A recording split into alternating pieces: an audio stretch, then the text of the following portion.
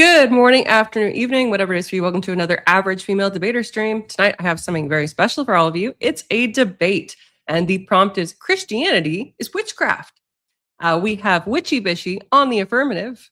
Witchy Bishy and Emmet is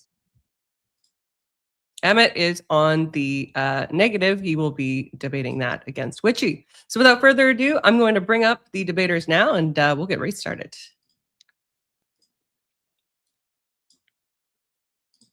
All right. So debaters, we'll have Witchy Bishy go first for a 10-minute opening, then Emmet. And after the openings are done, we'll go into our 1 hour and 30-minute open dialogue. So Emmet, or sorry, Witchy, whenever you're ready, please start speaking and I will start your timer. I should switch these around. Imagine yourself walking into a huge cathedral. And as you walk in, everybody is stopping and dipping their fingers and making the sign of the cross before they walk in. And everyone does this. And as you walk in, they approach the pews where, before taking a seat, they address the idol behind the altar with another sign of the cross and a bow or curtsy before taking their seat.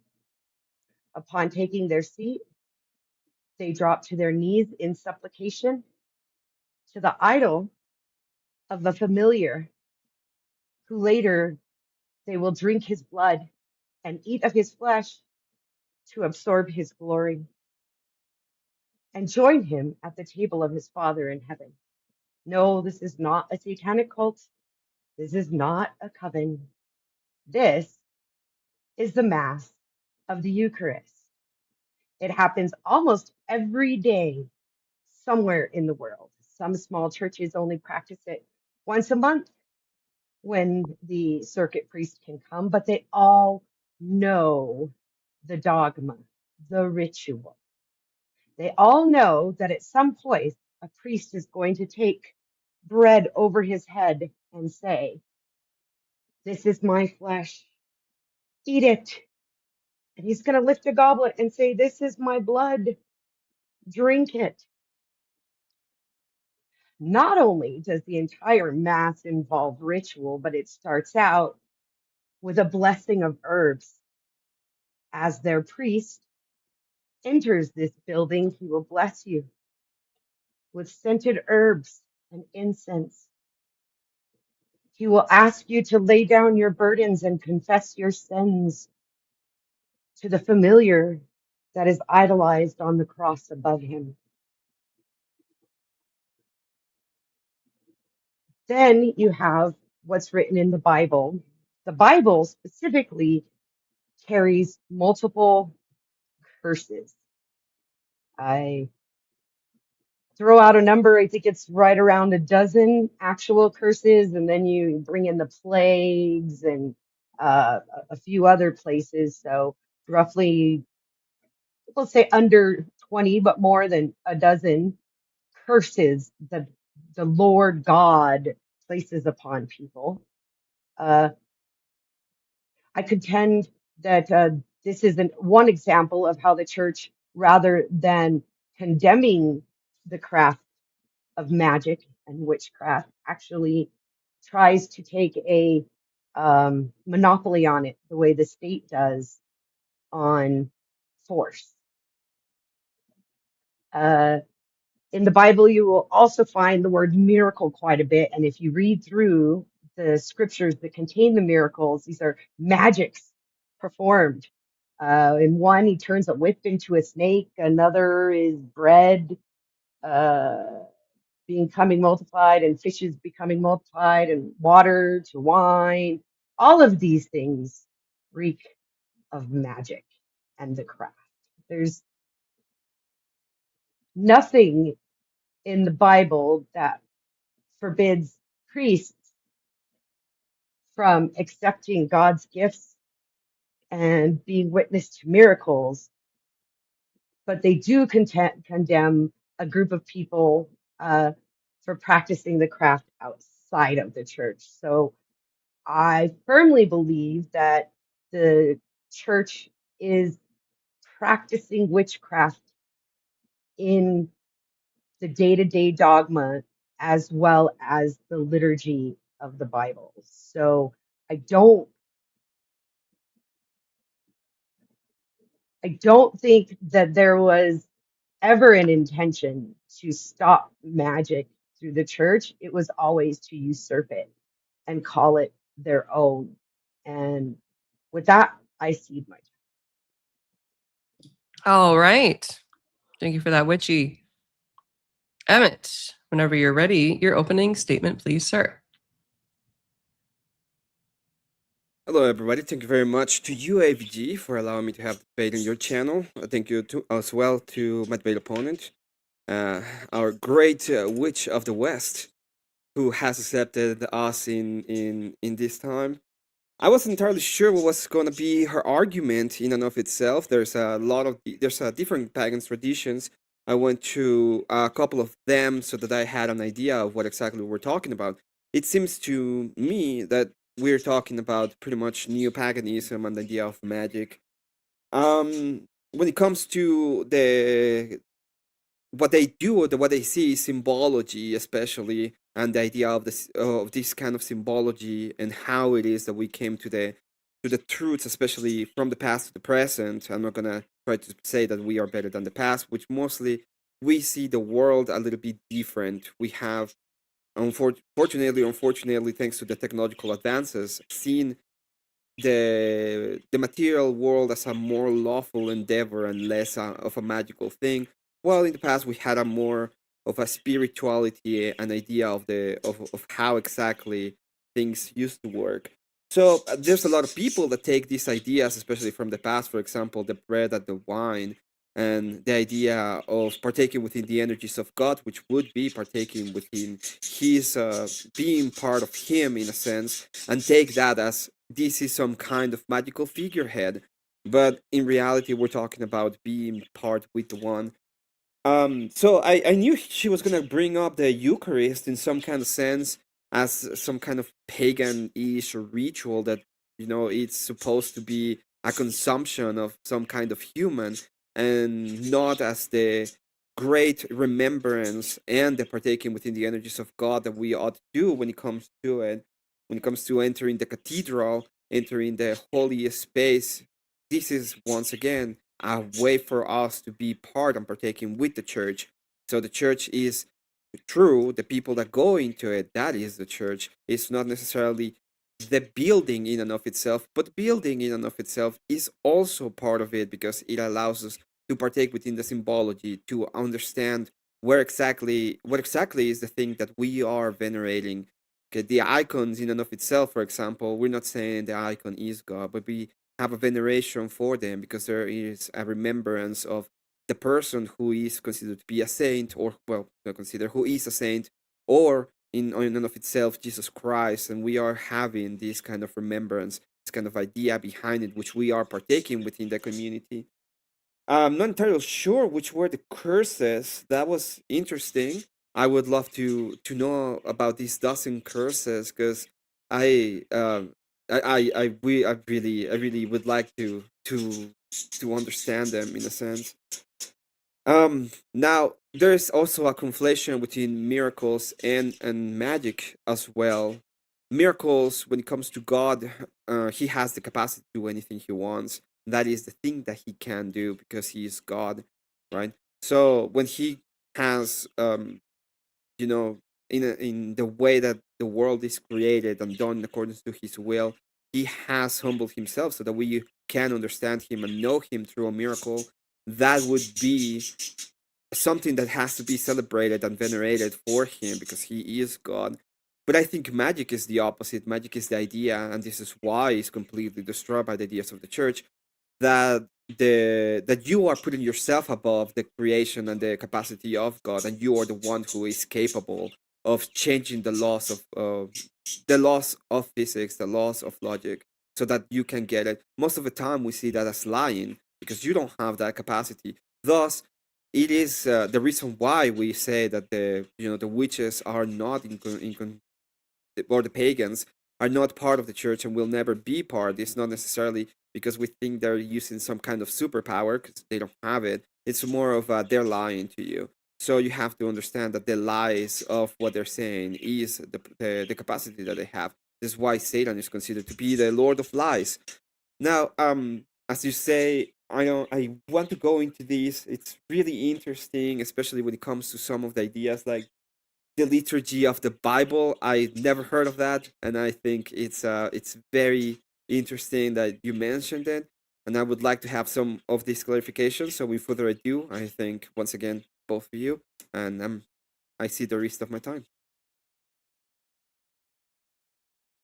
Thank you, Emmet. All right, so now we are at the open portion of the debate, open dialogue. That's for, again, it's for an hour and 30 minutes. But of course, if you guys reach a point where you don't think that anything else needs to be discussed, let me know. I will start that as soon as somebody starts speaking. This is your time to ask your opponent your questions. Is it okay with you, Witchy, if we could start with the curses? You're muted, by the way. Of course I am. Is my volume better, by the way? I turned it up in the back.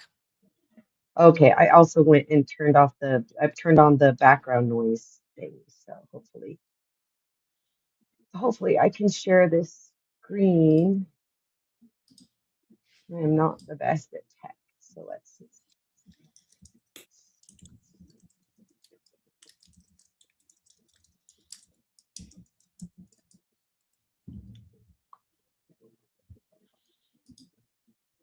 Just let me know if you can't. I'll bring it up. I'm just going to pause the 1 hour and 30 minutes because it should be okay. there. Yeah. Okay. For all in chat, we're obviously looking at the online King James Bible. Go ahead. The floor is yours, Witchy. Mm-hmm. Because they met not the children of Israel with bread and with water, but hired Balaam against them, that he should curse them. Howbeit our God turned the curse into a blessing. Magic. Christ hath redeemed us from this curse of the law, being made a curse for us. So let him curse, because the Lord hath said unto him, curse David. Curse ye, Miraz, said the angel of the Lord. Curse ye bitterly the inhabitants thereof, because they came not to the help of the Lord, to the help of the Lord against the mighty. And he shall cause, this is the one you're going to want to focus on based on what I saw of your sources. And he shall cause the woman to drink the bitter water that causes the curse. Uh-huh. And the water that causeth the curse shall enter into her and become bitter. Okay. Is that enough? Well, I want to know which is the curse, because you said that it was during liturgy and it started with a dozen curses. So what are the curses? Not that it says curses in the Bible, because yeah, there's the idea of the curse in the Bible can be. These are curses that he put upon people. If you want Yeah. something that's more commonly known, you can talk about the plagues, where the No, firstborn I'm talking about children, liturgy. But when we start in your opening statement, my apologies. In your opening statement, you say, imagine that you go into a cathedral, there's a priest, and even before the whole thing starts, there's a dozen curses being said. So what are the curses that are being said in the liturgy or in the mass or Oh, I during didn't church? say that there were curses in the mass. The mass I described, and then afterwards I said in the Bible, Oh, in the Bible. the liturgy of the saints in the Bible is full of curses that God placed upon humans, the enemies of his people, over and Yeah, over and there is over again.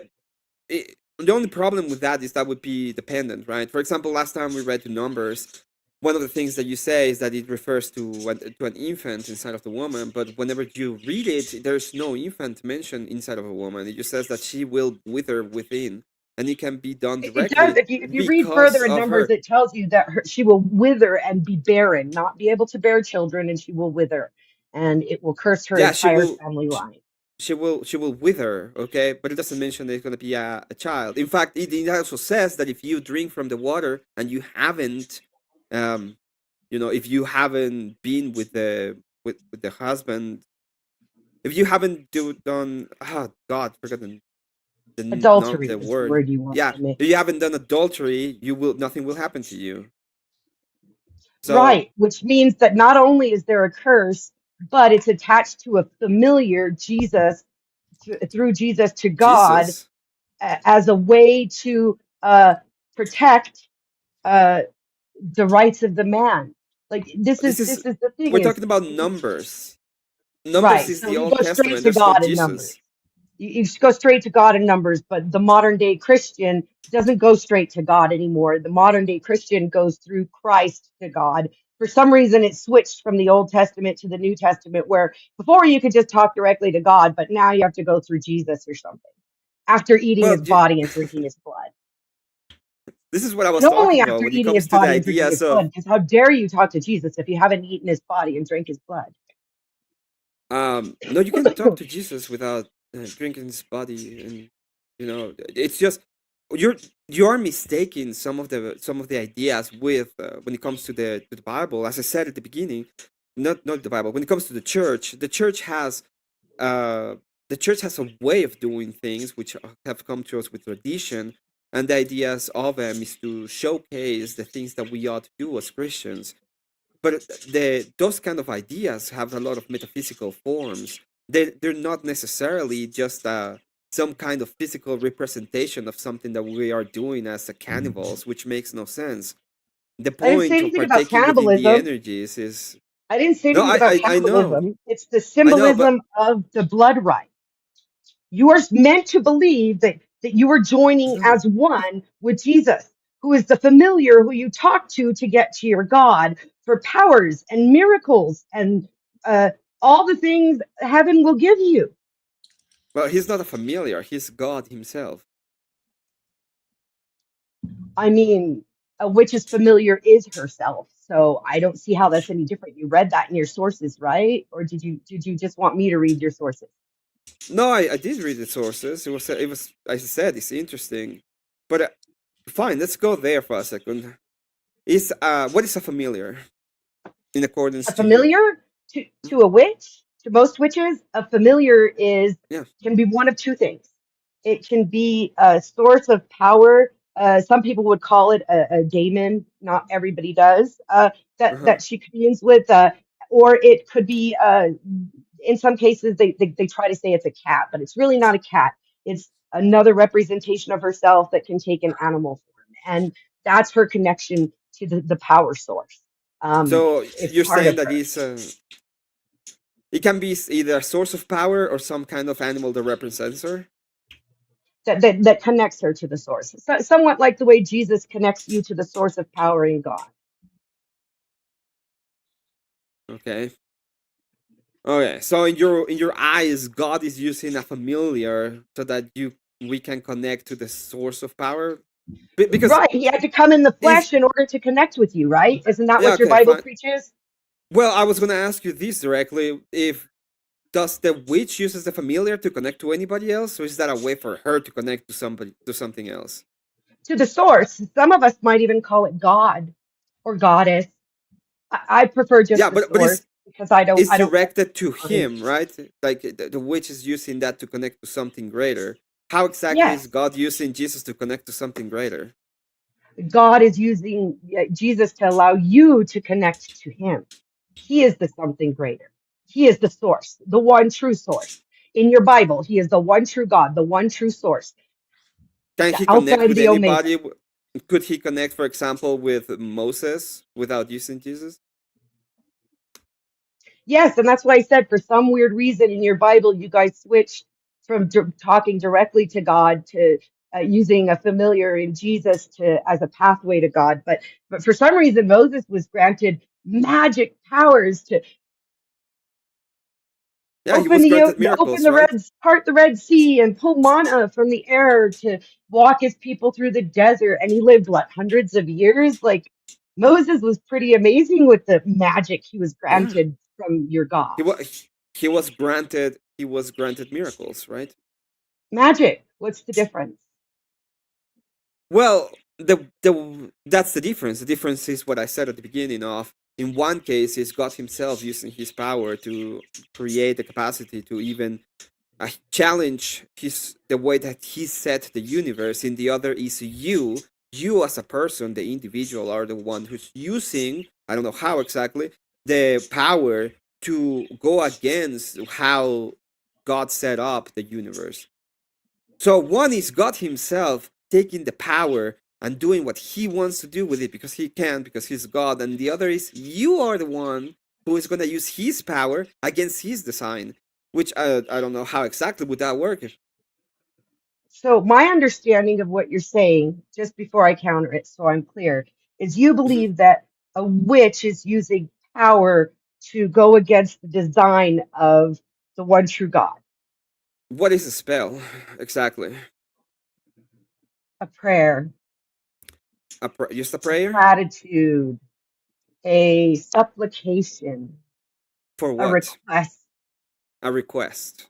Usually it's a Prayer, request, right? supplication.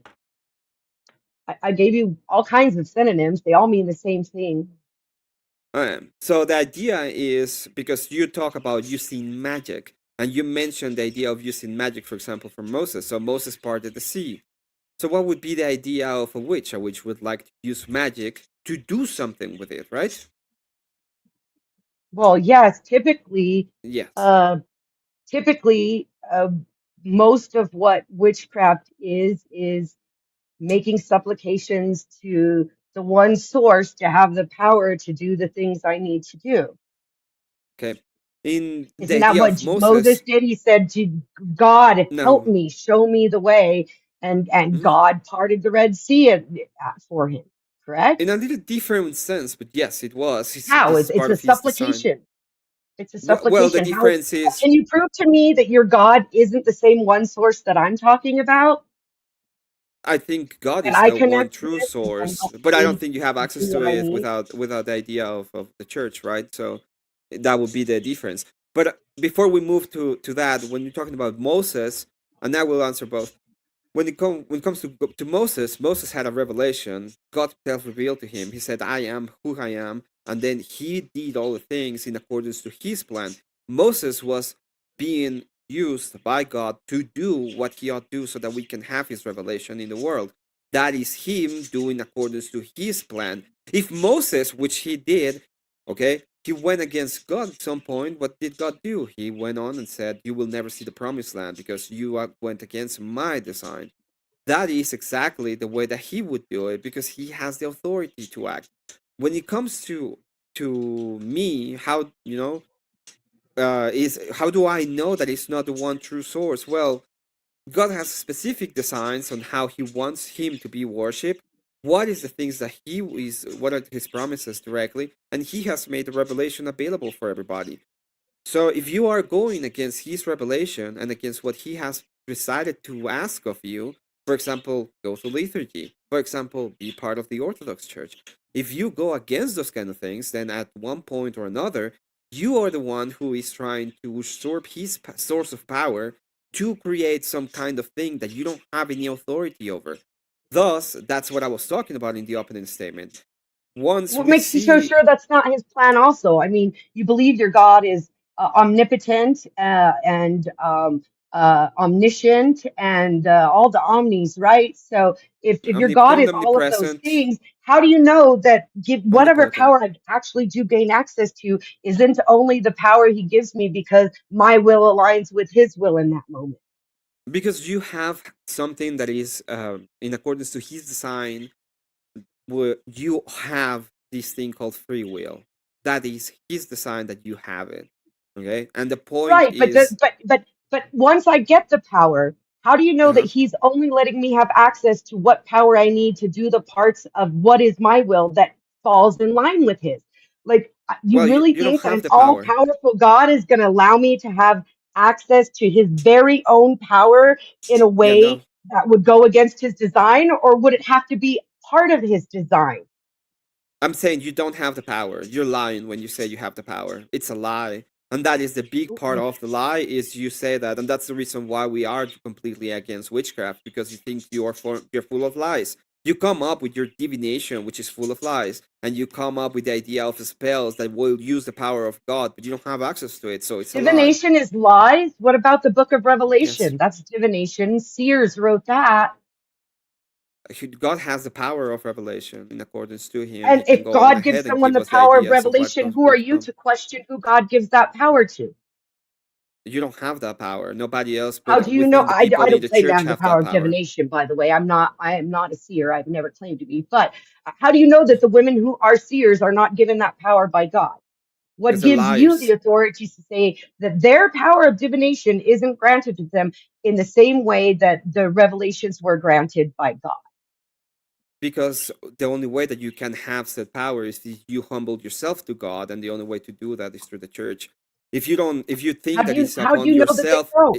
if you think it's only through yourself, that is a lie. That is in fact the lies of lies. The idea of I have the power because it's through me would be a lie. Because you are not God, you're not omnipotent. The only one who has the capacity of action in that sense is God Himself. So do you believe that wherever two or more gather in my name, I reside? What is my name mean? The name Yahweh, Jesus. Where two or more Okay, gather in my name, I reside. Where two yeah, people are that gathered is to speak of me, there is my church. That's correct. my. That would be correct for the people who are following his name and who are in accordance to him, Christians. So how do you know that a coven doesn't hold church?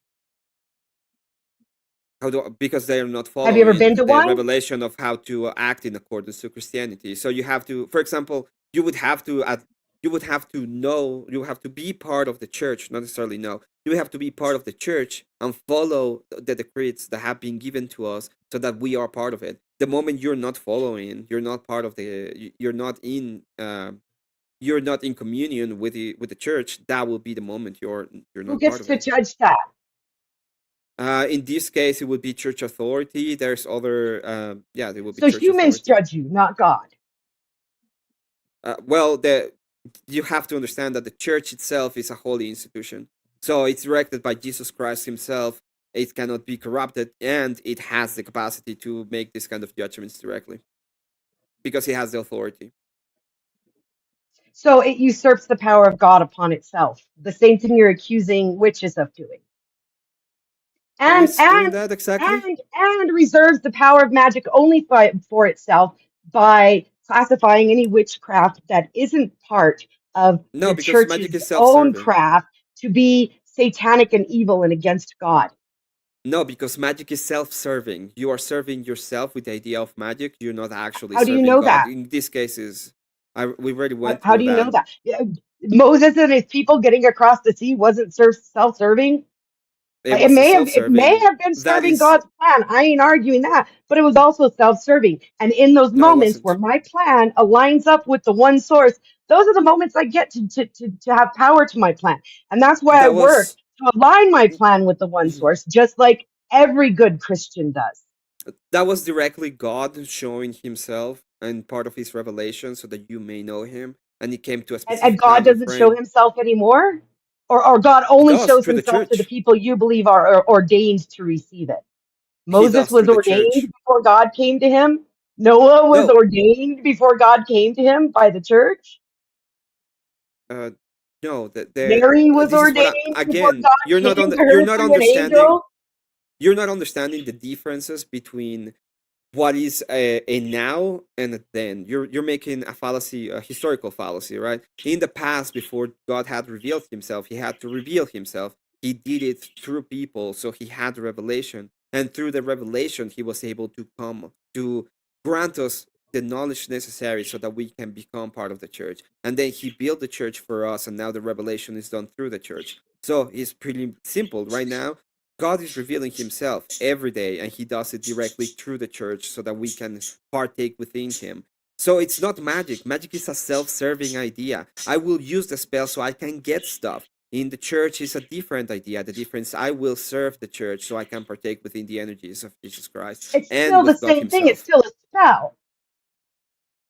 You No, can't. in You one you still are can't argue serving me and the it's not difference self between serving, and the a other is self miracle and serving. magic. You can't show the difference between a spell and prayer. Are you trying to say something, Yeah. AVG? Oh, okay. Nope. I No, thought. she no, I can share the difference. In fact, the basic idea of a prayer is gratitude. You give thanks to God. That's what you do in prayer. You thank Him for the blessings that you've received, including being alive, for example. When it comes to spells are not gratitude. In fact, most of the time is something that is self-serving. You're trying to utilize the supposed power of God to your own benefit. That is a difference. The other difference is one, you're serving the church. Your idea is I will do what I ought to do in accordance to the church to serve it. While in the other one is a self-serving action. You are serving yourself. So your argument is ought. No, my argument You is a will do what difference you ought between to do myself. to serve the church. You literally said it. I mean, your argument is ought, what you ought to do for the church. Here, let me make something My clear about argument, witchcraft that if you you're want. missing out on here, because witchcraft Mhm, is a broad spectrum, and the majority of practicing witches that I know, and I happen to know quite a few, being one, thank you, okay. but the majority of witches I know practice within a strict confine of do as you must, harm none. And Mhm, if you don't understand what that means, it means it's not about self serving.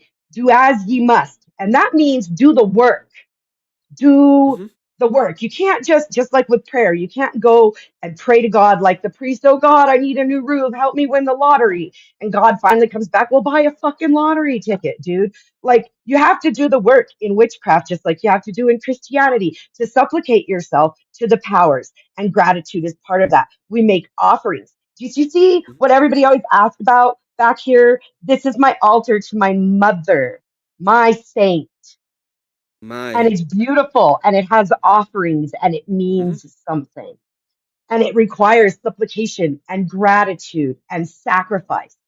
We do know no different. The only difference is we in my point of view is we don't think we own a monopoly on this connection. We believe every spirit is connected fully. All they have to do is choose to look at it. And if you want to look at it through the lens of Jesus, it doesn't matter. It's still the same source, it's still the same magic.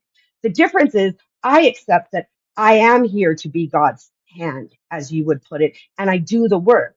I have things yeah, set in front of me to do as opposed to following my own will.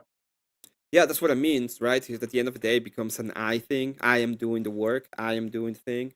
I got the connection. I am making all this. I don't say I when it comes to me.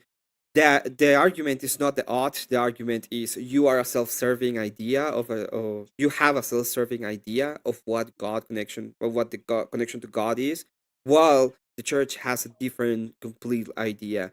Okay, the church is the connection. We have one road. We have one path. We have to follow said path to have any kind of connection. It is not upon me. It's upon the church. I humble myself to the church so that I can have said connection.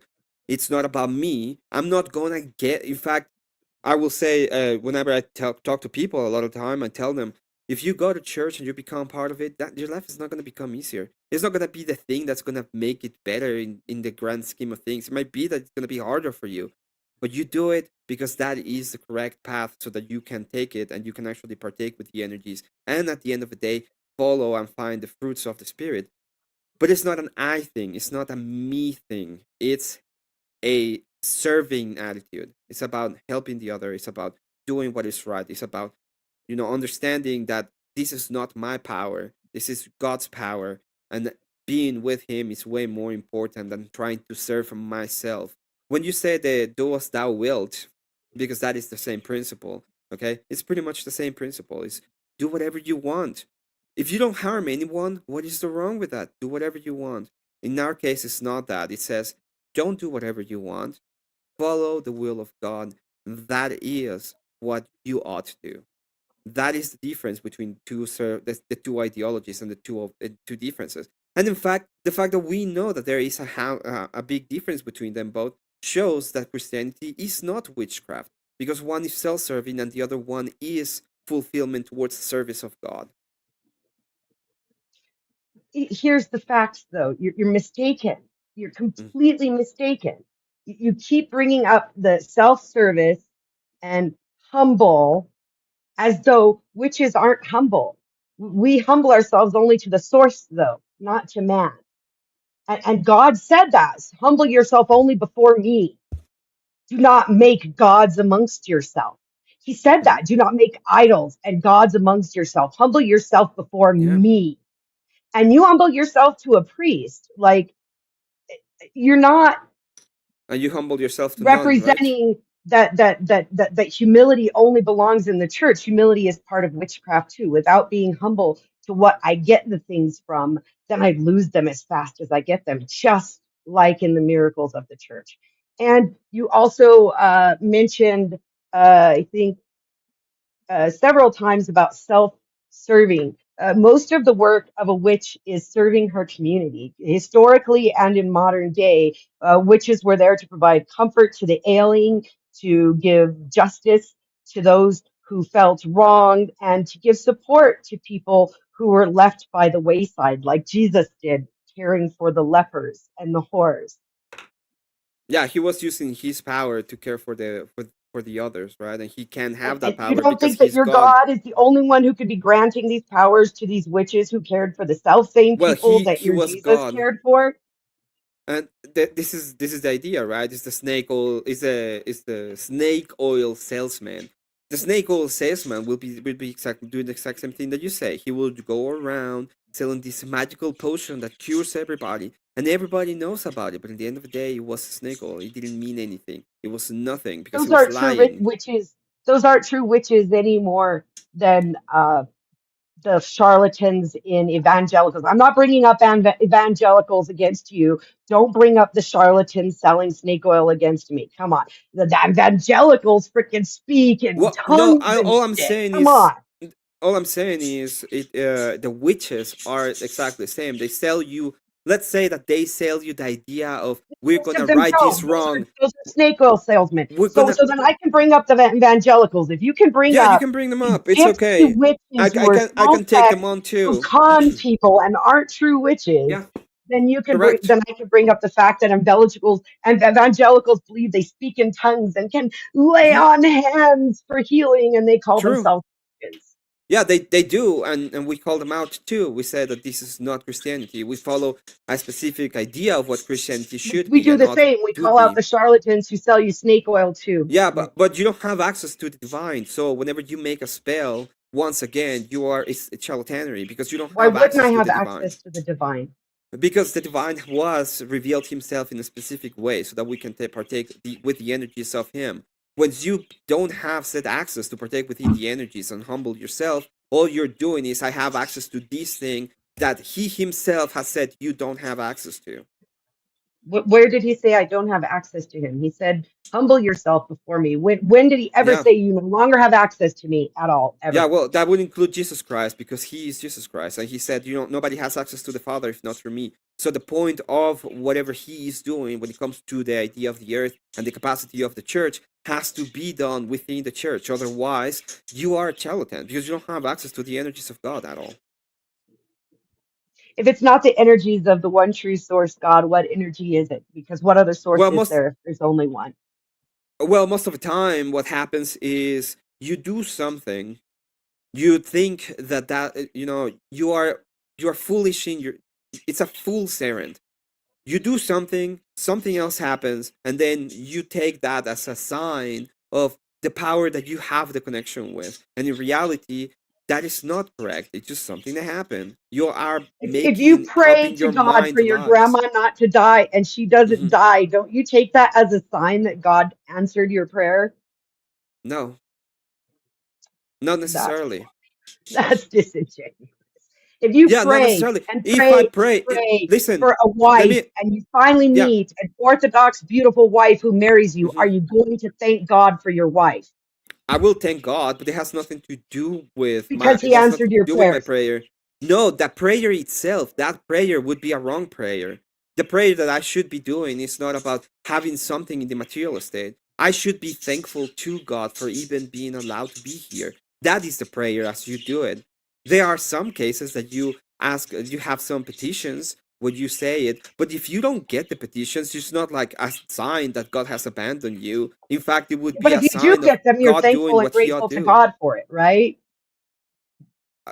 You're grateful for everything, even for the bad, because it happened it happened through Him. Just like I Sounds would be exactly like grateful. casting a spell. No, it's the opposite of casting a spell, because when you're casting a spell, okay, first, you don't have access to God, so you're not even doing a correct kind of prayer. Two, if it happens because of random reasons. And if it doesn't happen, it also happened because of random reasons. You don't have access to God himself to be saying, do this for me. So That God is doesn't do self-serving. for you things happen for random reasons. That's your In your idea of case, yes. When Christianity. it comes to partaking within No, the I'm talking energies about of God, Christianity. In that would be, Christianity, if you yeah, we don't do humble it that way. yourself and supplicate and petition to God for something that is within his plan and he gives it to you, do you show gratitude? No, you don't. You don't pray for that. You don't pray for things in Christianity. You pray to God so that He can give you. Okay, so The He priest can doesn't heal pray for you. the sick. The priest doesn't pray for the sick. The priest doesn't pray for families Yeah, that donate money for to give the Him church every strength. Like day we don't in pray that He mass will and pray for most Sister of the time. Elizabeth Carroll and her family as she suffers through this cancer. Yeah, And everybody says, Lord, hear our prayers. Am I wrong? Am I hearing that yeah wrong when I go to mass? we would give thanks to Him in that regard, and then what we would do when it comes to But you thinking asked him of to, someone sick, Lord, watch to over give my them sick and ailing parishioner, yeah, Lord. That's a so that He petition. can give them strength, so that He can, Yeah. His plan is His So plan, and you're He will do what petitioning He will him. do. That's asking him for something in the material world. You're No, you're not petitioning asking God for Him for something. anything in the material world. In fact, you will You're be not asking asking them for him to something watch in the over this immaterial. person and give them strength. The strength that we're asking for is immaterial, right? It's not like we're saying you're gonna have to give them. Lord, give me the strength that I need that I might serve you. Are you petitioning the God for that strength?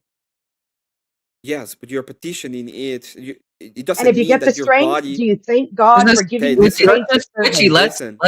let's let Emmett finish before. I don't want you guys over talking each other. And likewise, Emmett, if she's trying to respond, please let her respond. Go ahead. Yeah, my apologies. So the strength you're asking for doesn't mean that your body will be stronger. You're talking about in your soul, you're asking Him to steal yourself, which is metaphysical, by the way, so that you can go through life. Okay, and then you thank Him for whatever you're doing, what's happening to you, even. It's not necessarily that you're gonna grow a third arm. God, give me a third arm so I can be more, you can be stronger for you. That's not the way that it Can't works. do that through witchcraft either. Like, that's retarded to bring up. That kind of magic doesn't exist. Well, I don't know what Maybe. kind of magic does it exist. Which kind of magic does exist? Exactly. What can you do with magic? What do I do with magic personally? What can anybody do? Well, if you practice, there's many things you can do. You can draw healing and strength from the source. You can offer healing and strength and gain knowledge and share knowledge through the source. And you Can I ask can, for a blind, beautiful Orthodox Well, just a woman sec. to marry? Just let her finish, Emmett. Go ahead, no, Witchy. it's okay. No, I like this question. Go ahead. It's fine. Thank you, though, ABG. Okay. No, Yep. Can I? Emmett, you cannot. Any more than you can No. pray to God to give you a specific bride. But what you can do is create a ritual every night where you practice supplication and humility to become open and prepared to accept the kind of wife that the source or husband that the source wants to bring into your life. And it's the same thing you do in Christianity. You can encourage women to learn to humble themselves before their husbands, and you can encourage men to learn to humble themselves before their wives as though they would their Lord in order to grow closer to the source.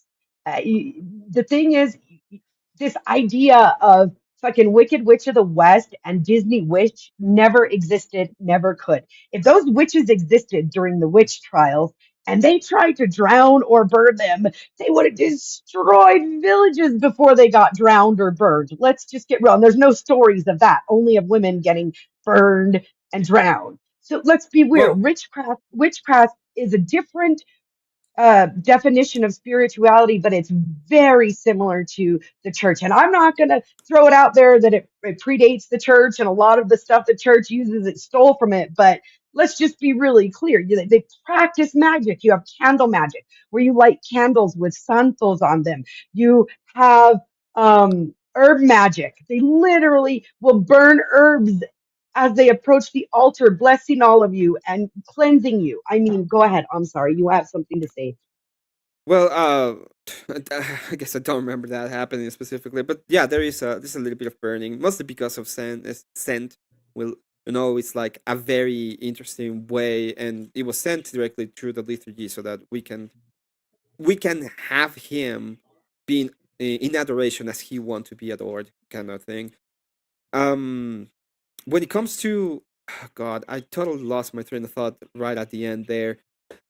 Um, Witchy, can when you repeat the? Do you want her to repeat a question, Emmett? No, no, She can no, do no, that. no. It's. Okay.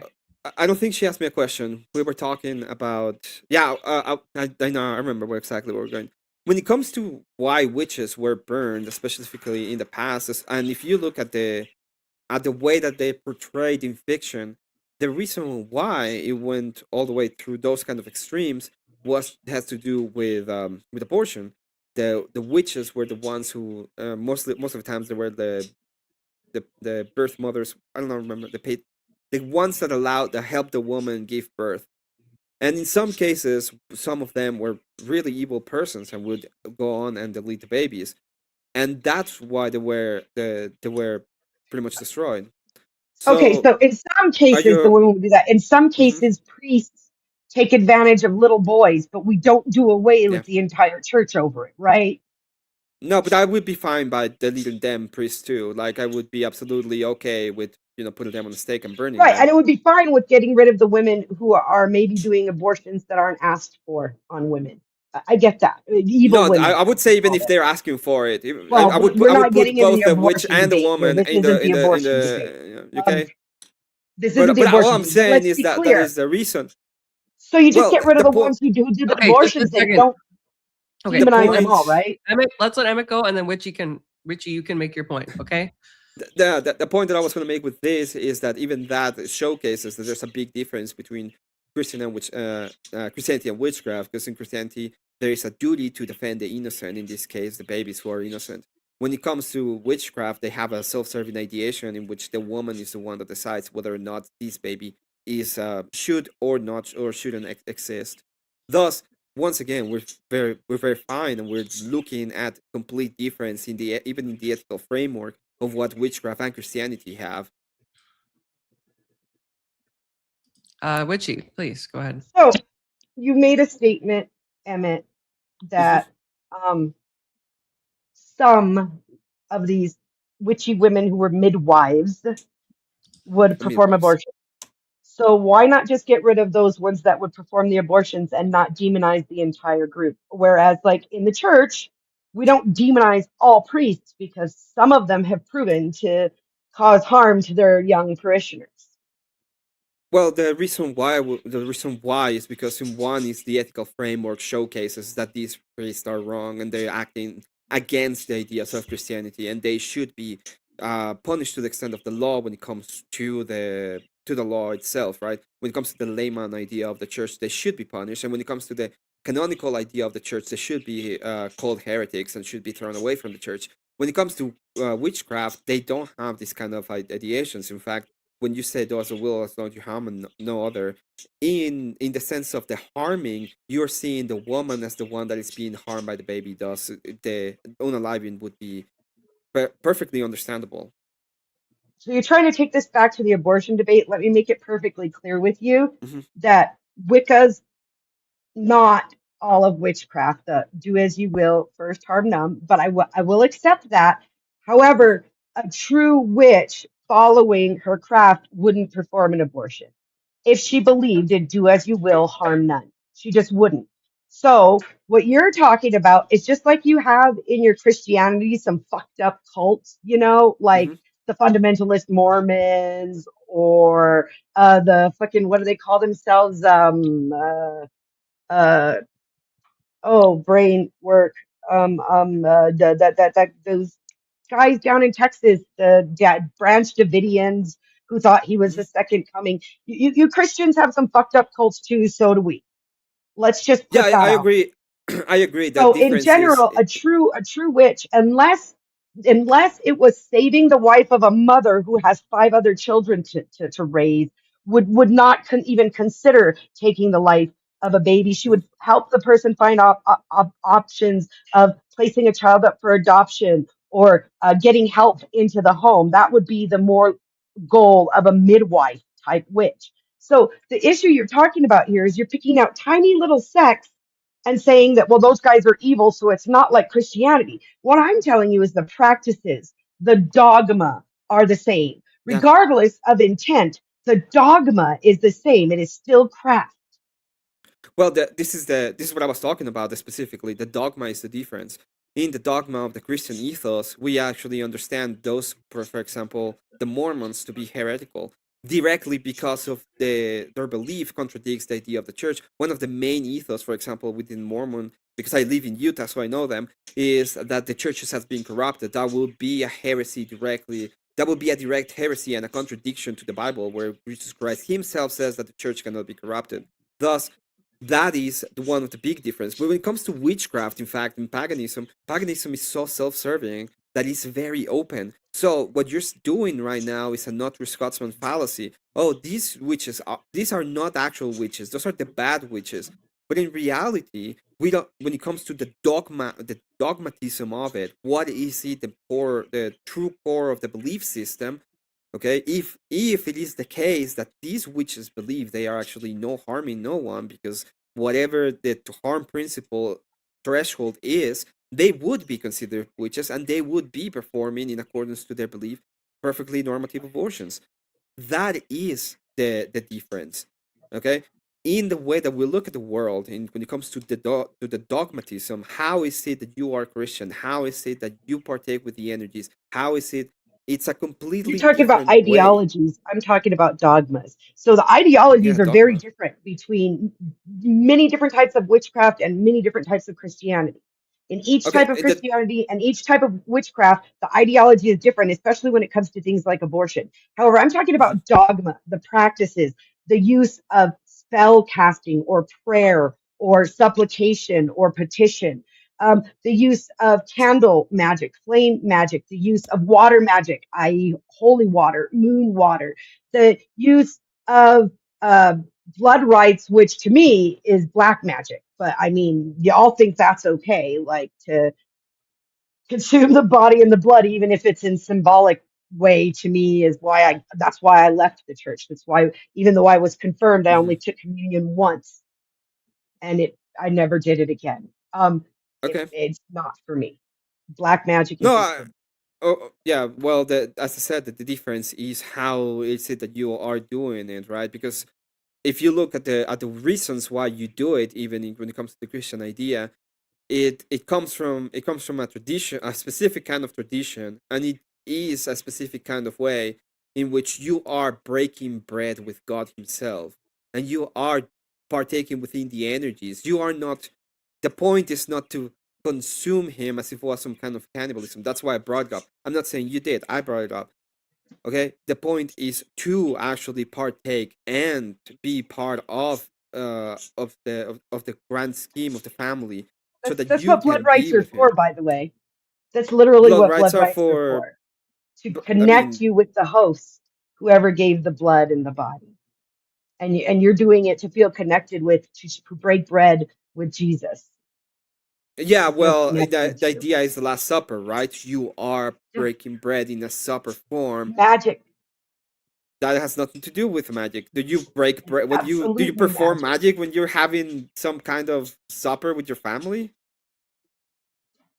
That's an actual supper. You're having to take and imagine yourself being connected to Jesus through this wafer. That's basically how magic work Oh yeah, manifestations. So yeah. you're absolutely everything you keep telling me is more magic that's done in your church that you're Mm, trying to say doesn't do magic, and you want to say yeah. it's traditions, but mind you, my traditions, the ones that I follow personally, and a lot of the ones throughout paganism and witchcraft in the broad spectrum that it is, outdate yours.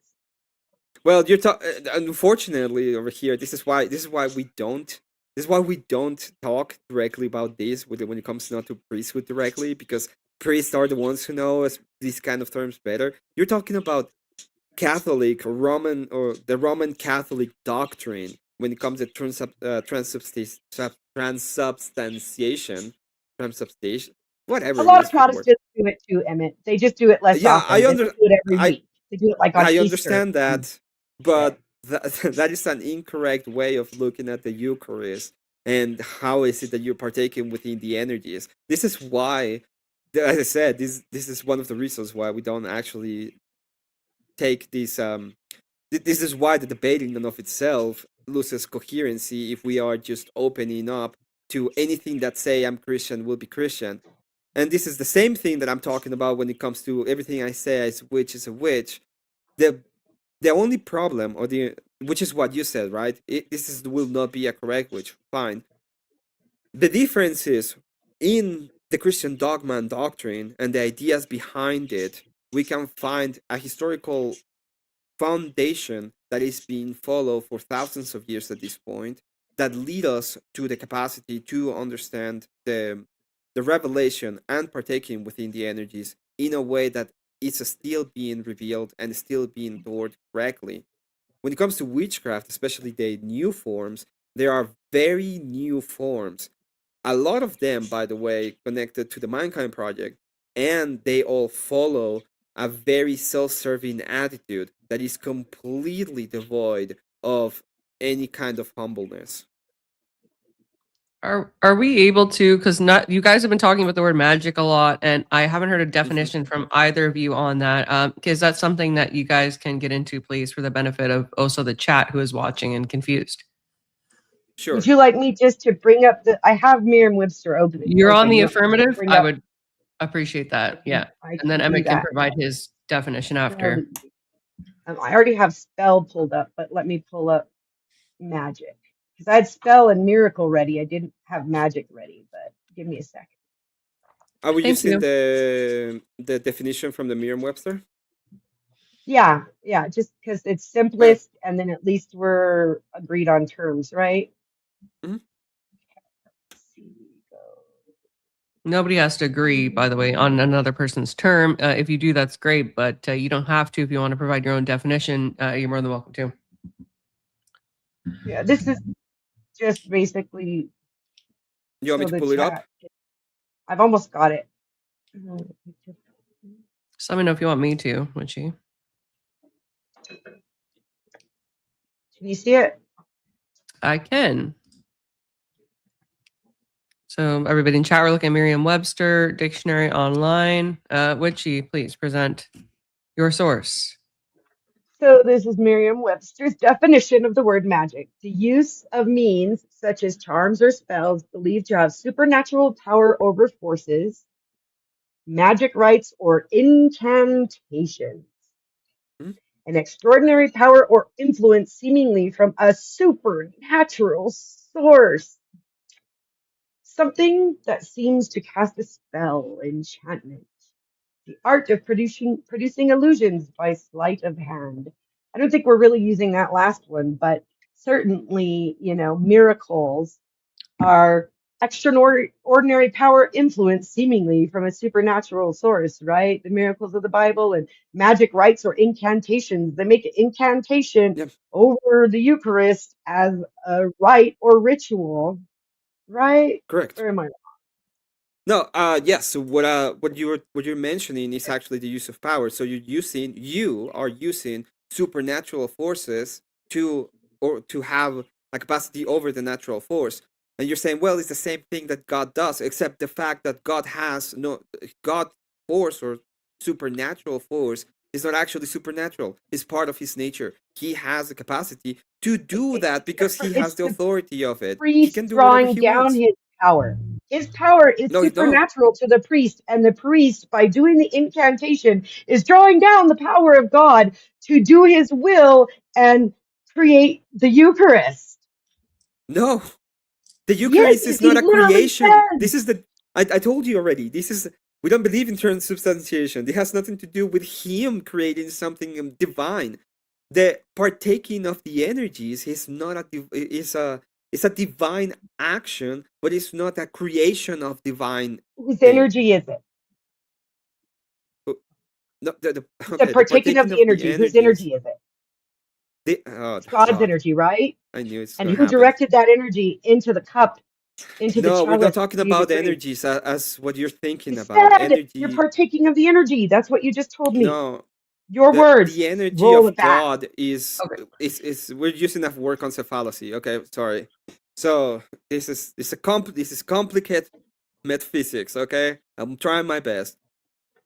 The partaking of the energies when it comes to God is you have access to his essence in a way. You will be able to partake with his spirit. Okay, it's Okay, how did it's you a get that very access? Let's just let. Are you done, Emmet? no. Okay, So please. the way that you have access is thanks to the sacrifice of Jesus Christ, and through the repentance of the sins, and through the capacity that we have in liturgy to be closer to God. He has allowed us by partaking within the Eucharist to share our time and space so that we can be in a very literal sense close to him. That is the idea of the partaking within the energies. It's not some kind of a magic when it comes to this. It has to do with your spiritual well-being and the connection you have directly to God. He's So not then anyone can do it. making any kind of something. Yes, anyone can do it. You don't need a Anyone can priest. become an Anyone Orthodox can do it. Christian. No, anyone can become an Orthodox Christian. Anyone can be baptized. Anyone can be adoring Jesus, adoring God in the correct way, and then thanks to that connection that you have in the church, be closer to Him. So if you're given this connection through Jesus Christ, yes, right? The sacrifice Through of Jesus Christ is yeah, what gives you this connection, correct? through the remittance of the sins. Yes, Then what is the priest there for? the priest is there to do the liturgy to help you To through perform the the ritual. Euro. Well, no, we are adoring. It's the adoration. You So the are priest adoring. performs the adoration. Yes. And you aren't good enough to perform that adoration on your own. A Okay. priest must perform the adoration in order for you to have that connection to God, correct?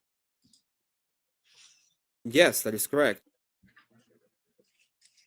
So you literally have a familiar between you and Jesus, and then Jesus No, between you and God in your you don't supplication. have you don't have familiar. You have a way to have the connection in accordance to what God wanted. How do you know how God wants to be adored? How do you know what kind of connection God's want out of you? Because he told us very clearly in his own words, Where? the Old Testament. The Old Testament. Okay, and who are the ones who have the tradition and who have continued to do the correct form of adoration for thousands of years at this point? Every human being that is born under Adam and Eve as the children of God. The children? How do you know it's the children? In which part of of your revelation, especially in the Old Testament, does it say that the children of Adam and Eve are the children of God? The Genesis has the begats. What? Can we go there for a second? Do you know what begats are? Uh, you have to remember that I'm Mexican, and I read a lot of So this it's in the Spanish, so I'm genealogy. not entirely sure what you mean by It's the that. genealogy of humanity in Genesis. So and so begat, so Okay, and so begat, so it's the begats. okay. Sorry. So you're talking about but that doesn't It's tell to me, prove that we're that all doesn't descended show it. from Adam and Eve. Like, Yeah, otherwise creation isn't real. but Adam was created. No, he was Yes, not by begotten. God. Right, Yeah, but but we that are doesn't make you a child. really. Oh, Yes. I think it says some suffer the children for they are my children. I can't remember the You have exact a quote. source you like to bring up, Witchy? No, Yeah, I because would love that. this wasn't part of my plan. We've gone in a whole different direction where he's not even argued any of my points about the magic being done in the church. All he keeps going to is Well, trying I'm to say saying that. bad things witches have supposedly done. Okay, so Well, stuff happens during a debate, but if you both are Oh agreeable, yeah, yeah. you can bring up on the spot sources, but only if your opponent is agreeable. This goes in both yeah, directions. that's Do we fine. need to We see the can. begats? Like really? No, I don't. I That don't could need to take see the gas. forever. I know what you're talking about now. It's fine. If you wanted me to contend with the idea of the spells or magic in the church, fine. I can do that. There is there's no spells being done directly in when it comes to that. I told you already. We give adoration, we give thanks. We don't perform things that would be for us, which is the thing that it needs to be. We're not trying to, in accordance to your own source, we're not trying to use some kind of supernatural power to overcome any kind of natural force. In fact, we don't do that. We thank Emmett, God and we try to continuously thank Him so that we can partake with Him, so we can be with Him. gratitude isn't unique to Christianity. Gratitude is very strong in witchcraft too. But to get back to the point of Uh when huh. you say that you don't do spells, No, you don't do prayer, you only give thanks and show gratitude and be humble. Have you that is ever gone prayer. into a Catholic church and any kind of church actually, because a lot of the Protestants do this too, and lit a candle for somebody? Okay, Yes. What what do do you you both mean? define as a spell? What do you both define as a prayer? Since you're arguing about it, I think it's time for another definition explanation, if you don't mind. Okay. I agree with his idea, with her idea of the spell. It has I will use the first one, the use of means, or any kind of idea or any kind of means to have supernatural power over natural force. We can agree with that. When it comes to prayer, let me go through it real quick. That was magic, not spell. Oh, here's spell instead. I think Oh, Emmett, are you going to present first? competition. Who's presenting?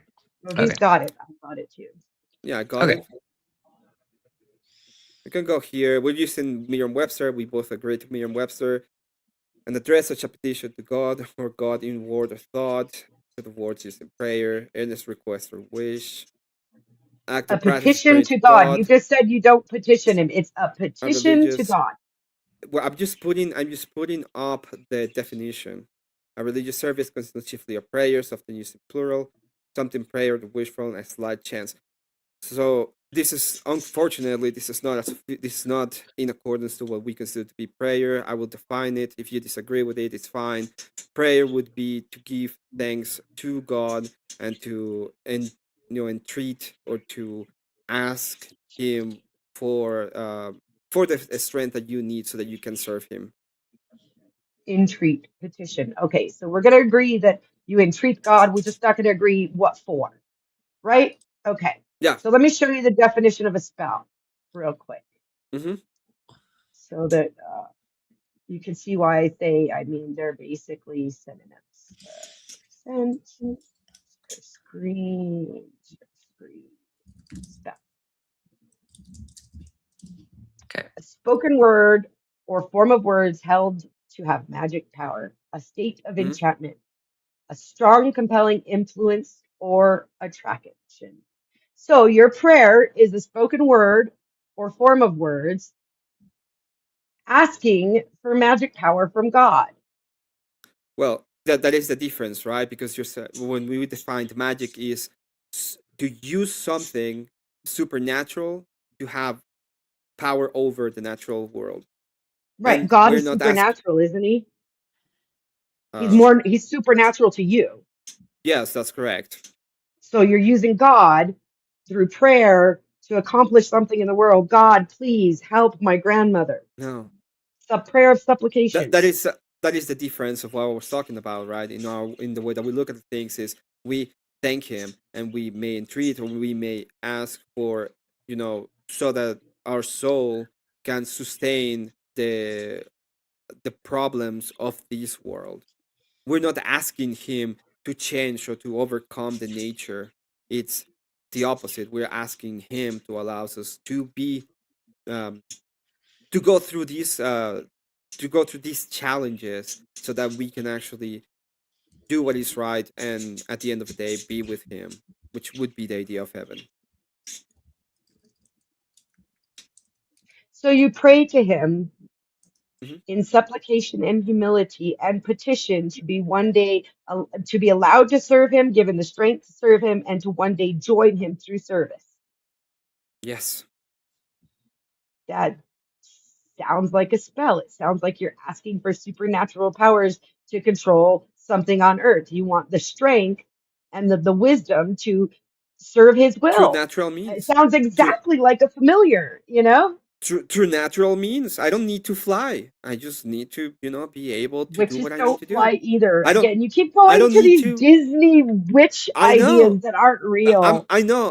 Okay, it's like You this. ever I'm not seen somebody asking. flying on a broom, Emmett? Because I haven't. Yes, I would. I The would. symbol I of would the love to broom was see. given to the witches. The symbol of the broom was given to the witches because Mhm. cleanliness, because witches were mostly midwives and what they call hedge witches, which meant they dealt in herbs and stuff, and they cared about sterility. So the broom came to the witch for the idea of cleanliness is next to godliness, and so. I mean, the idea Nobody of the. flies on a fucking witch. I mean, on a I broom. mean No that. witches I fly on a broom. mean. That's bullshit. I mean, if It's we that's go through Disney that, bullshit. Okay, just a it, second. Witchy, are you done your point? yeah. I mean, if we go through that, the idea of the witch Do was you want to do the given. grift real quick? AVG, is that what you I'm want? gonna I'm going to read the questions and answers after we finish closing statements. The super chats will be prioritized, and then I'm going to pause. Everybody can use the loo and grab a water refill if they would so like, and then we will open up the panel. Okay, that'll be the format. Yeah. Right. So the idea, if we're gonna go through that, right, is like that. The idea of the witch was given to the witch specifically because she would go on and sacrifice the younger for her own beauty. That is the main idea of the witch. If we go to the historical ideation of what a witch is in literature, Hansel and Gretel is a good example. There are others, but the witch was that will sacrifice the young for her beauty and her longevity. And Um, that's all fictional. Let's be perfectly clear. Glamour well, does exist it's still completely today. fictional that Glamour they can magic fly is on a used. broom. Glamour magic is used right here on this panel. ABG loves her Chanel. That is glamour magic. You like to put on You went your to the face moderator. for your what's that thing you do, the emo Emmet thing in your makeup? That's You mean the glamour joke magic. about being goth? I'm saying it's glamour magic. That is what the glamour magic was, the use of ways No. of fooling people into thinking you look different than you really do. Do we have a So source it's for any of this? fooling. You see Yeah. that magic is fooling. In fact, it's a fool's Well, errand. yes. That So but it's God so it's doesn't pretending lie. that wine and bread is Jesus Christ's body and blood. You're fooling yourself. Come on. No, you are Illusion. partaking We within have God. It has illusion nothing to in the do with definition that. of magic. Yeah, we do have illusion. Okay, the difference is very simple. I told you, You didn't magic actually is eat the any use. babies. Eating babies would never Right. make you look younger. Let's let him finish. Go ahead, Emmett. Finish your point. That's not the idea. I will explain that in a moment. But let me go through the other part first. Magic would be the use of lies. That's what I said. You are lying. You are portraying something that is untrue. That is magic in and of itself because you don't have access to any of the power. The only one who can use his power in any kind of supernatural way, if he wanted to, will be God himself. So when we are entreating ourselves, when we asking him, hey, give us the strength, hey, allows us, it's not about we are going to have something supernatural change the way of our lives. In fact, we don't. It's like, hey, give me the power so I can get up, go to work, do the good things for my family, do the good things for the people around me. That is the idea behind it. Now, And those things are let's symbolic, right, Emmett? Those things are no, they're symbolic, they're not actual. lies. They're They're symbolic. actual. No, the prayer They're to God for actual. help is symbolic, not a lie. It's actual. He It's actually true. comes and helps you. Yes. So then you don't Especially need if the you are in priest. the church. Well, We've what already do you mean established that that. the idea I told you, the idea of the church is the way that you are being revealed. The revelation comes from God directly, and he uses the church so that you can get a revelation of how he wants to be adored, how he wants you to act, how he wants you to be, so that the partaking within him can be actually done.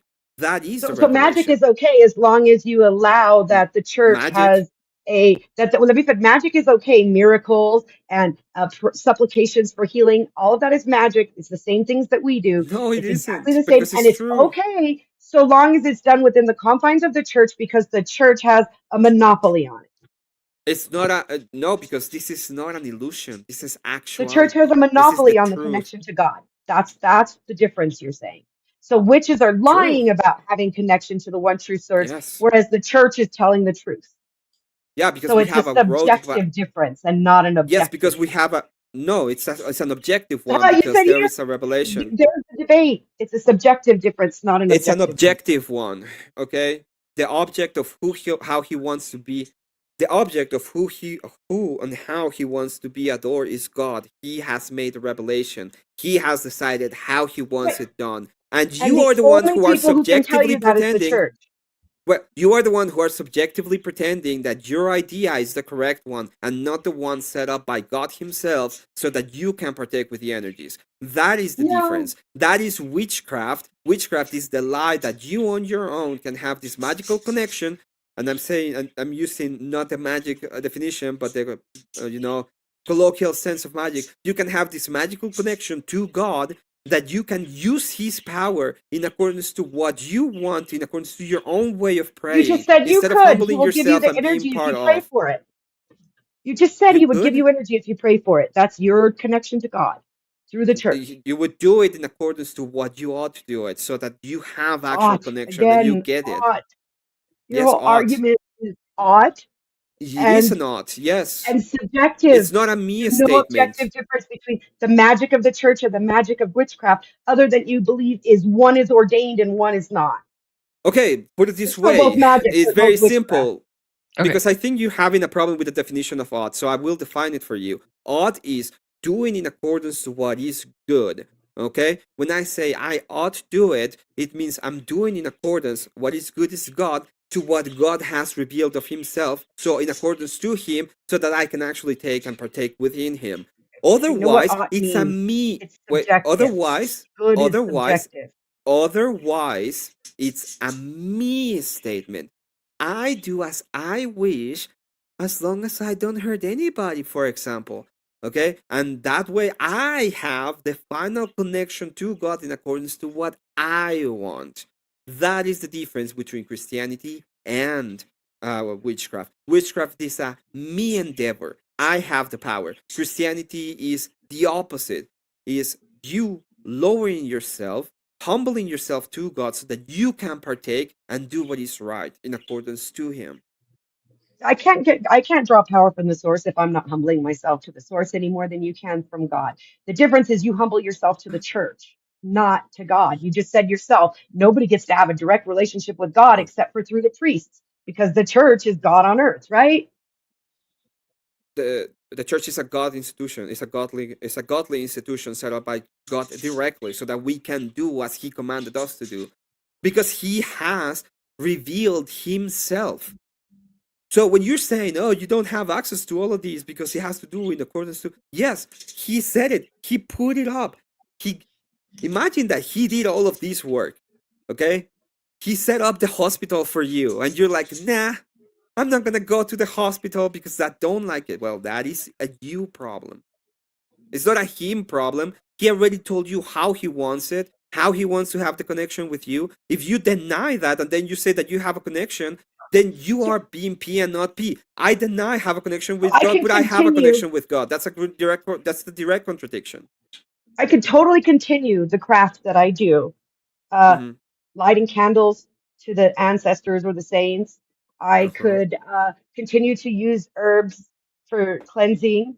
I could continue Mm-hmm. to use holy water in my supplications. I could continue to supplicate myself before the source. All I'd have to do is change it to calling the source Jesus instead of the source, and I'd be practicing the same exact thing. No, you wouldn't, because that is not the What would way be that you different? actually It practice. would still be the same What would thing. be I'm different? still lighting Everything the would be different. same candles. I'm talking about No, the dogma, the practice of craft. not we the don't, ideology of for Wicca versus example, the Okay, just a church. second. Let's let Witchy finish your point, and then Emmett, please respond. Just finish what you're gonna say, Witchy. I don't want you guys talking over each We're talking about dogma here of craft, mhm, witchcraft. The church practices witchcraft. We do the exact same things for the exact same reasons. We do things that are symbolic and we do things that are literal. And we light candles, we use incense, we use holy water to supplicate to the one source, or God, as you would call it. You go through Jesus, I go through a familiar to reach the one source. So we each go our own way to to the source that we know it to be, and we respect our source. And in order to gain that power, we have to be in alignment with the plan of that source. It's not our own plan. If I could just wi- put my will out there, you'd see a bunch of witches flying around on brooms actually doing that and owning banks and being billionaires, but you don't. other. Okay, Emmett, please, your yeah, response. what you were talking about directly, I can show you, for example, one of the difference. The difference is you have an altar for your mother. That is not the way that we do it when it comes to the adoration of Jesus Christ. We don't do altar. We do, we honor our forefathers, right? We honor our mother or father, but we don't have adoration for them. That's not the way that it works. Even when we talk about the saints, when we ask the saints, it's like asking. It would be like me asking Daria to pray for me. The one that we are worshiping, the one that gets all of the glory is God directly. I'm not glorifying something that is not directly God. The idea of lighting up a candle and that means that is some kind of supernatural thing.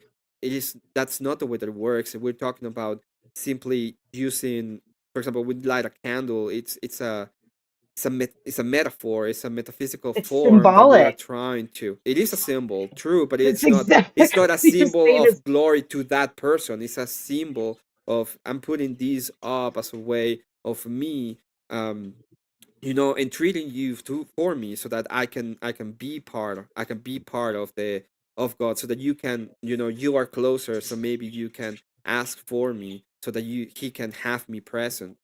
The difference once again is that I'm not doing this on my own. I'm not doing this for myself. I don't think I have a direct ideation magically put in my head that I can get to him. But in fact, I am using what he has set up in accordance to his own revelation, in accordance to who he is, so that I can have that kind of partake and I can have that kind of share energy with God himself. That is the big difference between one and the other. that's exactly what my craft is sharing the energy with the source and everyone else connected to the source. Yeah, but Has you cannot nothing to do it do if with you're not. the self. I You, talk about I as in what I practice, the dogma that I practice in order to have that connection. You practice dogma, I practice dogma. A lot of it is the same dogma.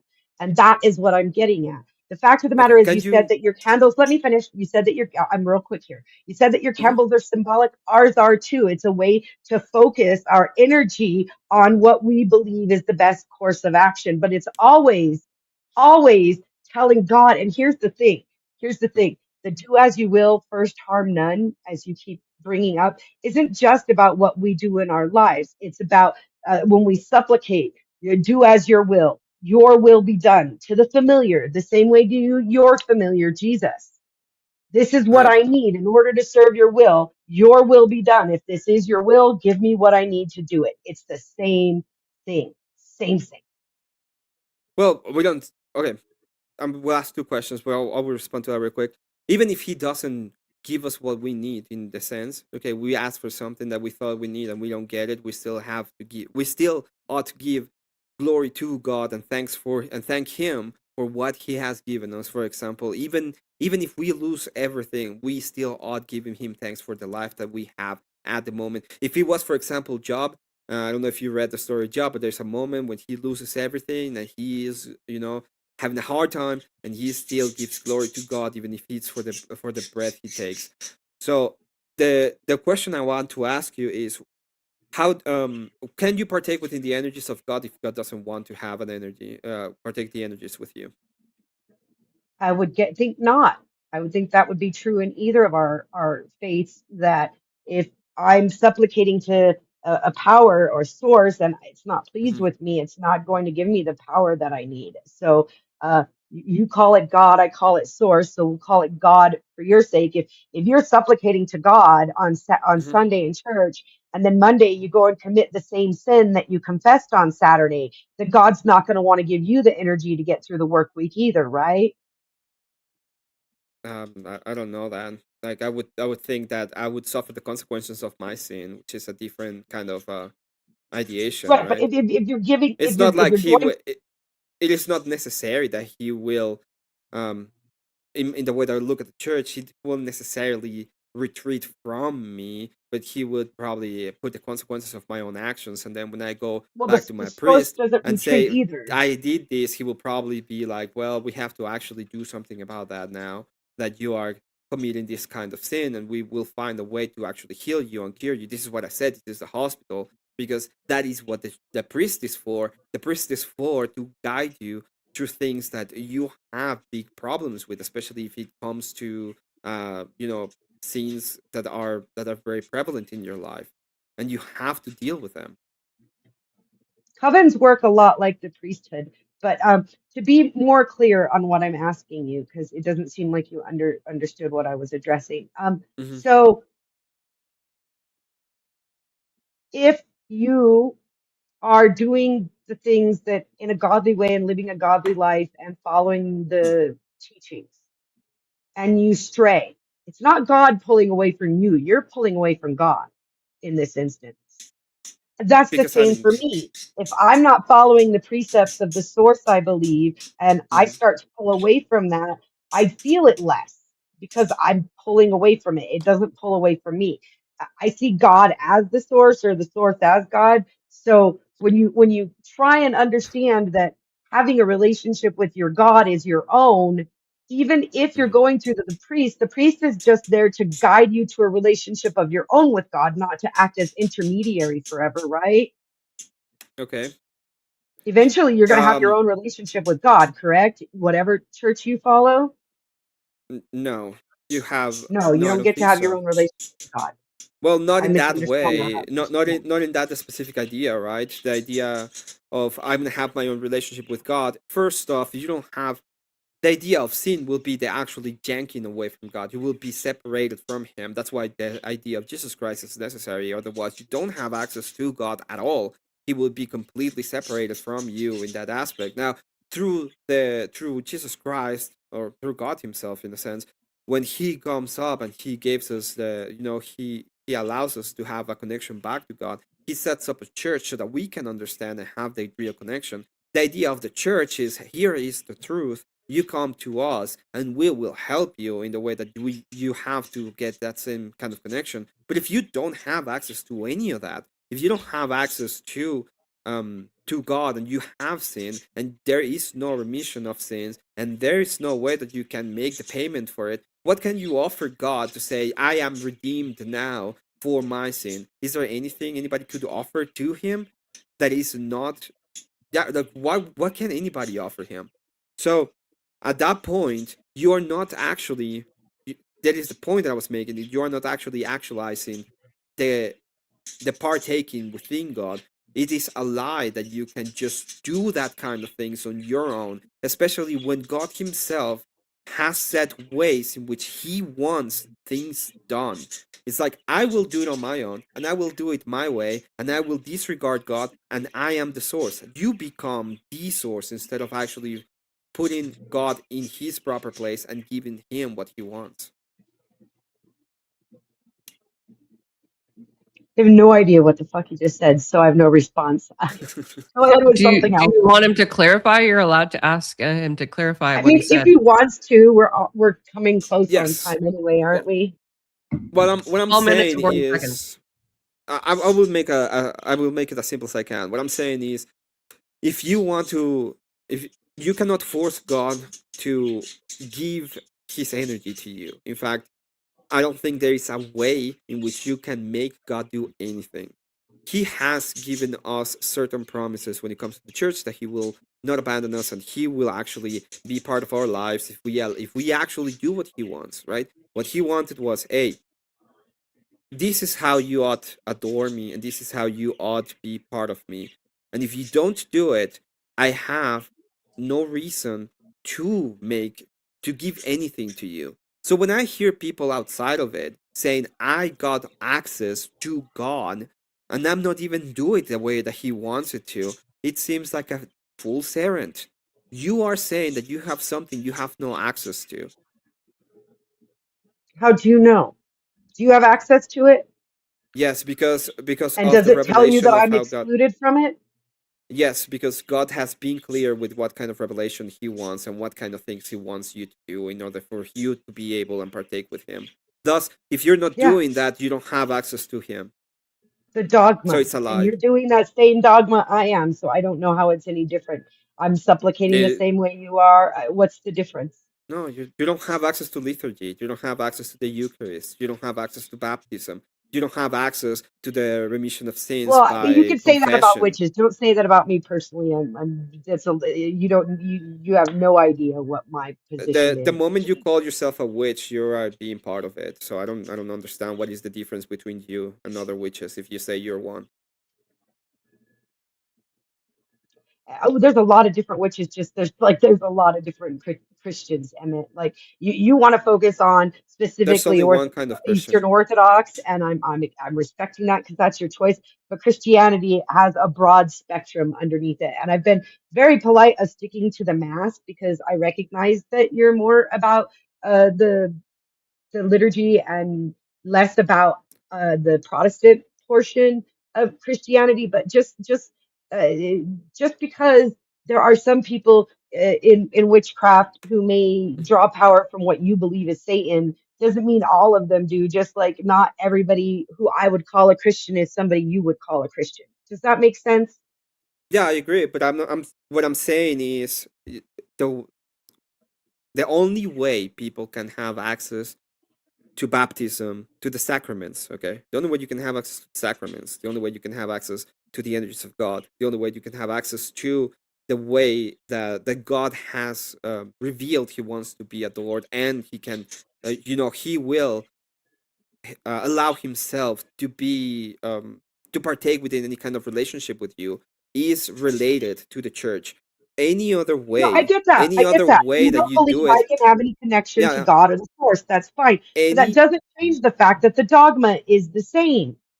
it's It not the doesn't same. change the fact that you're telling me I don't do the things that God prescribed that people are to do, yet the dogma of what I do and the dogma of the church are so much the same that I'm doing the exact same fucking things you No, are. you're The not. difference is I'm not giving the credit to some guy who might have had relations with a little boy in the back before Well, service. that specific phraseology showcases that you are not doing the same things, because the phrase in and of itself is the denial of the miracle of the church, for example. So at that point, you are denying the way God wants Him to be adored and worshipped, and to actually have part of the energies. If you do that, you are 100% distancing yourself from Him, and thus you cannot have access to His energies. So all the magic you're saying is charlatanry. Well, if that's what you believe, that's fine because magic is also defined as illusion, as we looked at, which is exactly what the church gives you. A lot of illusion, a lot of subjective viewpoints, Well, a that would be a whole lot of metaphor and ritualism and all the same things that prove that they're practicing witchcraft constantly. The only thing is they claim to have a monopoly on it. You told me the difference is you have to do it through the church. I can't have the connection myself. So literally you agree with true. me. The only difference is you guys want a monopoly on it, whereas I say everybody can have it. That's True. literally We the only have a difference. Yeah, true. We have a You're monopoly tyranny thanks and to the I'm church that is anarchy. That's the yeah, difference. Still the correct. same True. We practice, do still witchcraft, still the correct. same crap. So just let me show you where you're correct. True, you are correct in that we have a monopoly on the fact that we can actually have connections directly to God through the energies, because that is the way that He set up the church, and that is the way that He wants to be actually adored and worshipped, and that is the connection that we have to Him. Is there a God at the end of the day has the capacity to do whatever He wants. He is God. Is there a capacity that He may show grace to other people and show Himself and have some kind of connection? Possibly true. But at the end of the day, the normative way, so the normal way, the way he set it up so that you and me and everybody can have access to him is through the church. And that is the only way that you can have any kind of grace, so that you can have that kind of connection to the energies. Otherwise, all that you said, okay, all of that fake moral indignation that comes with the idea of only you, yes, only us, all of that means absolutely no sense, because it is true that only us have that kind of connection when it comes to the church. So no If you're matter not what part of it, happens you don't now have in it. your little vote, I just won the debate. You just conceded that the Mm-hmm. dogma is the same, and all the difference is that the Nope. church claims monopoly on witchcraft. And you said correct and went on to agree with me, explaining how it is about the monopoly of magic in the Within church, partaking that the only energy. God can do it. So you literally just proved that it's still magic and that it's witchcraft. Only the only Nope. good witchcraft is God's witchcraft. That's literally what you just said. So even though you guys aren't going to agree That's with not me the and it's case. going to get voted on, this is on video, this is recorded. You literally just lost the debate, bro. Well, no, the difference is, as I said in the past, is like it's just charlatanery in your end. So the idea of witchcraft will be us lying, which we are not. So we don't lie about us having that capacity because it was done directly through him. We actually have a way to showcase that we have access to the energies. While in your case, you don't have access to it and you're just lying. So that is the great difference. The great difference is you lie about having any access to him. We don't.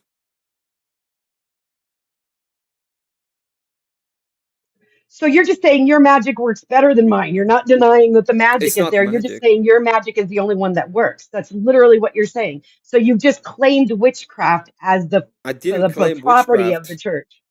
I didn't claim Magic, witchcraft because witchcraft miracles, is. I, energy, whatever the fuck you I want to call it, it's the same I shit. didn't claim magic because witchcraft is a lie. They lie about having access to an energy they have non-access. But you We do don't lie have about access to access that. to it. You just actually No, we have the don't. Yeah, we do. We So have the magic historical is all framework. yours. We have the historical framework. Not only we have the historical framework, we have the Our history is revelation, not older than and yours. we can make the whole argumentation as to how God is correct, how God is true, and how God has the all of the omnis. In which And he case has is all the God power, Himself all the doing magic, what? Well, in God, in such case, it's not God all the doing something energy. supernatural to His nature. He will be using His nature and His will to act in accordance to what He wants, Yeah, but which it's is perfectly supernatural to understandable. you. You're It supplicating doesn't to something matter. supernatural to you to seed in your life on your I am behalf. not. So, I am not the. When it comes to Christianity, I am not the source. Okay. In fact, I have to humble myself to the source, and He's acting in accordance to His nature. So I'm not doing something supernatural. In fact, I'm doing what I ought to do, which is thank Him and you know grant Him all the glory. That's what I ought to do, which is completely within the nature of me. Well, not necessarily. It is completely within the nature of me that I ought to do that. well, I'm glad That we is the agree. difference. Well, I'm glad that you accept that you don't have access to the energies then. Oh no, we agree that it's still the same energy. The only difference is you think you have No, exclusive access to it. That's what we it's not the agree. Is same and the energy. difference If you is don't, that you think you have exclusive access to it. That's the it's difference. it's not the same energy because one is God through nature in the way that He has set up this stuff, and you're saying I have access to it because I want to. So even in that aspect, it's completely different. Yours is an illusion of something that you think exists. Mine is a revelation of the one true God saying how we ought to act. Right. Your magic is the good magic. It's My not magic magic. is I'm the not bad using it magic. for my own benefit, but you do. It's still the same fucking magic.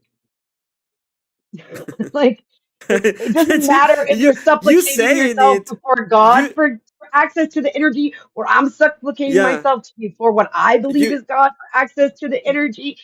yeah you We all saying get it it through is a me supplication and through statement, right? rituals. So But it's still the the difference craft, once the act. again. Well, Witchcraft you can isn't an say ideology; craft it's and you can act, say witchcraft and you can say crafting, all of that, craft. okay? But at the end of the day, is, as I said, witchcraft is a lie because they don't have access to the energy. So the actual action of witchcraft is Yeah, and lying. I could say that That what is the actual you're action. that's subjective. I could say that Christianity is a lie too, and neither of us can prove each other wrong. So that's going into subjective No, I can't. argument over which religion is better. You just admitted Religion that is better. that the church claims a monopoly on miracles and magic, which means that the witchcraft No, is owned by it's the not the church, and that's church. why you go against those who practice it outside of the church.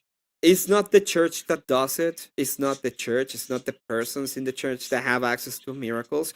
I wouldn't claim ever, for example, to heal anybody. That would be dumb of me. I would always give the glory to the one who can actually do it, which is God. God will be the one who wants to do it and do it. It's directly tied to him. It has nothing to do with me directly. Exactly, the energy moves through you. No, it doesn't move through me. It moves If if you I, lay you hands know, on, it can if be the you were, case that if God it believes can be that the you were case to that he heal blesses me, somebody, but it's not even because I ask him. It's because he wants to.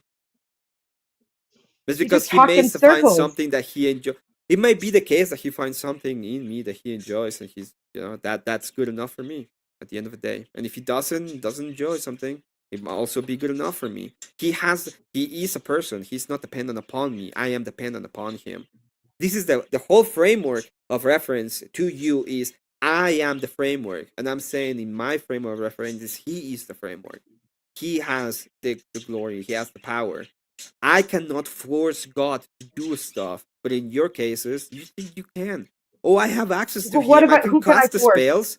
I can make him do what I want. That is the difference. That's freaking imaginary Disney shit. Once again, you're going You off are and doing it. comparing your metaphors and symbology to fucking Walt Disney and fucking what's his name? This stupid guy who wrote all the fables. Mhm. Oh, Grimm. None of Uh-huh. that shit is real. Real witches are. I'm not I don't know what's flying a on a real broom. witch I'm not even. waving a magic wand and things appear. I'm not turning you into a snake. However, Jesus, and God, they turned a fucking whip into a snake, right? Like Hey, that's Witchy, some real don't fucking talk bad magic, about those dude. witches, okay? We don't know if those witches are in the room with us right now or not. Because at the end of the day, anything can be a witch. Just like you have to be very specific to you being a specific kind of witch. Because we don't know, which is dependent upon the person. It's completely subjective. And I'm saying the church is not. The church is not a completely subjective experience, it's an objective one. And it's not dependent upon me, it's dependent upon God. He is the object of what is subjective in this case. That is the difference. Christianity cannot be part of witchcraft simply because it is following something greater than yourself, actually something greater than yourself, in actuality, in the way that he set it up. So this is how I feel like you've really given me my case tonight. First, you said God is the object. God is Isn't. a person. God is the power. God is an energy that you share in by Mm-hmm. taking communion. All of this is witchcraft. Emmett, I love you. Thank you. Thank you. Thank None you. of that is Because witchcraft because, as I said, it's witchcraft just dependent upon so yourself. blatant. It's a me endeavor when Christianity is a subjective endeavor. It's subjective as you are the subject of. Okay, so when I said he's No, the I am object, not. I'm not the subject of the energy. The source is the there objective you energy go. and it's the object. Yeah, there you go. You see how you jump at that immediately? I'm not a subject of God. It's like, okay, there you go. No, I That is said the I am not difference. the source. The source is the object. Oh, Okay, ABG, let me We know. have time, but if you'd like to finish your thoughts, please do so, debaters. No, we're good. Um, Well, I can just finish this thought real quick Yep. if I'm allowed. Yep. Both of Once you can finish the it's thought. Yep. yeah, it's as I said. Just want to clarify when I talked about subjective is just of subjective and objective. God is an object in the sense that it doesn't depend upon my mind. It's not subjective to me. It's not subject to me. Thus, he's subjective in the fact that he exists outside of me. This is the metaphysical idea. And the last one is being subject to. It just means that it's like being subject to the king. I am God is the final authority. I am under His authority. Those are the two. Just to clarify what those meant. Okay, so I'm also subject to the will of the source, and the source is objective thing outside of me. So, and that's true for most witches we believe in. Some will say God, some will say goddess, some will say God and goddess.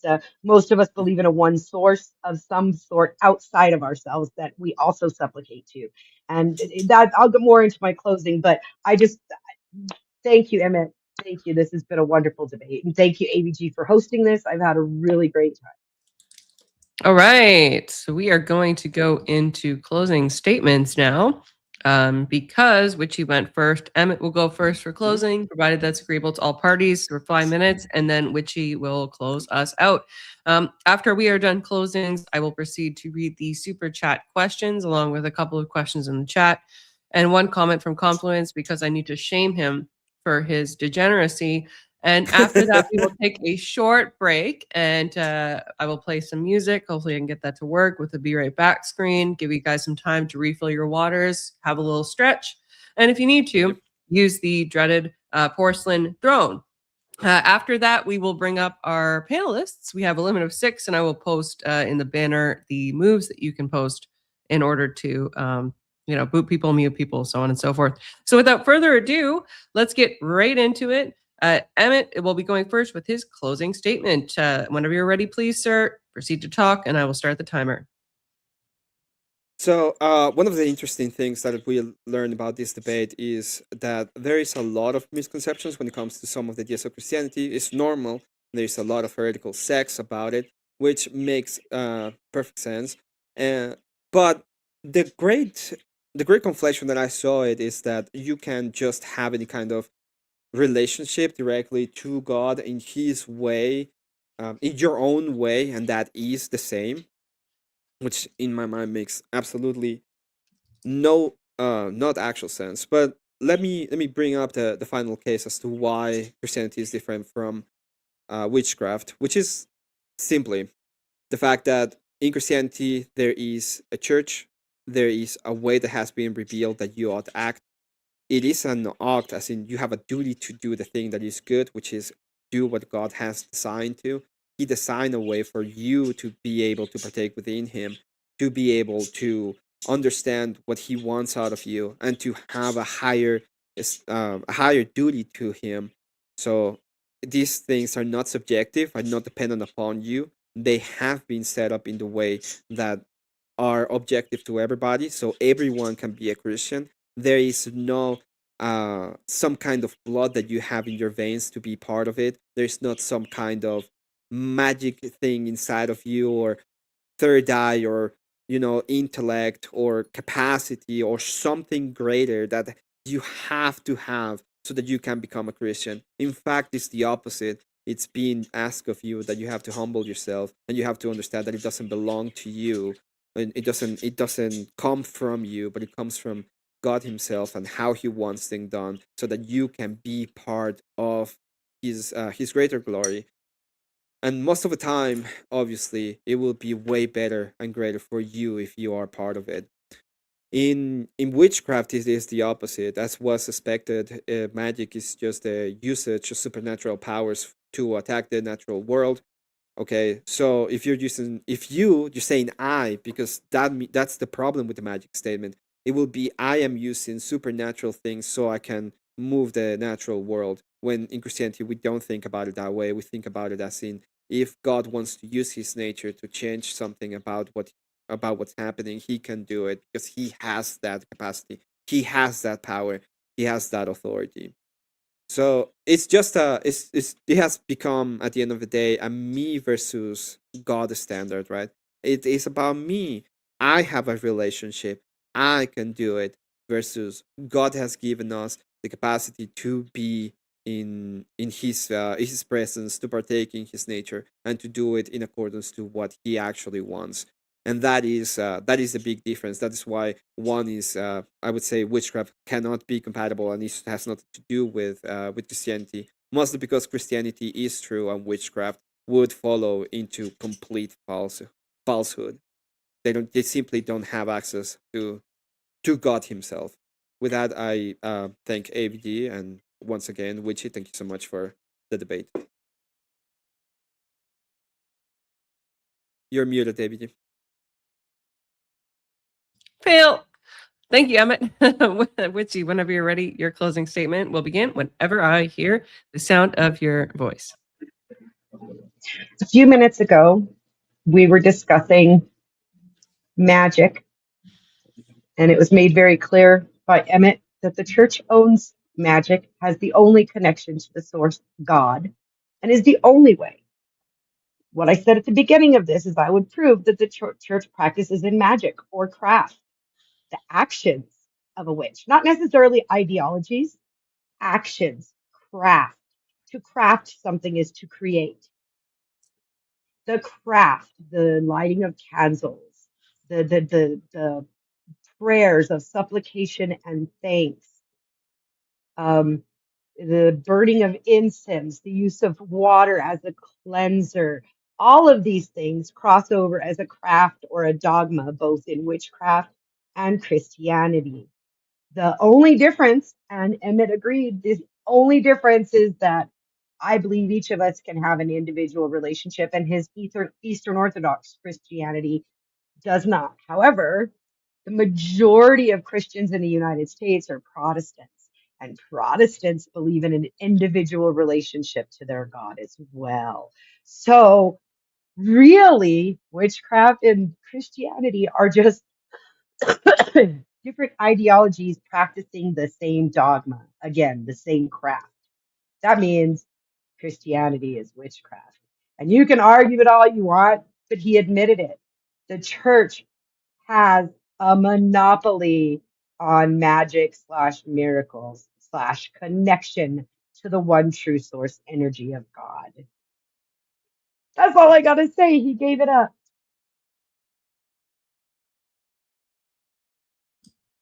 All right. I will be posting a poll in the chat. Please vote. Just a reminder to everybody on who you think presented, number one, their opinion in the best way, who debated the best, who was the most logical, who was effectively able to tear down their opponent's arguments, and who you, at the end of the day, think persuaded you on their position. Just a reminder here that the prompt is Christianity is witchcraft, with Witchy on the affirmative. So if you think that this lady was the winner, then please vote for her. And if you think this man right here was the winner, then please vote for him. I've also posted both of the debaters' links in the chat. So without further ado, let's go right into the question and answer portion. I'm going to let you know, debaters, if this is a question for you. How long Nate just says like the stream. Okay, Ross Khan also like the stream. Thank you so much. I'm just going to go right to the questions. As how long Nate is Witchy going to let him finish and answer to our questions? How long Nate? I hope that I did address that. I tried to be fair to both debaters in that regard. This is okay. Birds aren't even real with the 5. So witchcraft would fall into the same areas as Protestantism and be based on a legalistic view and absolute divine simplicity, or no? I think that's directed at Emmet. Emmet, do you have a response to that? You're muted. Is it possible for you to bring it up on the screen? Yeah, sure. Let me go to the. I have to go. I wish I could go to the start. Okay. This is the question. So, witchcraft will fall into the same areas as Protestantism and be based off legalistic view of absolute divine simplicity. I would say that they have similarities in most cases, but it's a different kind of heresy. It's you're denying, at the end of the day, you're denying Christ. So that is one you have to grant a little bit more grace to Protestants, because at least they have the idea of Jesus Christ as one of the as part of God. So Okay. All right, System Crash. This is a question for Witchy. If Christianity is witchcraft and Witchy is a witch, why isn't Witchy a Christian? Go ahead. So I tried that. With my first husband, he was a Messianic Jew, which they're Christians, by the way, Messianic Jews. They believe Christ was the Messiah. And I converted to that. Didn't appreciate it much. My second husband was a Roman Catholic, and I did RCIA, and I got baptized First Holy Communion and confirmed into the Roman Catholic Church. My best friend kind of adopted me into her family, and her grandfather was a Greek Orthodox priest. So when we were young, we had to do catechism with him. And my issue with Christianity in general is this idea that Emmet said what makes it different from witchcraft is the idea that they have a monopoly on a connection to God. And so most Christians I can abide, but especially Orthodox Christians who think that nobody can talk to God except for their ordained priests. Yeah, that sounds like don't pay attention to the man behind the screen to me, little Wizard of Oz humor there. That's my answer. Okay, and by the way, if one of you says something in answer to these questions and you'd like to add on it in response to your opponent, feel free, just keep it, concise. Okay, Darth has a question or a comment rather for Emmet. He says the Eucharist is literal blood magic. Cross equals sigil. Disavow. Emmet, what do you think on that? Would you like to respond to that? That the Eucharist, I think we already talked about the idea of the blood magic simply the idea of magic would have nothing to do with this. It's not like you're trying to use some kind of supernatural thing to affect the natural world, especially if you're talking about the energies. It's just this kind of thing comes directly for the Roman Catholics that think they're doing transubstantiation, which is a really weird way of looking at the Eucharist. In our case, we are closer to God. We're partaking with Him. We are dining with Him. We are communion. That's what is the communion, right? You have a communion with Him, so that you can be closer and probably at the end of the day be part of Him. Sorry, Witchy, I muted you because you had a bit of background noise going on. You still have a little bit of background noise. That's okay. I'm just gonna mute you. It's probably my fans. Sorry, guys. My computer's getting hot. Oh, okay. So you got to do what you got to do to keep those computers working, right? We can't have them crashing during a debate. All right. This is a question for Witchy from How Long Nate with the big 5. Thank you, sir. He says, in witchcraft, is there any authoritative body to regulate the performance and usage of rituals? So, like Christianity, there are many sects, not sex. I heard Emmet say that word earlier, and it sounded like sex too, and I'm like, no, sects. Anyway, of witchcraft, Wicca does have some strict rituals and dogma. There's various forms of paganism. There's Egyptian dogmas. There's Norse dogmas and pantheons, Roman, Greek. For me personally, I'm what they call spiritually eclectic. If you ever look on my channel and people want to know about my background, there's a post video of my mom's altar, and you'll see that there's a crucifix and Christians symbolized of angels. There's the Eye of Horus. There's some probably about at least 15 deities that you'll recognize just easily, and more that you won't, represented there for me personally. But yes, there are some authoritative bodies for different types of paganism or witchcraft, yes, just like Christianity. Interesting. All right. How Long Nate with the big 5. Is Esther a defined lineage of authority in both systems appealing to the supernatural? That's for you, Witchy, I presume. Esther, oh my God, I haven't heard the story of Esther in so long. Is there? It's not the story of Esther. Is there a defined lineage of authority in both systems appealing to the supernatural? It depends. If you go with the Orthodox, Eastern Orthodox Church, there is a defined lineage of authority. If you go in a Baptist church, which is also considered Christian, there's not as much of a defined lineage. If you go to, say, a cowboy church or Unitarian church, there's like no lineage. You know, they'll let anybody in. Same thing with witchcraft. Like I personally am a member of a coven of solitary witches. So we get together and we share energy and we give supplication and adoration and uh, seek to find the will of truth to follow together. But we don't have like a lineage of authority amongst us. But if you want to talk about like lineage of authority in the stories, I mean, Roman, Greek, Norse, Egyptian, and other mythologies and mythos existed well before Christianity was ever even a wet dream in Abraham's eyes. So just to reply to that real quick, okay? Everything was Hmm. created to Christ, so he's been here before time itself. Okay.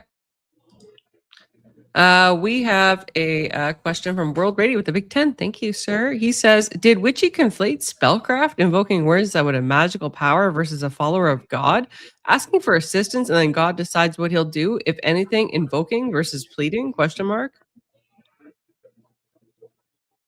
I mean, the definition you put up for prayer said petition itself. I don't have to argue that. That's an argument of semantics that we settled by pulling up a definition, and the definition itself said petition.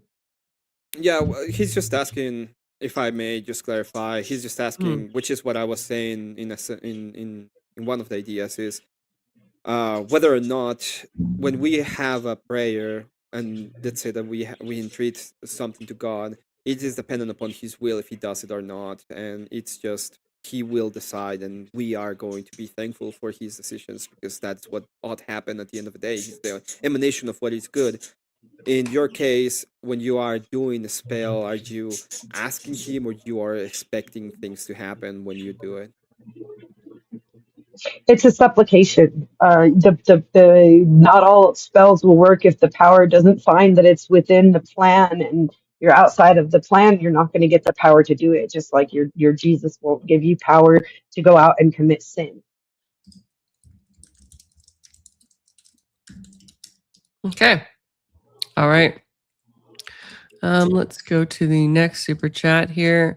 We have Paul Long Nate again with a big 5. Thank you so much, Nate. You're a great supporter of the channel, sir. He says, in Witchy's view, I'm assuming he means, is she asking for the source to change conditions in the physical world according to the desires of humans? No more so than someone who prays to God asking to heal his sick grandma, or some a priest who prays over the shut-ins every week at church. No more so than Okay. that. He does look nice to me. Confluence with the this comment here. Christianity must be witchcraft because Emmet is low-key casting a spell on me with his sharp look. God dang it. My eyes burn. We're gonna find you, okay? You deserve you could serve a 10-minute timeout. I need for like that one. I need like milk or ice or something for my eyes now. They're burning. I think they're in hell. All right. I think my eyes have separated from my body and descended into the pit of Dante's Inferno. All right, perfect. Let's go to the next comment. Emmet, your response, you're gonna die in hell, heretic. Repent. Repent. It's not too late. Also, I'm going to end the poll in 30 seconds, guys. So if you haven't voted already, please vote now. I don't want the Q&A to overly affect your view on it. So vote now. Again, please vote for Witchy if you think she presented her position better. Please vote for Emmet if you think that he presented his position better. It is neck and neck right now. So please, debaters, if you are able to share with your community so they can vote, because if it's a tie, I don't know what to do. I think I have to make I think I have to like force them into a mini debate about pineapple on pizza, and nobody wants to see these debaters debate pineapple on pizza. Anyway, I'm gonna mute Witchy. Just let me know when you guys have actually shared it with your communities, and I'll do a minute. do you want me to read that one? No, I'm going to read it to you. Yes. So this is for Okay. Emmet. I just want to make sure that you're done sharing it with your community. Yeah. Yes, this is for Emmet. For Emmet to think about, what about saints that lived as hermits? What about saints that were not formal members of the church? The only way that you can be called a saint would be through the church itself. So if the church has been revealed and decide that that person is a saint, it is a saint in accordance to the revelation, because it's tied directly to it's tied directly to the capacity of the church to say who is and who isn't a saint, or who is venerated as one. Also, there is a lot of people like sainthood just means that you are within God. So after death, you have been blessed and you are partaking in heaven.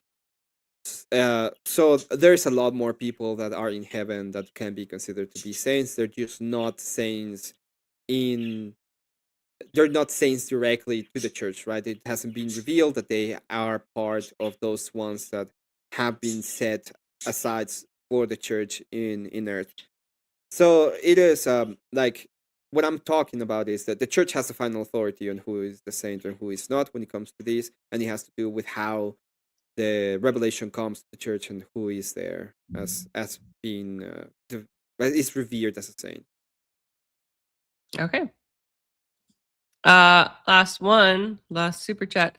How long Nate with the big 20? Thank you so much, sir. Says Witchy, if the difference in your mind is accessing supernatural powers without supplication to the priesthood of the church, is it not making yourself equal to God, the source, outside of his prescription?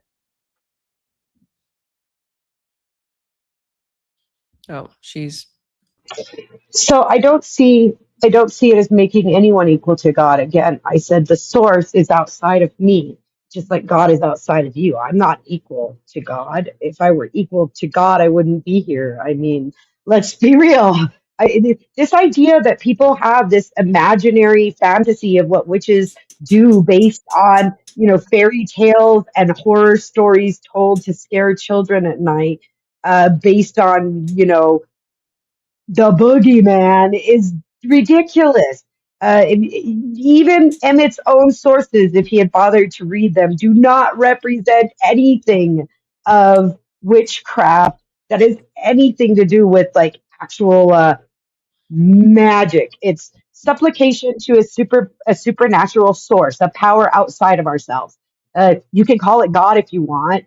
For me, I just say the source because some people are excluded from God, and I don't believe in exclusion when it comes to spirituality. Just one thing, I did read them. One of the things that they can do is actually cast a spell, and it even says that there's a principle when it says that if you cast a spell, it can come back to you 3 times, which means that there is an eye when it comes to me doing something that will affect. So the will in that spell being cast, quotation marks, I don't think they can even do it because they don't have access to it, would be the person doing the spell. And when it comes to the church, and the idea of the church is you are lowering yourself and give thanks to God. So that is a huge difference. alrighty. Anything to respond, Witchy, or are we good to read the results of the No, poll? that's I'll accept his explanation from his point of view. No problem. Alrighty. So the chat has voted, and in a very narrow victory, we have Emmet as the winner with 52% of the votes. We had 79 votes. Thank you so much, ladies and gentlemen, for voting. Emmet has 52%, and Witchy Bishy has 48%. She really convinced you guys that almost that Christianity was witchcraft. That's crazy. Yes, there's a lot of people that really don't like me on the internet. I can tell you that. S tier level debating here from our Nubian feather ruffler Witchy. Wow. Jeez.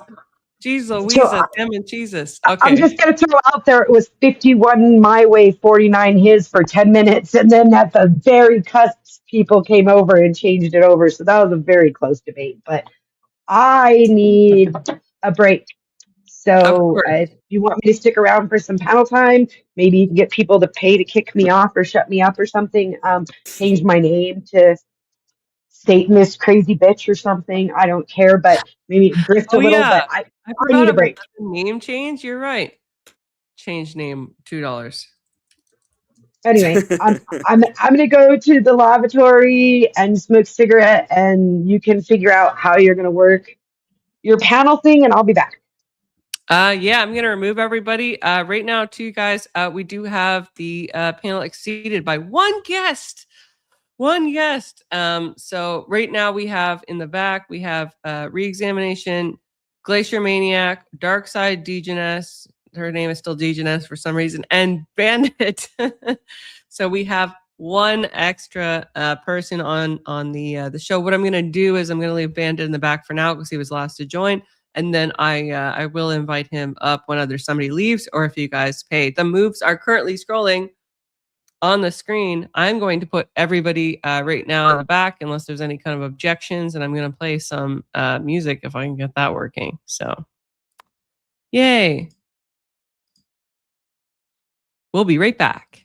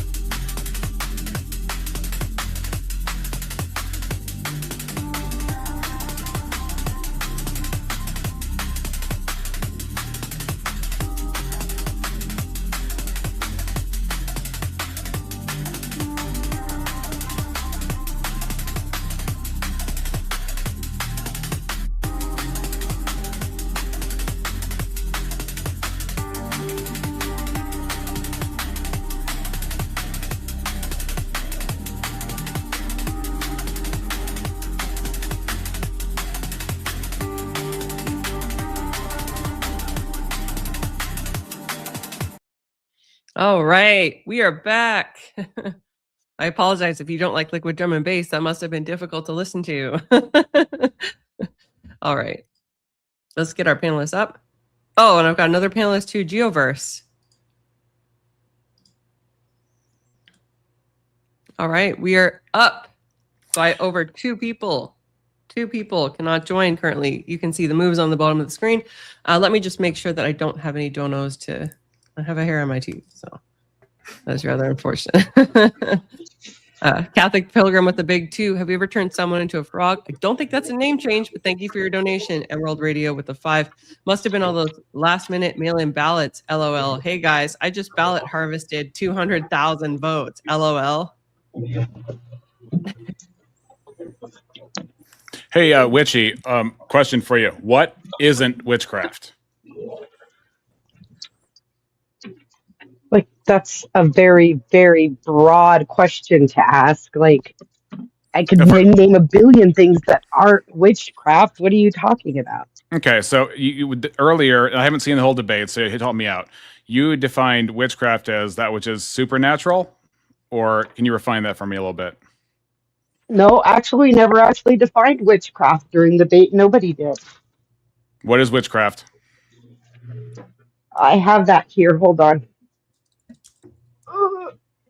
Hello, hello. Can everybody hear me? Yes. Okay, cool.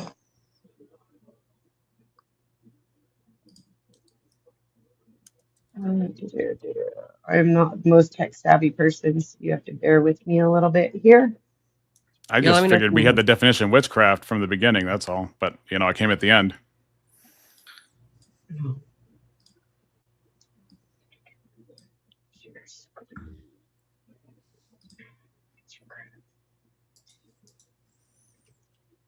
So that's the one I had pulled up to use today.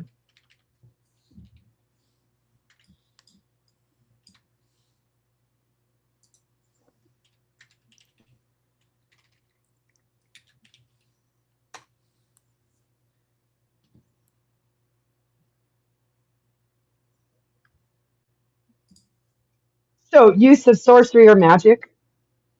That's kind of what I was going with. Communication with the devil or with a familiar.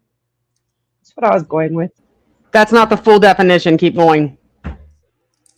Rituals and practices that incorporate belief in magic. And is there irresistible influence or fascination? Often associated with neo-pagan traditions and religions.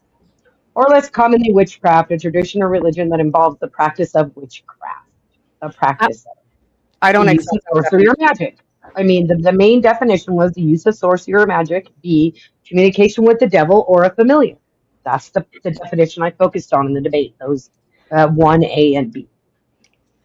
Yeah. Okay. So go ahead, Rex. I'm sorry. I was just going to say, what is a familiar then? Because I'm guessing you're referring to God as a familiar. No, Jesus is a familiar. Jesus is and God. I have that. Yes, she did say that. Yeah. She doesn't. She doesn't think so. But she doesn't think that Jesus is God. So she thinks Jesus is not God. Therefore, he is the vehicle in which you get to God when they're the same person. See, she doesn't actually understand what she's even talking about, which is why she couldn't make a coherent argument. Every definition that you stated, Witchy, was incorrect. You're arguing with Christianity. Therefore, if you think that witchcraft is synonymous with Christianity, then witchcraft's definition, the definitions that they use or pick to use, are not. I didn't say they were synonymous. I said Christianity was witchcraft. I didn't say witchcraft was Christianity. Wait, hold on. Can I ask a question for you, Witchy? What kind of historical structure does your faith actually belong to? Like, if I wanted to research this, how do I find out where do I go to figure out what your faith is? To figure out what my faith is individually, or about witchcraft? Yes, your faith. Wow. Your faith. Interested in my personal faith. Yes, please. I suggest that you attend catechism and Christian Bible study. I suggest that you attend. Wait. Why Christian Bible study? You rejected Christianity. Well, I reject Christ as being the only conduit to get. Which is Christianity in the Orthodox purview. Right. There is one mediator between God and man, the Lord Jesus Christ. I know. They're like so. There's the thing is that you're asking me about faith, and you don't let me finish.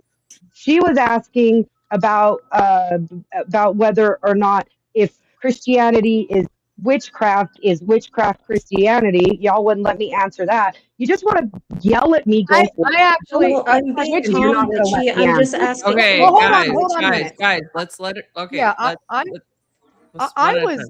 being relatively calm for a change because But don't be disingenuous. I know, hold on.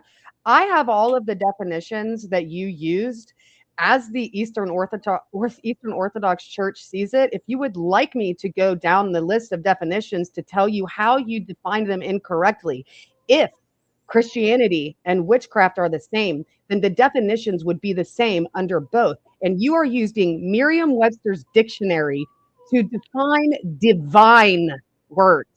Divine words. Divine definitions cannot be found in Merriam-Webster's dictionary. The Bible doesn't contain definitions either, my dear. So Show me are the you trying to I say was that? hold on, hold in on. the I did Bible not where just the appeal. definitions I did not just appeal to the Bible. The definitions that were developed under the Eastern Orthodox Church were developed down the line, and everybody agrees under the Eastern Orthodox Church that these are the definitions of these words. So would you like me to the only word, I think I brought up 2 definitions total and one at the end that's not even part of the debate you guys asked for here in the discussion. Are you ready then? I only brought up 2 definitions throughout the entire debate. I brought up curse and I brought up spell. And then you went into magic and what are the other ones that you used? Hold on. There was magic. Hold on. Miracle, ritual, worship. I said magic I didn't already. define any of those. I used those. You're right. You're right. You used those words and you used them incorrectly under the definitions of those words that the Eastern Orthodox Church uses. So would you like me to freshen you up? Tell me what a ritual is, Deaconess. Okay, so under the Eastern Orthodox Church, a ritual is not usually understood. Okay, I'm going to give you what it's not, and then I'm going to give you what it is, because what you said is what it is not. Define something by what it's not. What you said is what it's not. Give me the definition. Just give me the definition. All right, you got it. Okay. So a traditional physical act of worship through which the church expresses and participates in spiritual truth. Now we're going to go down to why ritual is conflated. So ritual is conflated because many people hear the word ritual and immediately think of magic, spell casting, occult ceremonies. This is not the definition of ritual under the Eastern Orthodox Church. Did you like another one? Read their definition of ritual magic, because you went on to a bunch of other bullshit and I didn't really catch what is the definition of a ritual again? Okay, so ritual under the Eastern Orthodox Church is a traditional physical act of worship through which the church expresses and participates in spiritual truth. Not the individual. The church has a monopoly on ritual. It's a body. It's a body. No. You're putting words in my mouth. I did not say that. I said what the definition of ritual is. Now, would you like me to go on and tell you how you use other? That the church uses. Yeah. Because it's under the definition. Here, hold on. ABG is trying to say something, guys. ABG is trying to say something. Guys, let's go one. Okay, so let's give Witchy an opportunity to respond. Her mic's kind of muffled too, so I can't really make out what she's saying. So, Witchy, please, your position on that, and then we'll get Dark Side to respond. So her own definition says that it's something that belongs to the church. The church performs. So, being that that's the difference that you're trying to assert, is the only difference is the church gets to do it and nobody else. Because it's the definition under the Eastern Orthodox Church, Wishy. Right, but I'm not Eastern Orthodox, so I don't have to follow your definition. So I reject your definition of ritual because it is not the definition in which I understand it. So I reject. I never defined ritual, so you can have your definition of it. That's right, I can, because you did it. Would you like me to go on and tell you how the church defines magic and worship? It makes you feel better. It's not going to affect the it actually is. It actually is. Because all of the definitions that you gave were out of a book that people use in school, not in church. Does that make sense to you? Yeah, because we're having a secular, not a religious debate. You're using terms that are not defined the way you have defined them They're not defined that way under the church. It's conflation. So they're defined that way. They're defined that way in the secular categorical society errors, we live in. categorical errors, conflation of terms. Like, that's what your debate was. You're the one conflating terms. We were debating No. a secular debate. A secular debate. This is not a secular religious debate. It's a secular Absolutely. debate. Absolutely. Okay, It's a debate let her about finish. Christianity, not Let her within the finish. confines of Okay. Christianity. She's I'll got let- no backup. She's got no backup on this panel, right? So like, I mean, I'll let Vigilance somebody in the else back. So is Darth Thoraine's. If anybody wants to pay Yeah, to bring them up, I'll let somebody else go. I think I've done enough.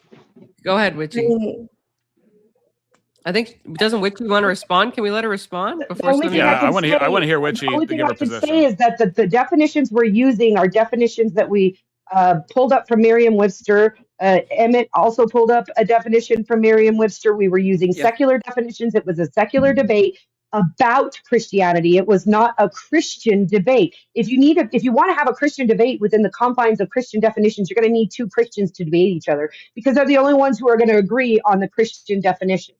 So we worked on secular definitions out of a known and reliable source. can I ask That's a all I got question to say then? about the definitions. Okay. Yes, Glacier. So I ask again, what kind of, like, if I want to learn more about your faith, where do I find it? How come you reference Christianity? How come you reference Christianity when I asked about that? Because Christianity is one of the, well, not Christianity, but Christian faith. I don't want to say Christianity because you guys go straight into the Orthodox, and I'm not having an I Orthodox don't. conversation with you.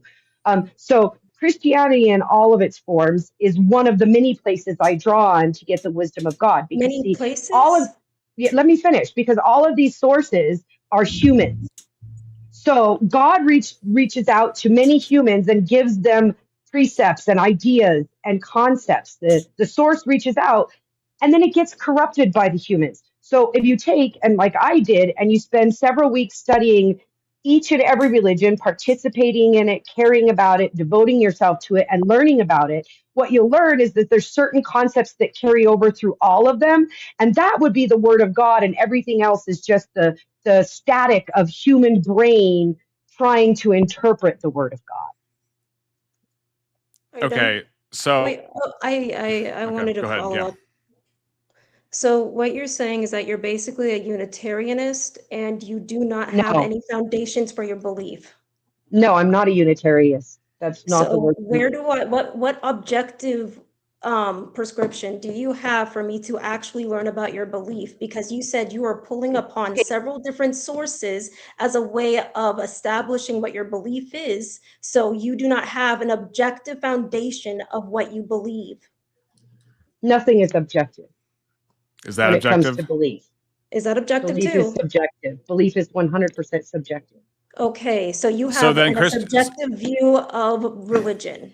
Here's have the a problem with that, subjective- Witchy. The problem with that is now you've nullified the entire debate itself, because now Emmett's argument is just as valid as yours, which means that you didn't win and he didn't win and nobody wins, and there's nothing to debate ever about anything. No, belief is subjective. We were arguing dogma and actual practices. Witchcraft is a practice, not a belief.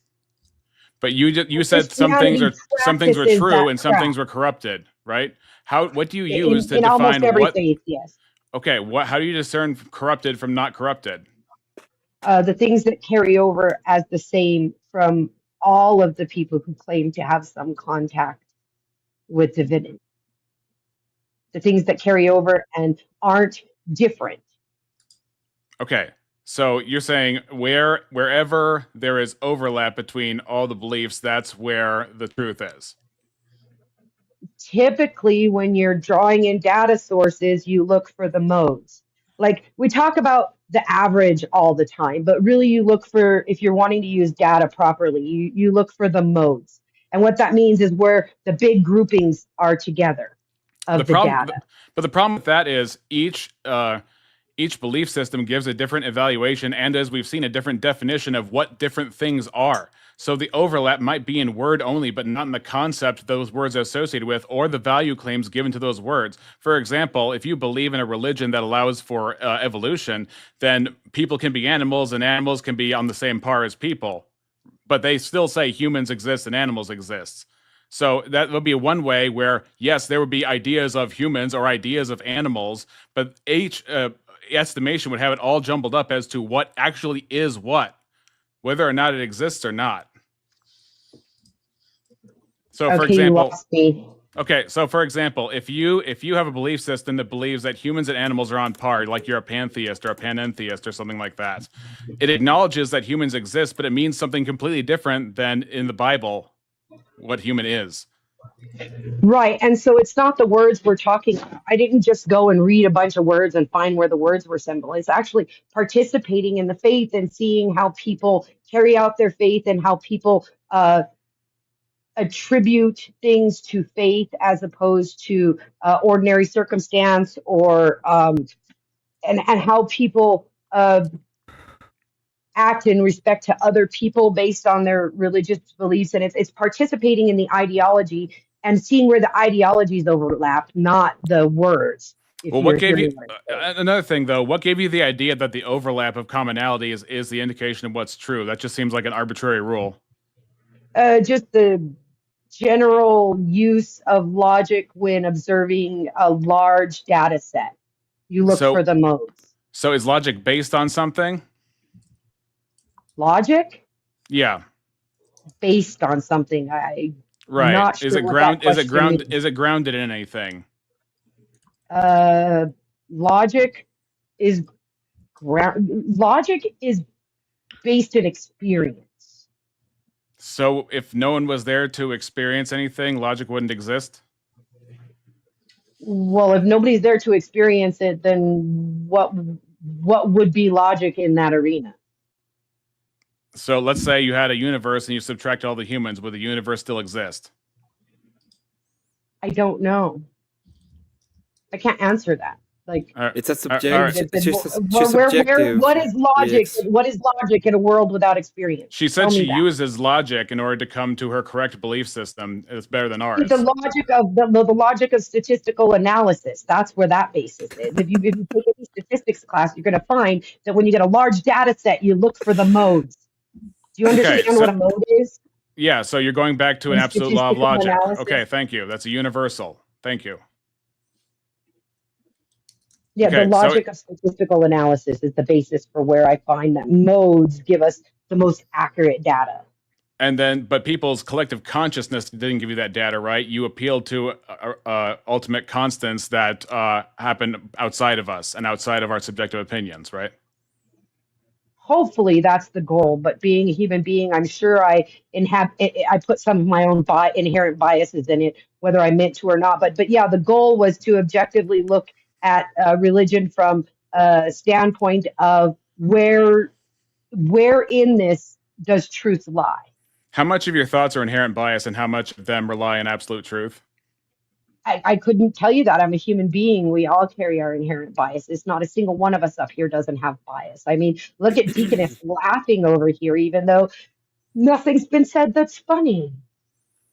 It's just way more likely in the statistics that I can laugh about, the logic of a statistical analysis. It's just part of it's just part of the joke. So for example, first law of logic is the law of identity. Where does identity come from? So ADG, if this is just going to be about sitting up here and laughing at me and being disrespectful, and I'm not trying to be disrespectful, by the way. I'm trying to. I'm not. Okay. But if that's what it's going to be about, it's just disrespecting me, laughing at me, not being disingenuous in your questions as opposed to asking genuine questions. Why am I wasting my time with you people? You're not very Christian-like at all. None of you is Christ-like in this moment. Who's been disingenuous? Witchy, if you what I do? Just a second. You. Oh, okay. Hold on, Witchy. Okay. Hold on, Witchy. What do I need to apologize for? What did I do that was wrong? Nothing. You've been fine. It's There are two Oh, if people I- sitting up here okay. literally laughing while I talk. Freaking meanies This is over asking here. How have I been? disingenuous Hold on. No, she questions. just accused me. Dirk, No. She Stop. just accused me of being disingenuous. I want to know how I was Dirk, disingenuous man. with you. All right. Well, Because you're attacking definitions that weren't even discussed during the Attacking debate. That's definitions. disingenuous. You used words that you don't even know the I'm sorry, definition of. ADD. Your I'll little let you friend guys go for it. Just a second. Just a second. Can I propose some? Okay, she's gone. I was gonna propose like letting Darth or something come up, but Yeah, no, she doesn't know what she's talking about. So when I ask her what the definitions of those words are, she can't give them. She was using words during the debate that she does not understand the definitions of. So that's what I was pushing on. If that's called being disingenuous, then I should probably stop debating. you guys have to stop being such jerks, okay? You're not allowed to laugh or to smile when somebody not says allowed to laugh. I apologize, but I was using the logic, okay? Of most likely. I'm sorry. The probability You can't logic. laugh if somebody makes a statement A that dumb makes question- no a dumb- logical sense to you. Okay, you're not allowed to do that. You're supposed to be professionals. Emmet wore his suit. Okay, Look, he's got his Harry Potter glasses on. Okay, Darkseid has a. I got my Jim Holter on. background I'm of a fucking ready. library. What? Okay. What? You know what? You know what it What? is? You guys are jealous of her. She has nicer Your crystals mic than is we do. horrible. Oh God, what is Geo wrong versus- with you? Oh my god. It's not my And- fault that you guys can't do a good poker face. I can. It's my gerb. Okay. Yeah, you do it for a living. You do it for a living. It's just like somebody check. says something that's ridiculous, and I'm like, oh my gosh, I can't Is that believe better? you just said that. That is horrifying. All right. Darth the reins in the back. I'm an artist. What can I say? You know what? Okay. Here's what I'll I'm sorry if apologize she was for. offended. I Yeah, don't try and that's create a dog pile. So I apologize that she didn't know the definitions of those words. And I laughed because I think it's funny for somebody to Horrible. sit up here and have a Horrible. 2-hour debate and not understand the words that are coming out of their mouth. So again, if I- that's being disingenuous, then somebody should tell me to stop debating. Kind of fuck. Hey, just- guys, I don't- it's not my I fault. don't understand why there's so much, you're such a jerk. You're like a playground bully. I can't believe that you are a Christian. I want to speak to your husband Manager. now. Okay? And if To I your manager. He's in the back. gonna- My my one husband isn't here because he has another wife, but my other husband is in the chat. Hold on, let me find him. Dr. Functional, are you back there? he's there, but we gotta pay to Okay. get him up. We've also got Darth, we got Dr. Functional, we got How Long Nate, we got Cleaner. So if you would Oh like, my I have a God. couple of options down there, so you can give me money to buy more. To pay my business insurance. We've got a name change for I $2. just feel like I You need to didn't do Like, more how glam- Wait, you need to do more glamour magic. You fucking how witch. can anyone Right here there, darling. disprove witchcraft? What? How can anyone here even begin to disprove the esoteric nature of witchcraft, invocation, and evocation? I'll wait. Well, I. What do you How can, mean? wait a minute, how can we what? How can we start to define the What is going hold on? The esoteric How can you nature- begin to decipher invocation versus evocation in the art of manifestation? As if you don't try and manifest, union with God. Yeah, we don't manifest that, it's already there. Yeah, but at the same time, like if one seeks communion with the absent of light, with darkness, how is it lesser than? How can you have existence communion with something that than doesn't light? exist? I mean, I'm not arguing like it's my worldview. I'm just addressing the Yeah, bullying but I once, just once witnessed. again, how can you have communion Addressing with the something that bullying? doesn't exist? Say again, sir. How can you have communion with something that doesn't exist? How can you prove a mental state that claims that they do? No, you're saying So darkness, it's about psychological- Right? Can anybody hear Darkness me? does not exist. Oh, there we go. Vigilante. My mic wasn't working. Yeah, my mic wasn't working for a second. I had it set on the wrong Like, thing. like if I told you I had an imaginary friend named Emmet, not you, Emmet. Uh-huh. How could you disprove the existence of Emmet too? Oh, you can see him right there in No. the upper left-hand corner.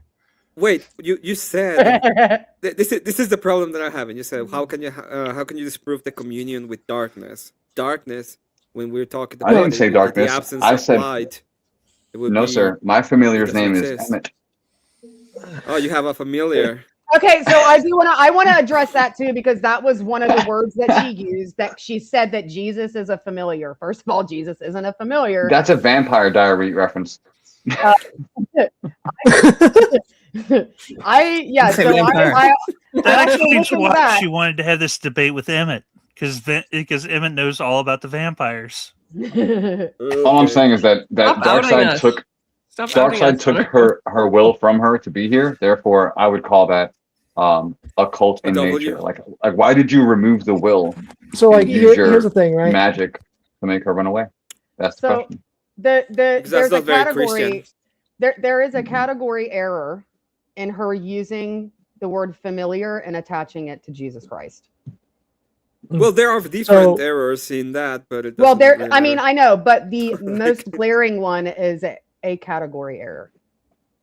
I disagree. If I said abracadabra, you know what I mean. It's familiar to the magical nature. No. A That's not what a familiar familiar is not is. Jesus Christ. But Jesus Christ is not a familiar. So Well, when that you're is what I talking- was talking about, right? Because the way that she described it is something that is used by the witch in order to get in contact with the divine. And so I ask if Christ is the familiar of God, why would God need the Christ to have contact to himself? Yeah, well, she's talking about familiars, and familiars are created beings. Therefore, Jesus Christ cannot be a familiar. Like that's Okay. Aren't Yes, but, familiars technically like demons that like They are possessing created. an animal? There's no. No, So there's it's more multiple like they're types- summoned. There's not there's created. multiple types of familiars: demons, angels, animals. Yeah, but the way that it was There's a few described. different ones. Hold Okay, on a the minute. way- But hold on. The cat. I just Listen- let me listen no. to the Let me question. say. Hold on. Calm I down. wanted to. I know, Is but this let me. meanie against meanie? No, What I is just want going to on Yes, right say. I'm gonna go full meanie on you if you don't let me state this real quick, okay? The way that it was described, which is Fine, very sir. simple, Don't put is a hex on me, please. Fine, it's sir. a thing because there were two definitions, but it was described as a thing that is used in order to get access to the divine, okay, to the source. It's the thing that you use to have access to the source. So my question to her was, because she said that Christ is the familiar of God, why God needs to have a familiar? That's what she said. Oh yeah, okay? I know. Okay, I'm just don't shaking- I know, no, fuck me, okay? No, Okay, I was shaking let my me head at fucking her. finish, okay? Stop using your woman shit on me. No, but Isn't you're both missing the there point. like a shut up? So- Isn't there like a shut up lady thing we can post? But in you're the both chat missing the here? point, Emmett. So Jesus Christ- wait, Christ said, "Don't tempt." if the description is a thing used to get access to the source, why does God need Jesus Christ as a familiar to have access to himself? That was my question. That because it makes no sense. There's no logical sense that he would be a familiar to God. No, she's calling Jesus our familiar. Jesus Yeah. would No, be a familiar, not No, God. he Jesus. called he called Emmett, Jesus the familiar devil to God. That's why he no, Emmett, to us. The she's saying That's what vehicle. she said. The vehicle. She's saying the devil is Alpha and Omega to her. If Jesus Christ is our Alpha and Omega, then the devil is her Alpha. She's on the polar opposite spectrum. So if we go toward light, she absolves the darkness, right? So she needs a conduit, Oops. and most people use Sorry. cats. She may have a cat. Ask her. She brought that up. She did say that, and that's the one that most people attach to witches is the cat. So when we're talking about this, the thing is Jesus Christ, God, is not a created being. He's not a created being. Familiars are created beings. Therefore, Jesus Christ cannot be a familiar. He wasn't created. Hello. He is as and always has been. No, I agree with that, but even the question itself, because the thing she said is Christ is a familiar to God. Why does God need a familiar to have access to himself? Can you answer Okay, that? maybe she said it wrong. Maybe she said, because that doesn't make any sense at all. You're right. That well, makes that no was the sense. Yeah, point that because I was making. what Darkseid is saying is one of the things that a lot of Christian witches use to logically Oxymoron. oh no, Emmett, don't get me wrong. I don't disagree with you. I don't think that Christians can be witches. I am an occultist who is on your side in this, funny enough. But anyways, what Dark Side is saying is what a lot of Christian witches use as a logical justification for accepting that they can be Christian and a witch at the same time. Now, Yeah, but did she use that's it? a contradiction. Yeah, we know that they still think they can be. Because to identify as being a witch of light or a white witch or a witch of only healing and purification, then you'd have to ground yourself in a moral framework. What moral framework did she ground herself in? The devil. Or So in what subjection. point could the devil be of any Christian nature? And There's no, maybe? It's subjective. There's It's no- all subjective. That's what she said. Well, yeah, one of the because things the that moral frameworks in the occult are all subjective. There's not like a moral framework to really ground yourself in. Even a lot of like it's it's blasphemy. Yeah. Wow. a lot of love and light witches, like Wiccans and shit, they try to effectively parrot Christianity, and that's why they're hated by the majority of the occult community, is because we basically see it as people trying to rebrand a version of paganism as Christianity. It's New Age, brother. It's New Age. Yeah, No church, New Age. body of Christ. Bury your crystals and go barefoot outside and ground yourself. Can I Trust me. define? Yeah, bro. Can I give the definition of witchcraft as the Orthodox Church sees it? Okay. sure. So, under the Eastern Orthodox Church, witchcraft is understood as a form of sorcery or magical practice, right, that attempts to access, manipulate, or control spiritual powers apart from God, typically through invocation, right? You said invocation of spirits, rituals, charms, divination, or occult knowledge. Yep. Therefore, it's not Christian. Yeah. That's why you can't debunk it. Like, you can't debunk what's already been agreed upon. The biggest lie ever told is insert here. The devil doesn't exist. So we have to accept its existence, but claim authority over it. Right? Yes. See thee beneath God. In the Protestant way, get back, devil. Get back. Well, in my opinion, like her biggest failure is the prompt of it is trying to equate witchcraft with Christianity. But through the whole thing, she was trying to tear down Christianity and elevate witchcraft, which is an inverse of what she ought to do. Well, you can't really effectively equate the two, because witchcraft is about empowering yourself, and organized religion, whether it's Christianity, Islam, or Judaism, or whatever, it's all about letting go of the self and contradiction number 3. Following a higher power. While there are higher powers in the occults, you don't follow the higher powers. They're more of guides. You reject them entirely, sir. Like, you're asking me to eat a banana and call it an apple.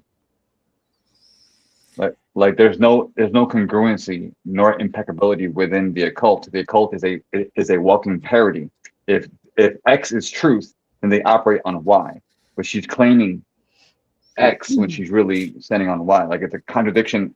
Any marketing tool she can use, those who have Christ written in their heart laugh at that. So I mean, I'm getting the idea that you may have a opposite view on Christianity than we do, Mr. Vigilante. Like, are you a Christian yourself? No, I've been occultist. I said this at the beginning. Yeah, he's an occultist. Yeah, he's an occultist. Okay, great. So are you a necromancer, warlock? Those aren't real categorizations. It's just occultists and witches. Okay, and So what do you practice? Wait, is for it the true most that there's part, I only practice occultists and hermeticism. witches? I have a question for you, Vigilante. Is it true that it's only occultists and witches? There there are a lot of like made up subcategories. Like, I mean, I guess some people will consider themselves like Wait, but there are different subcategories up of like according to witchcraft, who? right? But it would be But who subjective, gives right? sorry. Come Sorry. on, just a second. It would Yeah. be subjective, right? The So subcategories if in of my- witchcraft are subjective, yes. Correct. So it would be perfectly understandable that they are warlocks, right? Because subjectively they are. Well, warlock is an oathbreaker, so that's like definitionally what it is within the witchcraft community.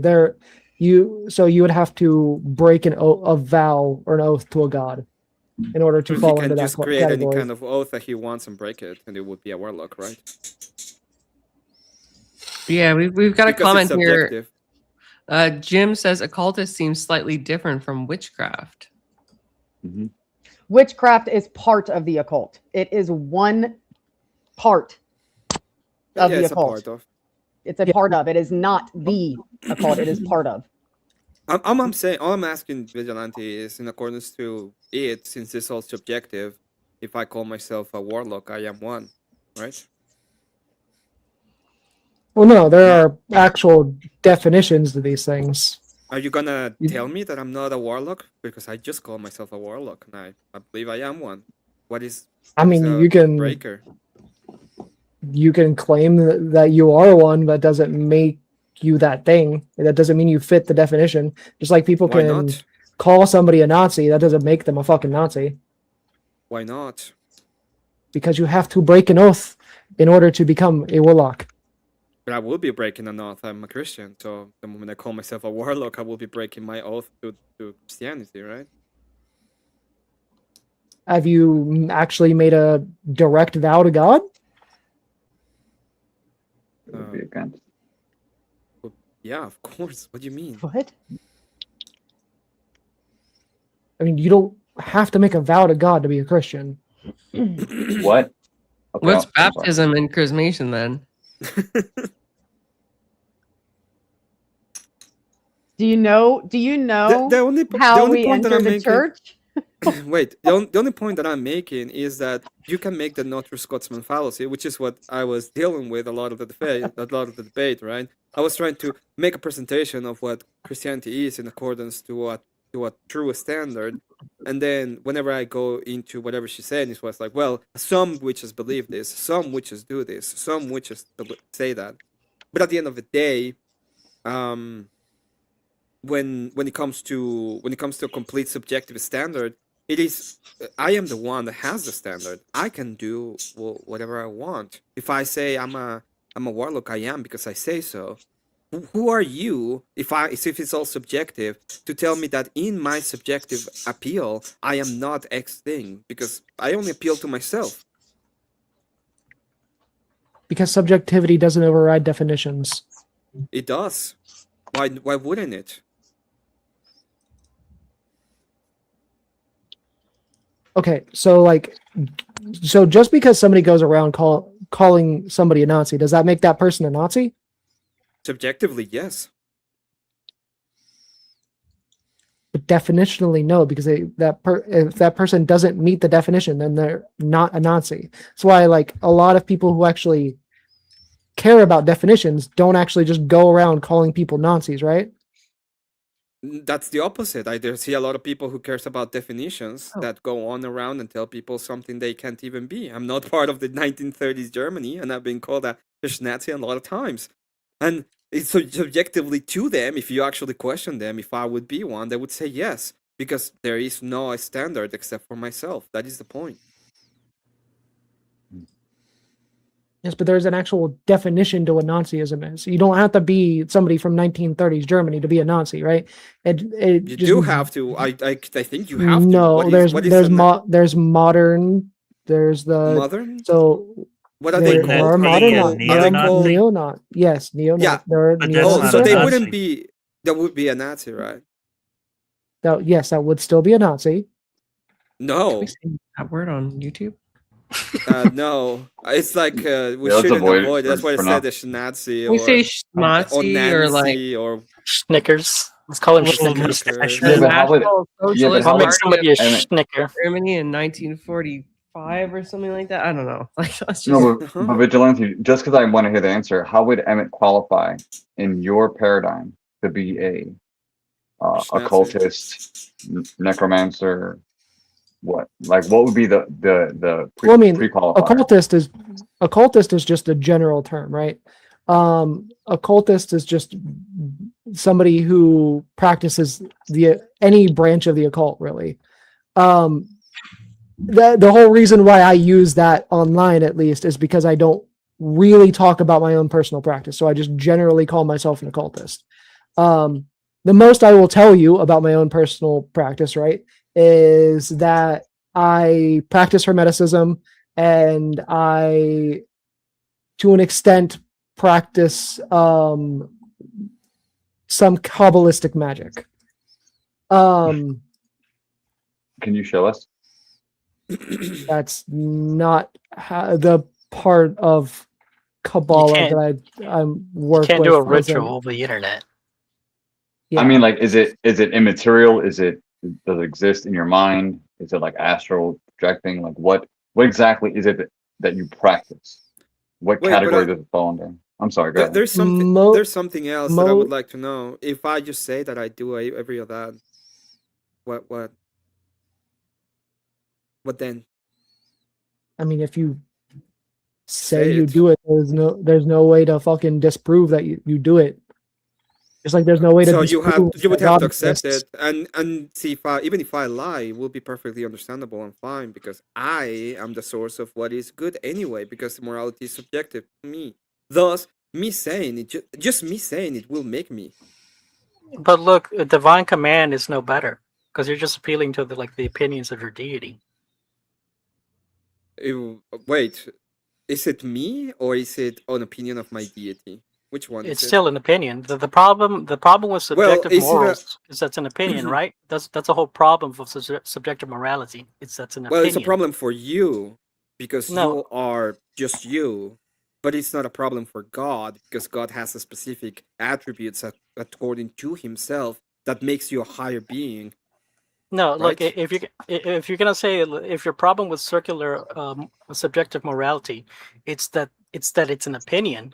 You're going to have to apply that same standard to your deity, and if your deity says, so when it's the opinion of your, so when it's the opinions of your God, it's now it's good. Well, it's not my God. Let's figure out terminology real quick. It's not my God. It's not dependent upon me if he is true or not. So if I say my God, it would be dependent upon me. But if it's God, it would depend upon him.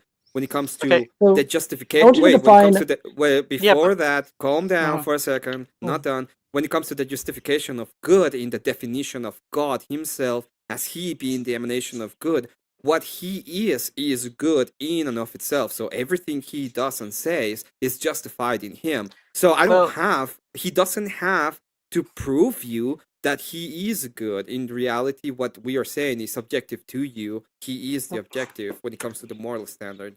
That's the thing. That's no different than a secularist atheist saying, "Well, my God is the government, and everything the government says and does is objectively good because the government is good." So that's really no difference. I understand that, but then you would agree that the government is good, right? But see, that doesn't get you out of the problem. You ever heard of the Euthyphro dilemma? Before we move forward to my worldview, let's go to yours. I'm not an atheist. By the way. Wait a second. You said that to your presentation of it, you said that the government is the one that is good, so everything that the government says is perfectly good and understandable in all cases. Is that correct? No, I'm saying the atheist could easily say the same thing, but that doesn't get them. But that doesn't get them out of the circularity they just put in front of me. Okay, pretend for a second you're said atheist. You would agree with me then that everything the government does and says is always correct, right? Yes, it would be secular, and it would be not also secular, but also secular. So it is good. Everything the government does is good, right? Not objectively. Oh, then you're in contradiction now. You're literally saying that you're saying that the emanation of good is the government, and also that the government is bad. That is a complete contradiction. No, to the atheist, it would be Correct. Exactly. Sorry. Your argument Sorry, was if the I meant- atheist say this and then the atheist said the opposite, there is a rare contradiction. So there's a contradiction in the argument. No, already. look, sorry, my bad, because I was speaking from my position. Like, I don't believe that. Mhm. But as an Okay. atheist, if I were an atheist, I would Mhm. say then yes. Okay, but then the problem, what I'm saying is when you talk to an atheist, and I have talked to atheists before about this specifically that, and I made the argument that anything I do in government, because I can have access to power in government, will be perfectly justified and good, and they say no. For example, if I say, well, I'm going to make the government do enforcement of marriage, and I will do it in accordance to the laws of the government as of right now, they will be saying, no, that will be bad. The government cannot do this, and then you can showcase that they can.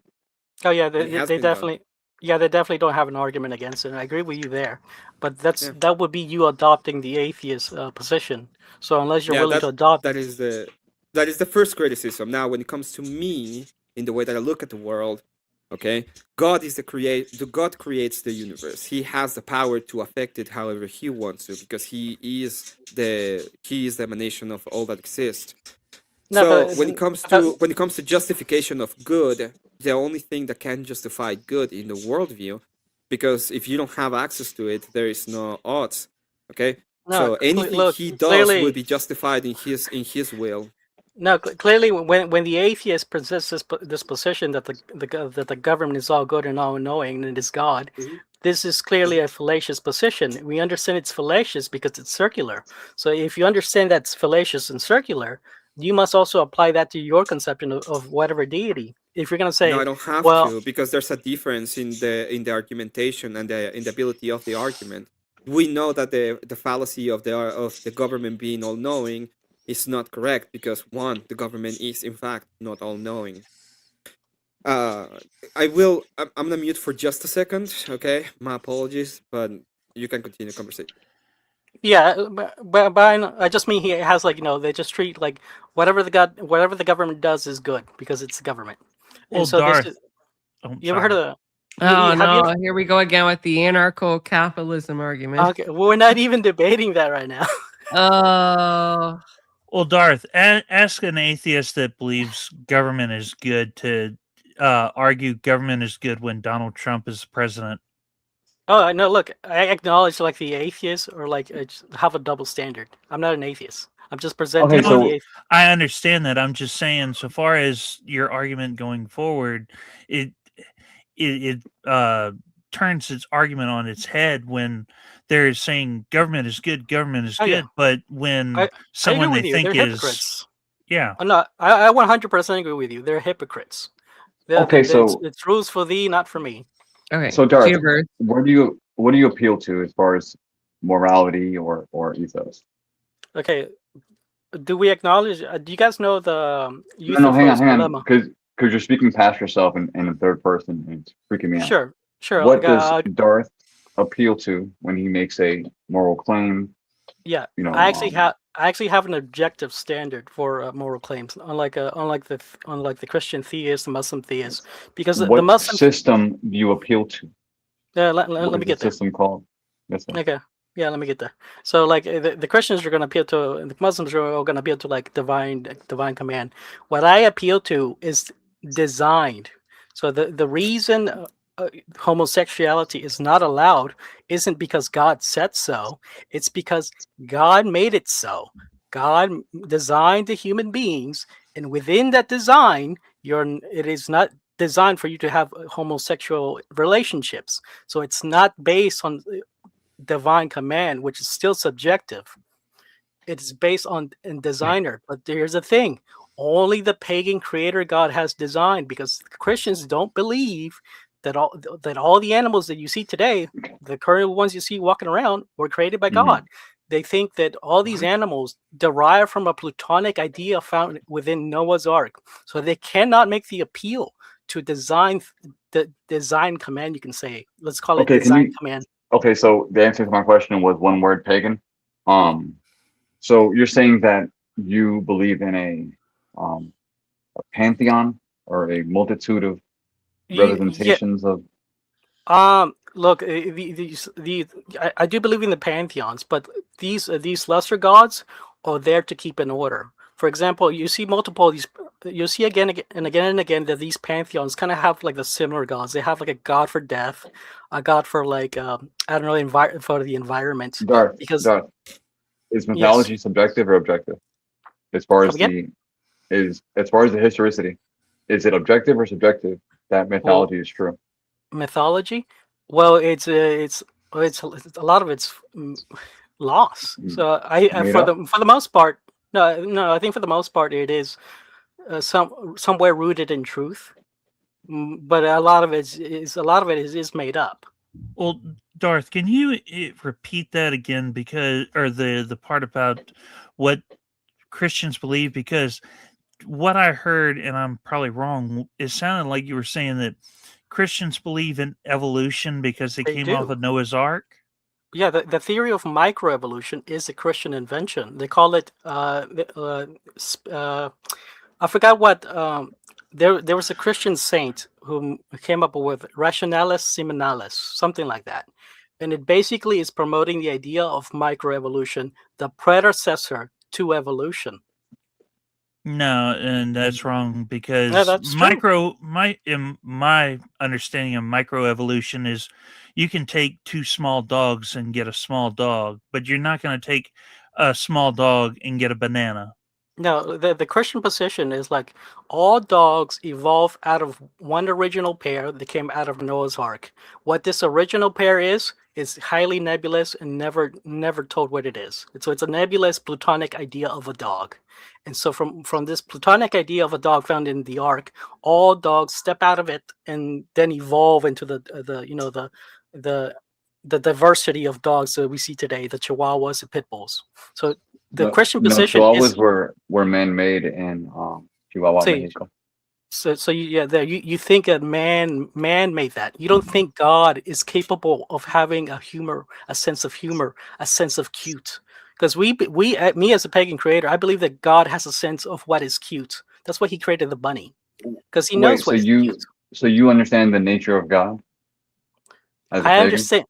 understand the nature of God through his creation. Just a quick pause before you ask a question. Bandit, are you there with us, or are you around? I have a bunch of people in the back. I'm just Yes, I'm here. Like, yeah. Oh. Do you need me to step down? I Well, can. I mean, how about Emmet ask this question? Then, if you'd like, I think you have a question, or was your question for Witchy?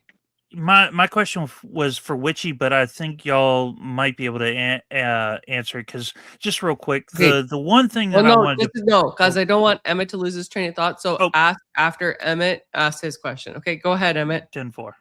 Okay. Yeah. You said that you know, or you can know the nature of God through His creation, right? Absolutely. Okay. 100%. And the idea of you knowing the nature of God through His creation is, you said that there is like a pantheon of gods that you know of. Well, look, if you look throughout history, you'll see like each civilization has like a pantheon, and they ultimately lead up to one. So even in polytheism, there's still the concept of like the ultimate God above everything. But like within these pantheons, you see the same God again and again reappear. For example, you'll have the God of death, which in these pantheons, because that God of death, which is like a lower God, it's not the ultimate God, has a duty to take the souls of the disease to their judgment. So these pantheons are there to serve mankind. And is this a subjective ideation that you can have, or is this an objective idea that everybody can have? No, I think this mythology that is found across all the world. You being able to know the nature of God through the creation. No, that's objective. Is it something that is subjective? No, that's objective. That's what I mean. It's objective. It means everybody can know the nature of God through his creation. Absolutely. Okay. I mean, just look at a bunny. You can determine the purpose of a bunny through its design, and through its design. They're delicious. I mean, you can eat bunnies, but you can also tell they're cute, and this implies something about the creator. But why do I care if they're cute or not? If what I care about is how delicious they are. Well, look, everything's delicious. Even the alligator's delicious. Is it like God had a good a good amount of taste in him, so that I know that bunnies are delicious, and No, but look, objectively that's what I want to do. It is just want to eat them. no, look, you're trying to ignore the part of it being cute, because this demonstrates that the creator has a sense of what is cute. Or he's just a great chef, and he just really likes bunnies, and Oh my God, he's like Why do we he's an care about amazing chef. They're you can eat Tardo. anything. You can eat anything, right? But you wouldn't say a snake is cute. Okay. I can't even believe we're So- arguing about whether or not God created bunnies so he could smile. This is the dumbest shit I freaking Yeah, I heard. don't know. It's a little bit complicated. I mean, okay. Bandit, can Well, you please ask us it- our question? We're no, a little wait, bit on the no, wait. on the cuteness side of things at Well, this look, point. it seems your Oh my conception of God isn't a God who can think something is cute or think something is funny. No, I think you he's think omnipresent, some sort of- omniscient, and it's omnipresent, No, like, omniscient, they're also funny, they're and dumb as fuck. omnipotent. No, look, So he look, can do it's- anything. No, He can, like you- listen, in Mm. his world, he can look at a snake and say, "This is the cutest snake ever," and No. snuggle it because he can, and it's gonna be great because he can do it because God No, he can do whatever he wants. Wait, Him- do you that- think that is my conception of God. God can do what Well, the fuck he wants because he's Yeah. God. what is the cute design about a snake? I don't know. I wouldn't Unless make it's that kind of nice. subjective idea What do of you God mean? because No, he will look, have. there you're inserting your subjective if I ever- experience. You're if inserting your ever God- subjective experience to deny the objective Listen. design. Listen, if God ever emanates himself to me and he's like, "This is the cutest snake that you will ever see in your life," I would be like, "Sure," because he's Look, God. He can do whatever he wants. It seems like, you're like okay. it seems your conception of God is some sort of like depressed stoic. God is not a No, depressed that is your stoic. conception of God. My No, that's conception of yours. God is he My can do God, whatever he my God wants. thinks my God thinks My God is snakes are cute. listen. My God is a great chef. He goes on Lord. and gets a lot of bunnies and then makes a great soup. So and he's your like, God "Hey, is do you want to obese. taste it?" It's like great. Your God Your is God obese. is obese. Mine makes it. He's great at getting a. He can do anything he wants, and he doesn't even gain Look, weight. He's so good. And look, you obviously just trying All to do. all bitches are very jealous of God because he can No, eat look, whatever he you're wants and gain no weight. Oh, Look, you're hey. obviously trying to deny that there is design in this, because to acknowledge that design I'm- is to acknowledge the implications of the mind behind those designs. For But example, that's if I that's w- an let me an finish. Let me finish. assertion. Let me finish. I know. For example, let's say if I was a person who kept just making tools to kill people, you would say, well, this guy's mind isn't in the right place because all he makes is stuff to kill people. But when we have a creator whose design is that of a cute bunny, this demonstrates that the designer isn't some some edgelord from like the Middle Ages or like the Yahweh you speak of, but it's something more profound, something more nuanced, somebody Something who is more more akin to what you like. no, something more like Hayao Miyazaki. Yeah, something more about what Bless you. you like. Something has to do with your preferences. No, With your preferences, that's the thing that upsets you. God doesn't align with your preferences. no, it doesn't align with yours. You think Well, you have I a like preference of bunnies. what God is, and when you come We to me, got I you're love like, bunnies. I wait, love wait. bunnies. I Exactly, you understand. like bunnies, and if I don't like bunnies, then your Why? idea Why? of God Exactly. to me is like, oh, you're bad. You right? hate bunnies? Why do you hate bunnies? I no, well, I love them because they great make soups. You They're pretty especially love dumb. You think snow bunnies are bunnies. I Yeah, think so they're delicious. coping aside, Are bunnies- coping are bunnies aside, Darth, cute? They're you realize how delicious. Who's you were coping? making a lot of claims up until I asked you about your worldview, and then all of a sudden it became a made-up utopia of what you feel about bunnies. So Wait, again, no, like design how are you isn't making like, how are you making any of these claims design is absent not justification? design is not subjective. So like me appealing to the design of the I'm bunny not isn't- questioning design. I'm questioning an unchanging system or Yeah, but standard it's- that you appeal to. All right. Yeah, I'm Let's let him appealing answer to to that, and then we're gonna bring Alright, Bandit's good. question into the mix. Okay. I'm appealing to the system of design. So I'm not appealing to divine command, because divine command is just purely subjective opinion. That's no different than an atheist appealing to the government as God. Well, in the design, if you're just appealing to the design in and of itself, you would say that every single thing that goes against the design or the normative idea of the design will be a problem within God himself, which doesn't make any sense. No, it's a problem with you because you can't accept the design. You can't accept that God created something cute. I can agree that I can. What do you mean? I What? love women. Why They're can't he cute. accept? What do you mean he can't accept? He's like, Like- oh my god, this rat bastard! He created a cute little bunny that hops around Because and acts like a tard. again, look at the Christian mythology of creation. They don't think This is- God created the bunny. They think they don't think God created What? any of the chihuahuas. Great. What That's did it. what did God create then? If you didn't create the bunny, You're grounded. you You're created. grounded. You're grounded for the next minute. Bandit. Come on, ask your question. I'm just having flashbacks to Wayne's World with cuddly snakes, and I get 3 days in purgatory. If Okay. friendship, why not friend? Try cuddling Nadler. Try Oh. cuddling a Emmett, why cobra. God? Yeah, if Emmet, why God? All right, go ahead. But, Emmett. so the question I had for Wishy Bishy was, she tried to conflate saying that when Christians pray for like the health of, like, a family member is sick and pray, says, hey, give them healing. It's not a a spell that we put on and say, God, heal them. It's, if it be God's will, we ask that you heal them. And I wanted her to expand upon that, about how the and asking of God to do his will, it equates in her mind to putting with the definition of a spell being to control the supernatural. We're not putting control on the supernatural. We're just asking if it be your will to heal this person. Again, y'all have any comments on that? So the reason why a lot of people consider prayers to be spells, right, is because spells are about intent, which kind of gets to one of the things that was asked of me earlier before it was interrupted, right? Magic isn't necessarily a corporeal thing. It's not something that can be observed. It's an intent-based thing meant to manipulate reality in a way. Just because you're asking God to do it if it is his will doesn't make it any less intentful. That is why some people believe that praying to God is a form of a spell. Yeah, it is.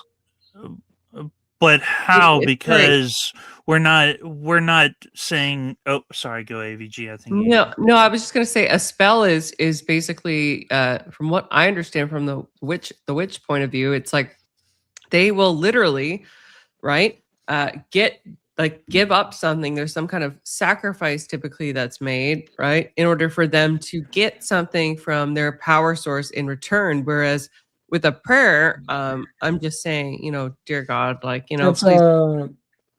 that's a common misconception. The utilization of spells doesn't require a sacrifice. How so? Do Because you not have ingredients that you have to contribute? Yeah, you're to lying, the brother. It's spell? yeah. It's the power of You- 3.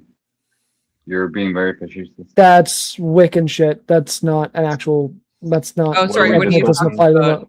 Oh, I'm sorry. What are you talking about? I thought the whole debate was No, about I was witchcraft referring isn't to- Wicca. I was referring to what Wicca, G. not witchcraft. Am I Wait. just tripping It balls? is a right Debate form now? of over. witchcraft. Y'all have a It good night. doesn't- Okay. My name is Geoverse. doesn't go into all. Yeah, GG. Geoverse. Later, Gio. Post your link in the back chat. I'll post it on stream. Okay.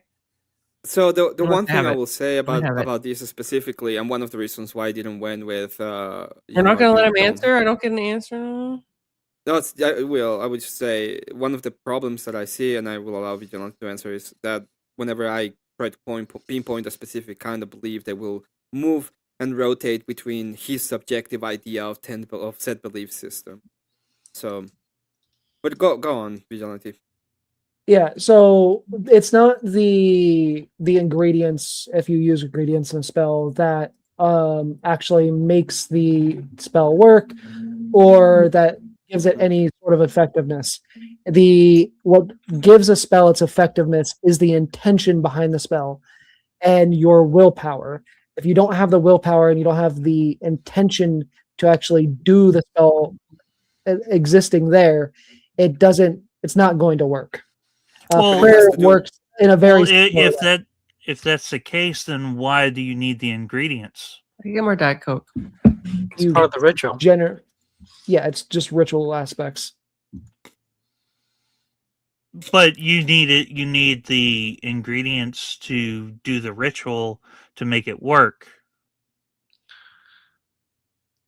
You don't need the ingredients in order to. But no, do the you need the ritual. ingredients to do the ritual. Without the ritual, it doesn't work. Well, it depends ergo on the you- ritual. Yeah, It's depending dependent on the but ritual. generally speaking, you don't need the ritual for a spell to work.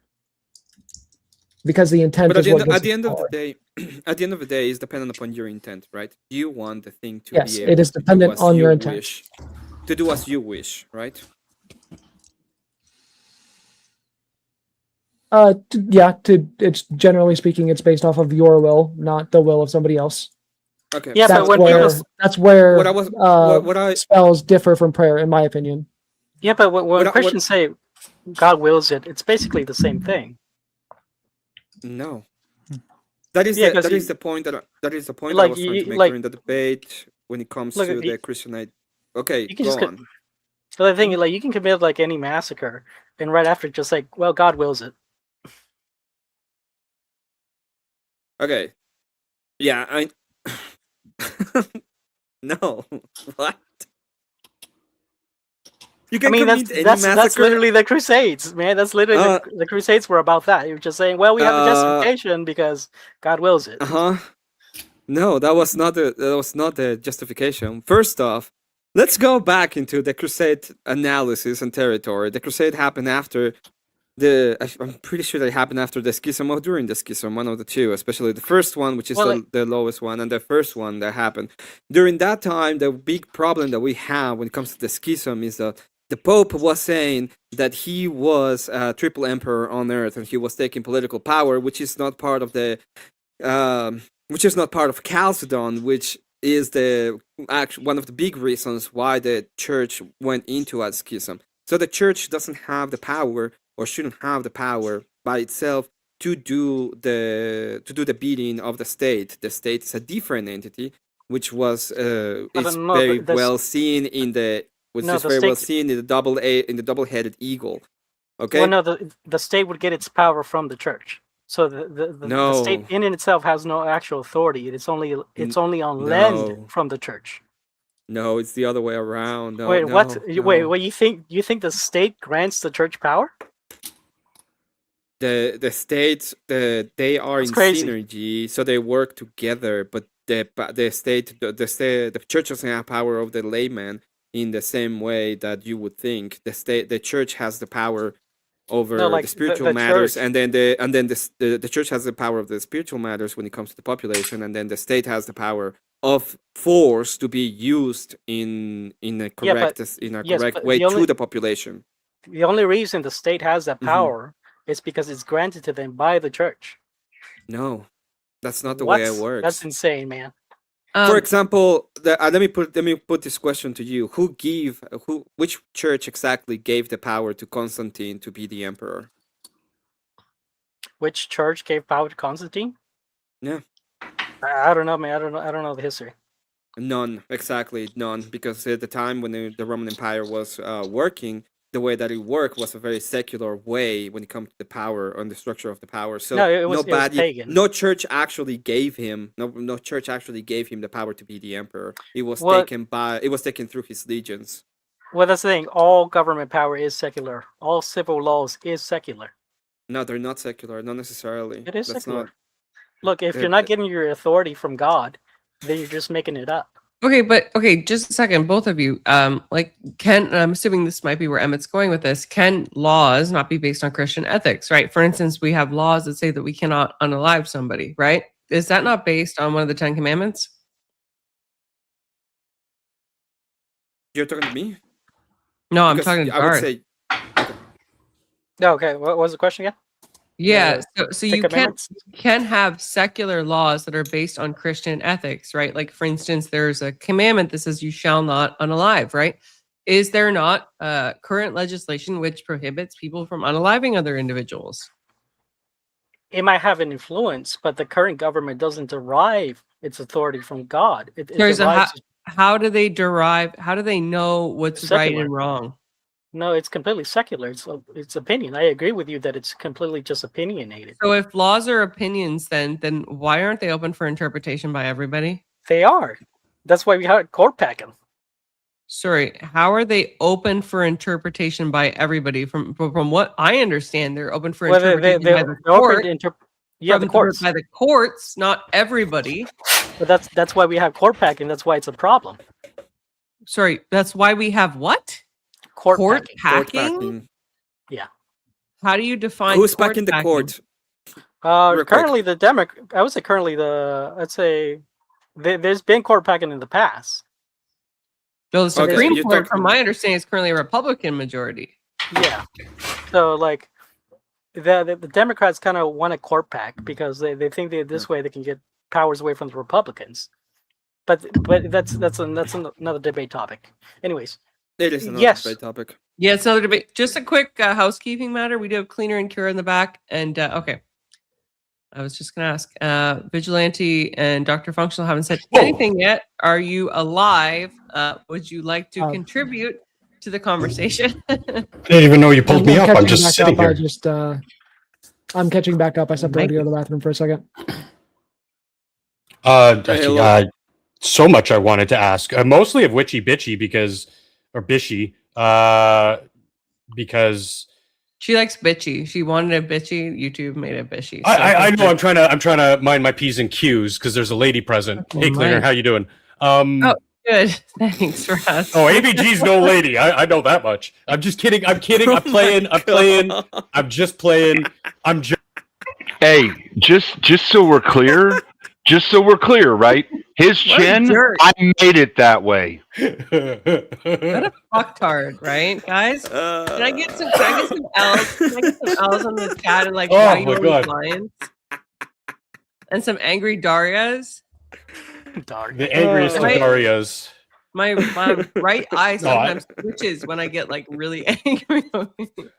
No, I'm just playing because I only have the one experience with Witchy's maybe a server role that you don't like. All right, sorry, go ahead. Our previous debate with you, and I was like, oh my god, this is insufferable. So I'm like, Emmet's going to destroy her on this topic. He was actually too nice. He was very.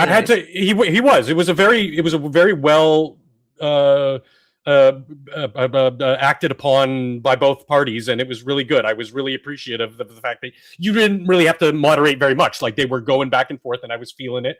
And I tried my best not to be biased, but I did think, given the presenting arguments, that she did win. So I was like, kind of, was it Darth who said that you sided with Emmet in the debate, but you are a occultist? No, that's me. Oh, Vigilante. Okay, that was you. So I just thought it was interesting because you and I are kind of like opposites here. Whereas normally, 90% of what Emmet believes, I believe, even though I'm not Orthodox, I live my life according to their prescriptions. Well, it's because I actually disagree. Let me finish because I wanted to say and I think Emmet missed the mark a couple times where he could have really laid the dagger into her, because in my 30 some odd year study of feminism, the occult, and most specifically Eastern, what you would call witchcraft, not necessarily Wiccan, they're different, but they're the same. I get it. Moving past, there's lots of stuff there that could have been picked out to really destroy any of her arguments, because most of them are this newfound amalgamation that, like, it sounded like she one day when she was a teenager watched The Craft and was like, I want to be that. And it's like, well, that's not actually. And so I kind of understood what she was saying, Emmet, when she was saying, oh, this is the Disneyized bullshit. Okay, might not be exactly Disney, but I get it. It's the amorphous, all-encompassing. It's like if I say to you, land the plane. Christianity, there are different sects. There's Orthodoxy, there's Protestantism, and they're very different. But if I were talking as a global concept, I could say Christianity landed. Okay. What? What the fuck was that at the end? I don't understand what the fuck you said. I had to decompress like 3 hours of watching and listening to you guys. Sorry if it came out a little bit. Well, let me ask a question. It's like, I understand that you thought she made a better argument when it comes to that. You okay? the argumentation that she provided was in accordance to the ritual and the dogmas, and when it comes to Christianity, I'm doing the same thing. And then I presented the counter directly that the same thing wouldn't be possible due to the fact that one is dependent upon your subjective ideation of what God is and how to attend with it, and the other is directly tied to the church. Which part of that was the part you think I misrepresented, that I could have done differently? Here's the thing. When you guys do the Eucharist, that is a blood magic. You might not know what you're actually doing. For example, let me give you Define blood magic. It is magic that deals with blood. What's the magic in Eucharist? What part of the Eucharist is blood that we use? I know it's symbolic. You guys don't actually use blood, but it's symbolic. But here's okay, fine. I'm drinking. I was drinking drinking grape juice. Okay, is that blood? What's this? Because is she doing blood magic right now because she's drinking something? No, you have to do part of a ritual, man. Look, I would say the reason why she got me was that it was analogous. So, one sec, Darth. But Emmet, to answer your question, if I were in your shoes, I would have countered with the fact of, well, instead of your internal worldviews, take a step outside of orthodoxy and try to attack her on another plane, maybe something a little bit more secular, and then drive it home, because it really felt like your only refutation of her point was because my belief system does not allow it. Does that make sense? The refutation of it has nothing to do with that. It has to do with who he is. Okay. She said, no, I understand that, but during I had to, pull it back and really look at it as a singular entity, this debate. And that's all I'm saying to you is I'm not even using directly, the refutation is directly logical. It's about, she's going to be using the supernatural. That's the idea. I have the power to use the supernatural, right? Because at the end of the day, that's what these people say. We have access to the supernatural, to our own ways and rituals, and it's dependent upon me if I'm going to use magic, because when I do it and cast a spell, it will use these supernatural abilities to my benefit because it's what I like. And morality is subjective anyway. And when I make the argument in the opposite side is, well, God is the one that's doing it. He is doing through his revelation. The revelation leads us in a specific way, which is the Orthodox Church, but I'm not saying that the reason why is because I believe it. It's because there is a revelation, there's a way that you ought to do it, and the only way that you can have access to any of the idea of the supernatural would be in reverence to God through the church. But it has, you don't have it on your own. You cannot just say, oh yeah, I cast a spell. That is a lie. That is, in fact, completely false. Yeah, but she did say it was to the honoring or whatever idiomatic method phrasing she put it. Her, right? But it's in the, and she did say this, the goddess, the spirit, whatever their idol is. To her, right? Yeah, but that's what I'm saying. You're both in your own bubbles, saying, well, this is what my side it's trying to speak very plainly, but this is what my side says, this is what my side says. And if one of you steps outside the bubble to say, well, okay, well, if your side says this, then it can't possibly be this, and that's what I meant by you can really stick. Why? Because you're saying because orthodoxy doesn't allow for it, right? No. Why do I bring up the idea that you have to do it through the church? Why? I don't know. Because that is the revelation in which God decides this is the way that you will have access. But do you understand what I'm saying, the though? Ultimate power. No. That's even cultists you don't understand. Well, because everything you're saying and that you're espousing here is from your orthodox lens. I'm not saying that that's right or wrong. Well, yes, it is, because you're literally using the words God, and you're in when you say God, you are referencing your God, our God, the one and only. Right? Is it my God, or is it's dependent upon me, or is he an objective? Well, that's why I use several different terms. Yeah, because but I'm going to ask you these questions. It's very simple. Is it not an objective fact, or is it dependent upon me? It's dependent upon you. because you're the debater So I in decide. the Okay, debate. then in that case, I decide what the church says, and then in that case, then yes, it's No, witchcraft I'm not, because it's but dependent I upon think me. you're misunderstanding That was because the point that I was I'm saying. not trying to debate It is. the ideas You you're are presenting. doing it because I'm No, asking I'm not. you I'm the saying question, and you said that it's dependent methodology. upon me. That was the Methodology. big. It's not a tautology. The tautology I didn't would say be tautology. I if said I say it is because methodology. it is. How you're Okay, doing something, not what you're saying, but how you're doing my it. methodology. And I'm not. You don't have to be defensive. I'm not being like critical of you, because again, we would agree on that point. However, I'm saying to bring it to tear down her argument because she was the affirmative. If you were, and just my opinion, if you were to be able to step outside the Orthodox bubble to say something a little bit more I was outside receptive the to Orthodox her. bubble. The argument was not because I'm Orthodox. No, but I never in make what an you were argument saying because and it how you depends were upon saying me. it. Well, yes. Yes. Okay. The position was you have access to these because you say you have it, right? I do it because it's a subjective idea and it depends upon me if I use these powers or not. And the argument that I bring forth, which is the dismantling of it, is no, there is an objective way that you can actually partake within the energies of God, in which you can have access to Him. Okay, and the only way you can do it is through the church. It's not because You beseech I him want through it. reverence. It has Yes. to do. It has to do. It was done through a way that God came up, revealed the way, and set up the foundation. For example, He set up the hospital so that you can go through it. That is not.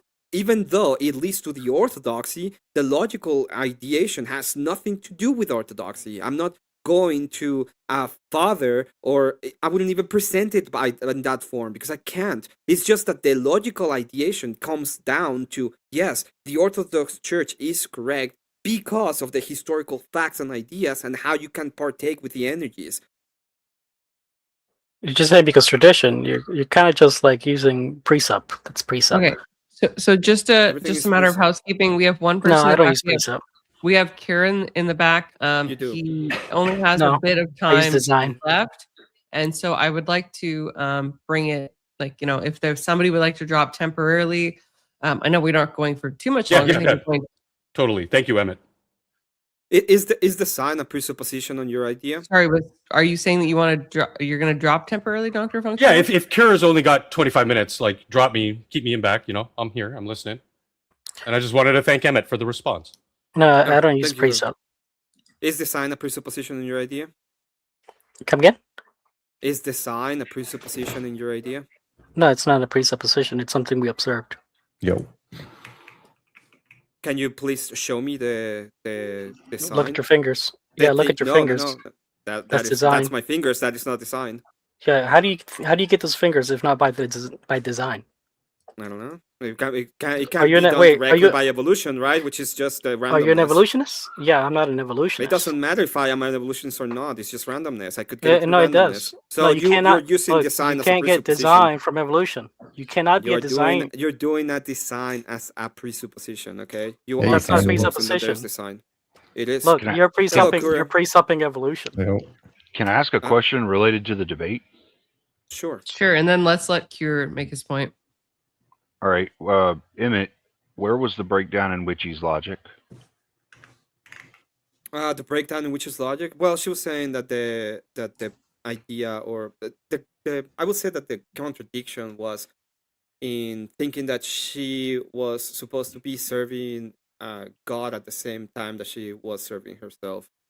So she was contradicting herself in that aspect. But yes, it's a complex argument. Like it's that's the inherent contradiction of Christian witchcraft, is you can't serve both God and yourself. Okay, I don't believe I heard her say that. I think she tried to clarify that what she calls God is the source, and that is like she humbles herself to that for whatever it may give her or whatever. Yeah, but there is a reason. I gave the reasons, including historical ideas, as to why there is a revelation on how God wants you to do it, and she was not willing to do it. Thus, I get that from the external critique point of view, attacking it from the Christian point of view, and only using that framework, like you can find contention with it. But when you're trying to understand her viewpoint and her logic and whether or not it tracks within her view, like Andrew Wilson points this out all the time. He says, why do I have to answer a question to you about my view for you to be able to explain your viewpoint? That's to signify what you're doing when you're doing an internal critique is you're understanding what the other person is saying, finding the logical breakdown points, and then identifying them. Did that happen in our debate that she had to answer that give me my position? That she had to give Because you your position? She got yeah, you to because speak on your position a lot. she did, because I had to bring forth an position in a sense so that I can actually bring forth why she Why? is not. What do you mean? Because there is a If you're double. if you're looking for the logical breakdown in her position, why does anything you say matter on your position? Because me saying that it's all subjective to her and then not explaining why is it that we need to find an objective reality, that would be a problem on my position as well. Right? If I just say, well, it's all subjective, then we actually don't have a position. We don't actually have a debate. It would be, she would be correct in her subjective idea, and then there will be nothing in the objective, in objectivity that will point to. The point of the debate was to actually prove that she was supposed to have this capacity purely in a subjective framework, and at the same time show the contradiction that she cannot serve the two, like Vigilante says. That is the point. Well, actually, this is part of what my confusion was. What do you mean by subjective in her subjective framework? What are you referring to there? Subjective just means that the reality is dependent upon the subject. So in this way, it will be upon her. The only thing that she needs to be able to access magic or God will be herself and whatever her ideas are. What does that mean? That everything doesn't follow that everything is subjective from that view, though. I'm not saying that everything's subjective from the view. I'm saying that when it comes to magic or the capacity to partake in supernatural, right? It would be upon herself directly. She doesn't need to do anything that is not in accordance to whatever she believes. So she's saying like she can will, she can will it to be. It's like part of her nature. It's like a capability, like as much as she can walk or something like that. I would imagine. She can just will whatever the magic is because she has access to the supernatural, because she has access to that part of the supernatural. Okay. Well, what's subjective about that, though? Or I mean, like it's subjective she's just in the following. sense, like It's just following her preference, right? She just has it because in that sense, some kind of revelation or some kind of ideation that was given to her. Yeah, the preference part she would follows. be in She the calls execution, witchcraft. right? It would be like in the execution or choice of to utilize those powers. That would be like the subjective element, right? Like the elements of choice there, right? Yeah, you can point out to something that is let's say that you can call it God, and you can point to that, but the way that she gets access to that will be solely dependent upon whatever she prefers. Okay. All right, that's fair. The other point I had was just you were talking a little bit about like moral realism stuff earlier, which I just think it's worth noting that even if you believed in God, it would require like an auxiliary argument to get to moral realism. Like it doesn't immediately follow from God that there's like a moral facts that exist external from yourself and that aren't the truth dependency isn't reliant on like a position of the observer. So like there's like an argument needed there. So that would definitely be substantiated. You're talking about the capacity of us to understand whether or not it's good, or you're talking about like the fact that even good God. Things, the fact that good exists at all would mean to be substantiated in a way that like it can be something that's like a property of like actions or beliefs or something like that, or like the fact that like how we get to the moral facts are true. Like that doesn't follow immediately from there being a God. So that's something worth noting. Like there's another burden there. There's another argument needing to be made. I Well, think he believes in divine command. When we talk about God in the idea of like this is just me. This is my interpretation. Sorry. When it comes to the idea of God, I would say that all the justification comes from Him. So God is not a like God is. Goodness is good is God simply because the justification for what God comes from.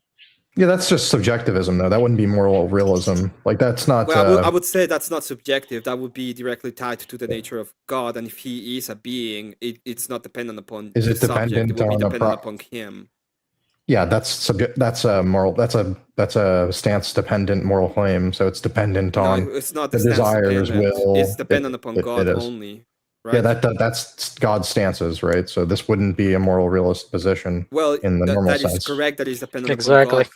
It would be dependent upon God's stances, but it's not dependent upon your stances. So Correct. it would be objective to you, right? No. It's still subjective. No, wait. It would be objective to you. No. You are subject to Him when it comes to the morals. No, that's like saying God's. That's like saying the government's laws are objective because I'm subject of the If you government. mean objective in the sense that, like, in a sense that, like, Bro, what? Say that again. Hey, come again. Hold on. Proposition is not dependent on. They are me. The truth value. Wait, Emmet. Calm down. We have two different conversations, one at a time. Emmet, did you just? Could you repeat that? Calm down. I need to understand. All right. So am I going first, or is the other guy? Yeah, just a second, gentlemen. Nate, you're not in the back. Or what do you need to? Are you trying to get in the back? I just think you wanted to drop him. Am I just bringing up? Okay, he's getting back on. Okay. Good. You need to connect your devices. Yeah. Okay. So I'll. Okay. So right. So if you're asking me, well, how do I know what God's positions are? Like, I can use some epistemological standard and say, like, and figure out how I derive that and say I can know those things. But this wouldn't mean it's any less a standard or a belief or a position dependent on the stance of God. And so under, like, a normal or very standard moral anti-realist position, this would be a stance-dependent moral fact and not a stance-independent one, because an independent one would be external all subjects, and it's not external subject. It's directly derivative of a desire, disposition, or will of a subject, that being God, like the agent, right? So correct, but he's the objective, right? When we're talking about, no, he's not objective. No, it's not. He's subject. Like, this is the point. He is as a being. He is the emanation of the good. So to you, everything that he is would be objective, because you are looking at him. Yes, he's not dependent upon your mind, right? Obviously, he's not dependent upon my mind. That's not relevant. So the question is whether or not the moral propositions are dependent upon his mind, and the answer is yes. Yeah, I would say yes, but it has nothing to do with you, and it has nothing to do with whether or not morality is subjective. I would say morality is subjective. Well, I'm not talking about subjective yet. On the object. The object is him. So he's right, not. That's moral anti-realism. He's not dependent. No, it's moral realism. It is. It isn't moral realism. No. It is. Yes, depending upon him is exactly the reason why it's. Yeah, it's not any. but it's just as real. dependent. It's just as dependent on him as the proposition "Cure likes ice cream" is dependent on me. It's the same thing. Correct, but for example, if I were to say everybody likes ice cream, okay, and God says, yeah, everybody likes ice cream, that would be a true statement, right? Yeah, that's not a moral claim, though. So. Okay, when it comes to morality, he says this is wrong, and I say based on this his is right. preferences. Would I be wrong? Right. Would I be wrong? It would just depend on the relevant standard being tested. Would I be wrong if he says that he's right? According to what standard? According to everything is according to his standard. That's the point. No, it's not. That's obviously untrue. It is obviously true, because not everything is not according to his standard. Everything is according to his standard. Yes. No. That's the point of why we're talking when it comes to. That's obviously false. He is God, and he has the final authority. Does he? No, he can't sin. So he has the final authority. Does he is the one that he makes things. He's the one that decides what is good. Right. We could say he's like a first cause or something, but that doesn't follow that everything is according to his standard. Yeah, we could say that for sake of conversation. I don't believe that. But when it comes to good, everything is accordance to his standard. No, that doesn't follow. It does follow. Okay, I just mean something different by good. I mean good as in how much something aligns or does not align with my preference. Yeah, but what I'm saying, when it comes to your preferences, your preference can be wrong. His preference can't. No, preferences can't be wrong. I don't know what that means. They're not your true. Preference they're when not it comes facts. to good can be wrong. His preference when it comes to good cannot. How do you have a preference when it comes to good? I told you what I mean by the word because there good. is a standard. The standard. No, there is isn't. him. Okay, Yeah, can you have a preference? can you have a preference to date a blind woman? Yes.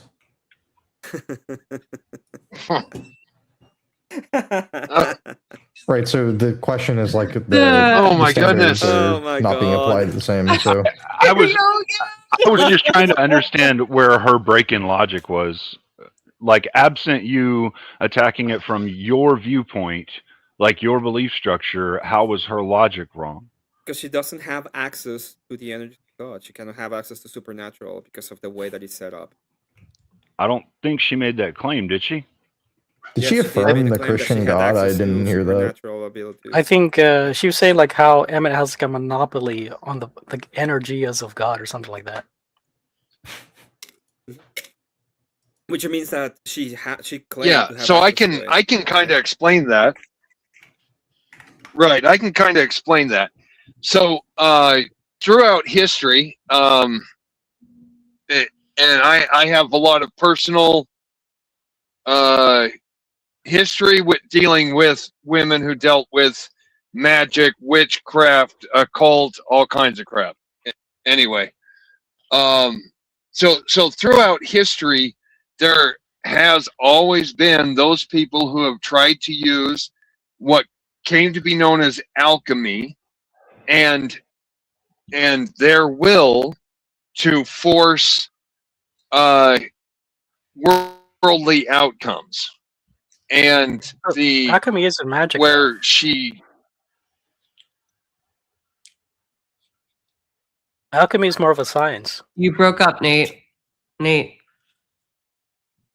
He I might be think Nate between is. towers or something. Yep. Yeah, I was trying to understand how her viewpoint had a break in logic. Because and you were saying, again, you don't have access to the energies, right? That's the point. but I don't think she was making that claim that she did she? She did, because when she said that she uses magic, you have access to the energies. You're partaking the supernatural and the source. Wait, what if she's the source of it though? She doesn't need access to another thing. Well, she didn't say she was the source. She had been the Did source. she say she affirmed the? I didn't watch all the debate, admittedly, but did she say she affirmed like the same God that you do?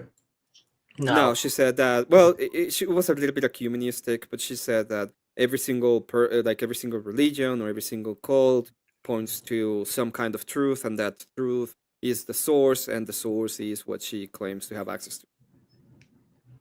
But here's the thing: the source is open ended because even I can be the source, even a demon can be the source. So saying source doesn't really identify what the source is if it doesn't identify it to be like the ultimate capital G God. She identified it to be similar to what Christians call God. Yeah, that was problematic.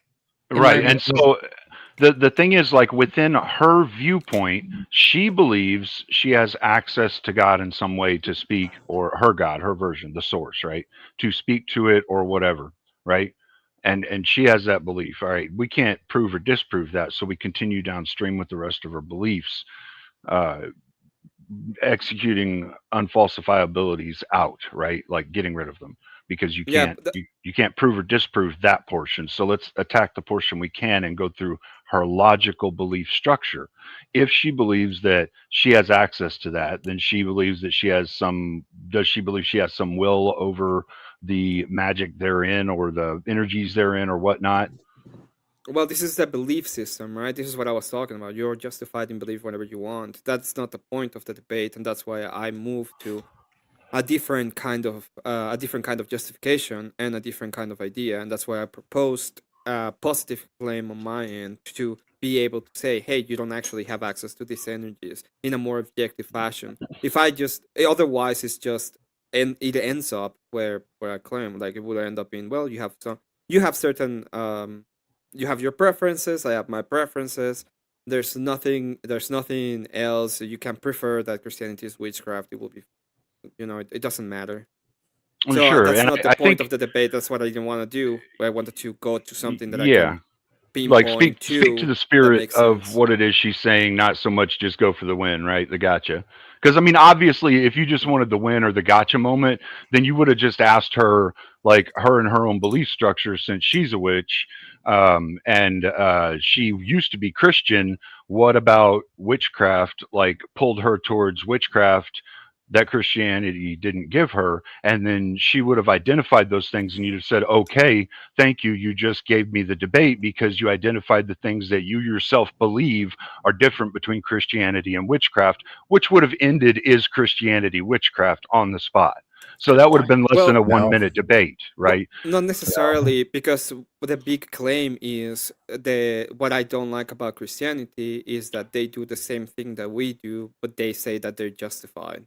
Sure, that's more in line I with the needed- spirit of it, not the gotcha win. I was saying if you wanted the gotcha win, you just do that bullshit I said earlier. But you were trying to approach from the spirit, so I understand why the line of logic is more important to follow there, because if you're embracing the spirit of someone else's conversation, then you need to step outside your own preconceived notion that everything you have and know and all that shit. You have got to step outside of that, listen to what they're saying, understand why they believe what they're saying, and find the gaps or the circular points or the breaks in logic that make no sense or have no reason. The other thing I could have didn't done, hear it would her. be- I didn't hear you do that to show that she was wrong. No, I did. Well, point but out she did it contradictions herself. more than once. Yeah, more than once I point out a contradiction, a logical fallacy. But that was not the point. The point at the end of the day is when I'm talking to her, I need specifically in this debate, there were moments that I needed to.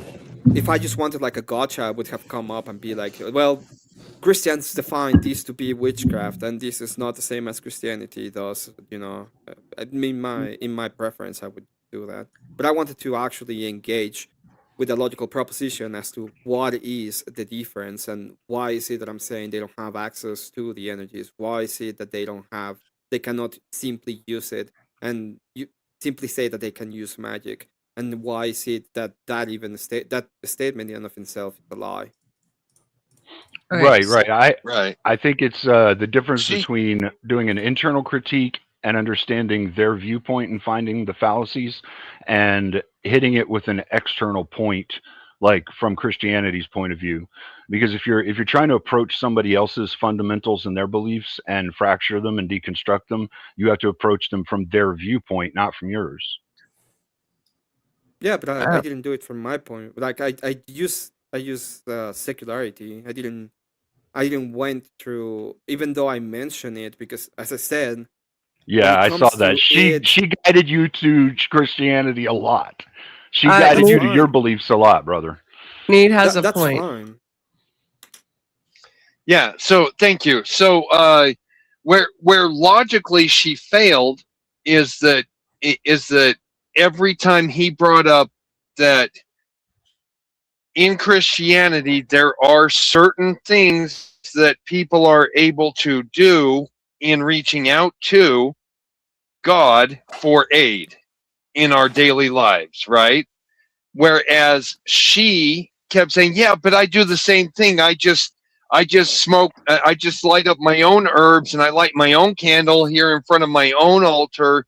It is removing everything she's doing from the powers of God that Christianity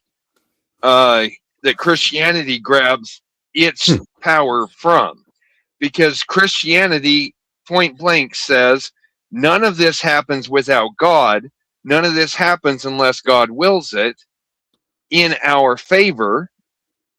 And her whole thing is, I'm just grabbing the same energies and just talking to other entities and asking them to help me do the same thing.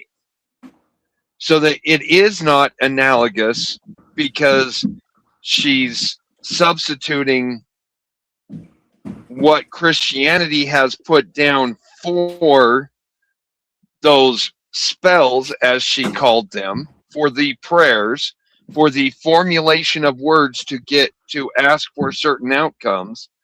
And she has replaced them with her own words, her own altars, her own icons, and her own process.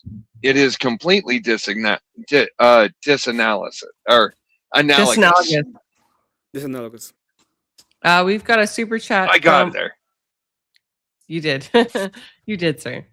We have a super chat from Reexamination Show. Reexamination Show says the mind that reality is based on cannot be stance dependent, seeing as reality is dependent on that mind, i.e., subjective morality. I'm assuming he means separating a mind from objectivity is a false dichotomy. Law of identity needs to be an identifier. Any comment on that? Separating a mind. I mean, it's confused. Definitely very confused. Separating a mind from making a objects. distinction between subjective versus objective morality. So, well, the thing is, you can't make the claim that the laws are objective and then change them, which demonstrates that they weren't objective. It becomes a performative contradiction. Sorry, so who's saying here that legislation is like objectively moral? Because there's I'm not saying objectively moral. I was just saying that they're objective. I'm just saying that they're objective. Yeah, they're right? objective. Like they are a thing. In a legal sense, right, Emmet? Like, I don't think Emmet's incorrectly stating that there is a difference between objective morals, right, and objective based on like law of the land. Sorry, I would never say that the laws are good just because they're laws. That's not the point. The point is when you say they're objective, yes, they are. They're not dependent upon your mind. They are. Then everything becomes objective. It's just a matter of force at that point. What? Look, if you're just gonna say you say one more dumbass thing, I'm booting you for Elder Lion. Okay, you better. I haven't said one dumbass thing. I am losing patience. It is my nap time, sir. Okay, I will bring out full sass. You better make a gosh darn point in at least like the next 2 minutes. You can't. Objective means they're unchanging and they're not subject to change. So that's not what it means. Okay, so can the law change then? Can the law change, dude? That means they're subjective. This means they're no. Letter of the law versus the spirit of the law. Have you heard of legislative reform? Have you heard of this term? It's called legislative reform, where we amend. That doesn't make it any less opinionated. It doesn't make it any less secular. All I was saying with that is that they are not dependent upon you. Okay, when I'm talking about objective versus subjective, is the thing about subjectivism is that it's dependent upon the subject. Okay, look, when you're talking about objective, those things are not dependent upon you. Let me give you an example. So, like the Soviet Union had laws that you couldn't own property. And those laws were quote unquote objective. Do you think they were objective at the time, right? According to you. Well, they were objective laws, yes. They were objective at the time, right? They were there and they were not dependent. If the subject said I don't agree with said law, I'm gonna create my own law, and then the law is applied to them. Would they be like, oh, they're not there anymore because I said that they weren't? It's that the justification for the laws are secular. They're circular. No, they're not. We're talking about justification. Listen, you're adding stuff. I'm not talking about the justification. I'm talking about the law. You need justification. The law itself. No, you don't. No, you just worse. Do my opinions. The fact that it's a law. Wait, no. Let me finish. The law itself. If I'm gonna say my opinions are objective, no. If I'm going to say that my opinions are objective, do I not need justification for that? You might need justification, but that has nothing to do with whether or not whether I might need. What's the justification for the fact that you need justification? Wait a second. Just 1 second. Can there be a law? Can there be a law in any setting that is not justified? All laws are going to be opinions. So they're not justified. So I don't need justification when it comes to laws, right? No, because I can say the same thing. Is there a situation where my opinion is not justified? When it comes to you yourself as a subjective thing, no, you can have any opinion you want. Exactly. Right? See, it becomes secular.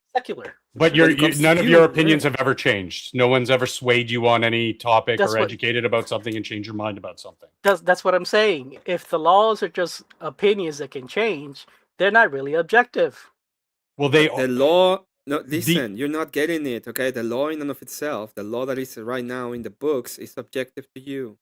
No, what is objective is the might. The might behind those laws is what's Yes, real. but the But system the laws in of it, laws is the laws in objectively true, correct? no. What is true What is does the power. objectively true No. mean? What does that No, mean? what's Okay. real isn't the law. I don't What's real know. is the guns. I don't know why. I don't know why we got to spend 45 minutes talking about this subjective law stuff like that, because it Yeah, I has don't get nothing to do with the freaking debate. Because in their worldview, Because you're a let me sophist who finish, wants to man. jump in My and God. obfuscate all Let me- fucking day. No, I'm not trying to obfuscate, because under their worldview, if the LGBT takes over the government and they impose laws that you have to be an LGBT part of the LGBT trans community, it would be That would be objective. an objective law. Yes, at that point. That would be an objective law. It would be unjustified. That's and They ridiculous. passed it would be legislation to wrong, turn it and into we a could law that's probably need to get objectivity. rid Yes. of Did it. you have a point behind this? Yes, it's completely unjustified. What is? It has A not law? Oh my god! We're not talking Yes, about the justification, opinions. dude. And you what cannot- does this have to you do with cannot- Christianity You- and, you- the you- problem and of point it- that you make that witchcraft? nobody's discussing. Like, Oop. thank feet. Oh, Thank my finger slipped. Yeah. Sorry, I mean, I was getting a little annoyed with him because, like, I'm like, do you have a point here? Like, what's? I'm sorry. Sometimes, like, Didn't you mean know, to like keep I'm stepping on your typing, and toes. then like one of my fingers kind of like falls. No, to the there's other side never of a the point. He's a keyboard. sophist obfuscator. I don't know him, Nate. So that's why, as soon as I heard To be your honest, I tenor, wouldn't I pay was like, attention to oh, what he's he's one saying. of those people. I'm just gonna wait for the you boot, you lose. I'm just gonna I was wait. just pointing out was expressing an anti-realist position. I mean, Do you want me to invite him back so we can ask? No, it's correct. It's correct. Yeah. I was just typing to somebody in chat. What's up? Who's the guy who wanted to ask a question? Dr. Nobody wants to ask a question, Darth. We're done. Then why they bring me back? I don't know. My finger slips again. Sorry. Oops. Bye. Darth, thank you for my time up here. Thank you, AVG. Thank you, Emmet. Hey, Witchy Bishy, thank you for having this so that I could jump up and yell at somebody for absolutely no connection to the debate at all. I'm going to lay down and go to sleep. You guys have a wonderful day. God bless all of you, whether you like God it or bless you. not. See, Nate, thank you so much Oh, for your yeah? support during this stream. It means a lot, sir. Thank you so much. I support Thank the you very much. movements that are putting thoughts where I want them to go. It's what we are doing. Thank you for your support. All right. Well, I God just want bless. to come up here because I was interested into knowing what Christian positions Witchy Bitchy actually gave Emmet, because I didn't hear any. All I heard was a bunch of Catholic positions being thrown at him. They don't count. No, they don't. Not when she's debating Orthodox, right? She's debating against Orthodox, that position. Well, right? we're debating about what Christianity is when it comes to The Christianity. debate There's an prompt is objective literally standard. Christianity is witchcraft. Witchy Bishy is on the actual like affirmative, right? She has to prove that Christianity is witchcraft.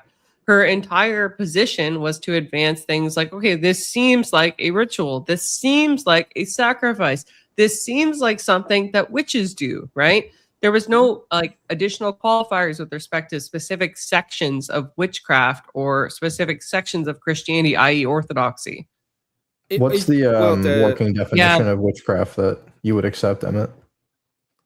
Oh, the one that was provided, like use of sorcery, the use of sorcery and magic, rituals and practices and corporate belief in magic that are associated, especially with neo-pagan traditions and religions. But and the idea of magic, which is the second definition and the one that we actually went for, is the use of means such as charms or spells believed to have supernatural power over natural forces. In this case, it means that you have capacity to access supernatural powers and utilize it against natural forces, which is where the whole idea of she had access to the energies of God, which was one of her presuppositions. She had access to that source, and it was defined very similar to the Christian God. And finally, I went through that and gave the refutation, and the refutation has to be done with how it is that Christians actually have access to the energy of God, and why is it different from a just position of I do it because I can, because it's within me. What was the understanding of magic that was provided? The use of means such as charms and spells believed to have supernatural power over natural forces. Okay. I wish you hammered her a little bit harder on those definitions, because I think that would have made it completely fall apart. Because like I said, there's several different parts of what is, and you actually just said it, which I can't believe I missed when you said it before, neo-paganism, which unto itself is its own new sect. But it doesn't matter if it's neo or not. I don't know, because she fluctuated a lot between Wiccan and old pagan forms and that's what I'm saying. Ideas. She was all over the place. The point that I'm making with that is that if it doesn't matter when it's the justification for her use of the supernatural comes from herself and her own ideation. That's what I kept on bringing up, that the difference within Christianity is not that we don't have access to the supernatural. It's how we do it, and it's nothing to do with me as the source, but Christ and God as the source. Hey, if Bill wanted to hop up, I can let him go up instead of me. He'd probably be better at this than I would anyways. So just as a matter of housekeeping, I do need to nap. I've been like up until like 4 or 5 in the morning, like every single day for the past 3 days, and like I can feel it in my bones. I need to nap for at least 3 hours to like, muster up the strength to eat. So what I thought is like, yeah, if you want to drop for Bill, I'm perfectly fine, but I only have like 13 minutes left of me. So go to bed, Darren. Lay him up. We are waiting to Emmet, and Emmet, I anticipate, if he is going to be a little bitchy, pun intended, is going to review a certain stream where they're coping very hard. And I sent him they're the link coping right now? Is there magic on the stream? I sent you the link in the Discord. Okay. I know what it is already, and you didn't send it to me, but it's fine. You're tired. What do you mean I did send it to you? No, you didn't. Who's coping? Am I tripping out? Oh yeah, I see. Yeah, my bad. Jeez. But I know people are coping. It's gonna be a copious amount of cope that we're gonna get out of this debate for the couple. Yeah, the next couple of months. Maybe you could make some content on it. So, how about this? Including we're bad atheists, because I'm sorry, bad Christians. The bad Christians. Awful. The worst. Yeah, awful. The worst. Oh. The worst. Elder Lion, do you want to drop for Bill? Is that what you're offering? Yeah, if he comes up, I'll drop. Okay, Bill, are you still there? Paging Bill. Paging Dr. Bill. It's like Dr. Phil, but like based. And I understand that that argument is because if I just showcase and I just say, well, you have your access to the supernatural, and I have the access to my supernatural, and not explain why is it that they don't have access to it, then it becomes a just preference based kind of thing, right? Like, well, you can, if you prefer it, you can say it, but I need to explain why. That's why I brought up the idea of why is it that they don't have access to it. Hello, everybody. Hello, Bill. Hello, Bill, you big meanie. How's it going? Sorry to chip into your 15 minutes. I'll only be 5. For you, going brother okay. in moderation, I will give you another 2 minutes for my time. Okay. Thank you. I hope you're doing well as well, and get some rest. I'm just walking my dog right now, so that's what the background noise is. Toby? But anyway, Toby. Yeah, that's Toby. Yeah, that's right. Little what you call it? Jack Russell Cross Chihuahua, Jack Wawa. Emmet won't tell me the names of his birds, otherwise I'd shout out his very Christian, very based birds every time I did a stream with him. But, okay, I can tell you. Does he bark in Australia? One is Greenbird. One is Greenbird, also known as Confucius, because Confluence paid for that one. The one is called Louis, and the other one is called Cloudy, and those are the names of the Louis, Cloudy, and Confucius. And Confucius. Confucius. I noticed they went to anyway. bed So after the witch left. So that was curious. I think it's because of their extreme hatred for witchcraft. It's dependent upon light. The moment light goes down, they stop. No, don't say Turn that. it It's the off. animals have the sixth sense. All right, that's the reality of it. We all know that to be the Yeah, case. it's like canary in the coal mine. They're sensing danger. Yeah, exactly right. So I just wanted to jump on. I'll try to be keep this short and sweet. Now, I grew up not really into the occult or New Age per se, but I did say like dabble with psychedelics and encounter, I guess, these spiritual realities where by default, if you go into these sort of states of mind, you kind of start to be more sympathetic, let's say, to New Age bullshit, right? And I guess the long story short is that for people that feel that like the world, is lacking a spiritual reality to it, occultism and neo-paganism is very attracting because immediately once you send out that distress call, I mean, God is always there for you, but he's going to be more subtle about it. What you're going to get instead, a bunch of demons feeding your bullshit into your little eardrums there, making you feel so special. But the price of that isn't going to be so great. So I wasn't really here to discuss the debate as such, just I guess give my own 2 cents about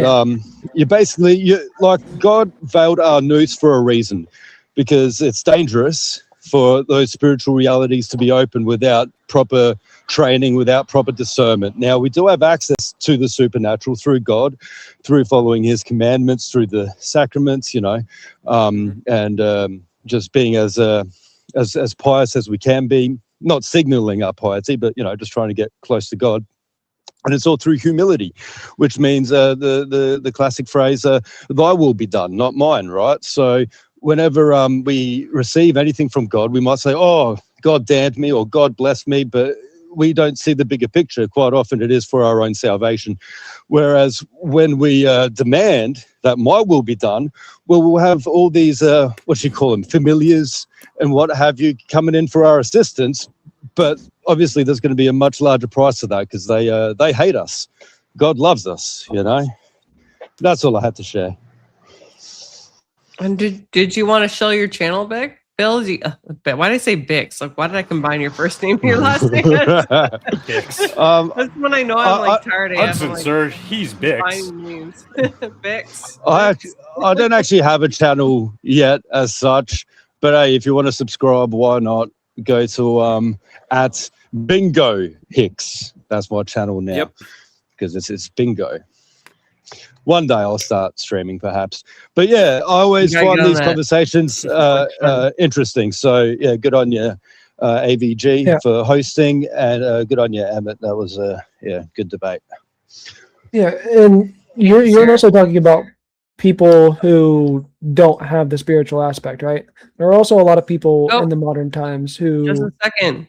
I've got some mullahs to talk about. Spoiler alert from World Radio. Emmett's birds aren't named Samson, Delilah, and Samandar. Semadar? Go ahead. Sorry, the sword. Thank you for your donation. No, you're good. There are a lot of occultists and pagans that become occultists and pagans from after leaving Christianity. A lot of the reasons why I am one of them, by the way. I grew up in a Protestant evangelical household. A lot of the reason why is because a lot of us feel either A, that Christianity fails to actually explain the supernatural, or B, because people just don't like rules. That's usually the other reason as to why people get drawn to paganism. Yeah, it's like it's literally, don't tell me to clean my room, Dad. Like in a religious worldview, you know what I mean? I like to like daddy issues, I suppose, or authority issues. It's like libertarians and what have you. And then there's the 50-50 on like whether or not they're going to become pagan or atheist, and it's people that generally believe that God is evil. Well, you mentioned that yourself, right? That was one of my reasons, but it was nowhere close to my main reason. My main reason, personally, was the failure of Christianity to actually explain the supernatural, specifically speaking with the fruits of the Spirit in the Bible.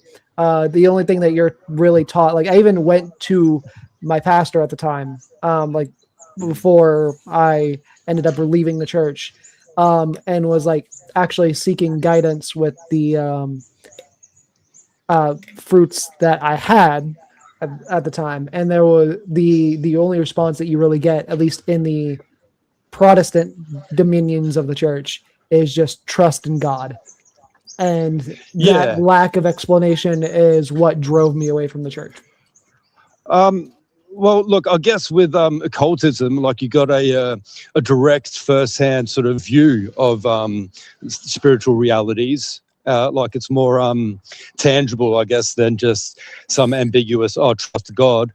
And now I will just say, and I'm sure many other panelists here, well, I don't know, might be split 50-50. We seem to have a few pagans and what have you in here. But a lot of us would suggest you seek out orthodoxy in particular, because Protestantism, does lack proper answers. That's true. And they'll just say, God works in mysterious ways. Now, obviously, we would also agree that we don't know the big picture. We don't understand why God does what he does in our life. And we do have faith that it is for the good, So, like, we will give a similar answer. But I think for deeper metaphysical or theological Christians, you'd probably be better off seeking out a Orthodox priests. But even then, like, not every priest is going to be an expert in those questions, Like, Yep. I just suggest you keep on researching, because we do believe that it is from God, and it is the way, the truth, the life, and anything else is just an imitation. Doesn't matter how convincing, and that includes Protestantism. All right, I'm going to boot you guys in order of no particular importance. Bill, any closing thoughts? No, I'm happy that you had me on. I just wanted to have my little spiel, so thank you. Thank you for coming on, Bill. Have a good night. God bless. God bless. May the Lord bless the rest of your apostles fast. Kier, thank you so much for coming on. Sensei of DSD. Do you have any closing thoughts? I would just, I really only came on to remark on one thing, since it's something that I feel somewhat confident to speak on. Sorry if I didn't participate too much in the which elements of the debate. I would just advise Christians to investigate moral realism, because there are auxiliary arguments for that position which can be defended, and it's just asserted usually, even though it's not clear the implication. And I would try to not reduce God's positions to a type of anti-realist position, because that's rude, and God doesn't like when you're rude. So you should figure that part out. Well, you don't know that. Yeah, that's all. Thanks for having me. Yeah, thanks for coming on. Continue to guide Dark Side Deaconess in the ways I cannot as a woman. All right. Dr. Functional. Actually, you know what? Vigilante, your closing thoughts, please. Do you have anything you'd like to say?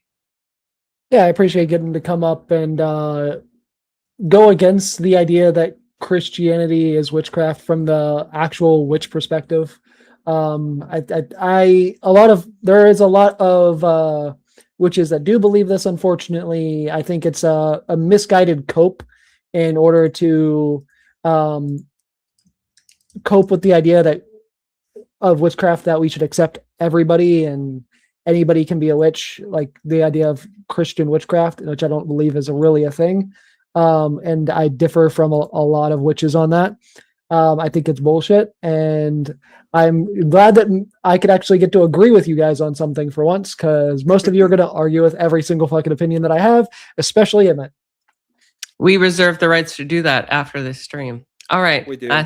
Thank you so much for joining, and have a great night. God bless. Have a good night. Dr. Functional. Hi. Not an actual doctor. Do not rely on him for medical advice. Do you have any closing thoughts? Do you have anything you would like to show? No, it's fine. But I do have some closing thoughts, in that the real winner tonight was me, because utilizing force, I have caused Darkside Deaconess to acquiesce to the fact that I am now her husband and now control her. And she will now come to me and not people like Dusty.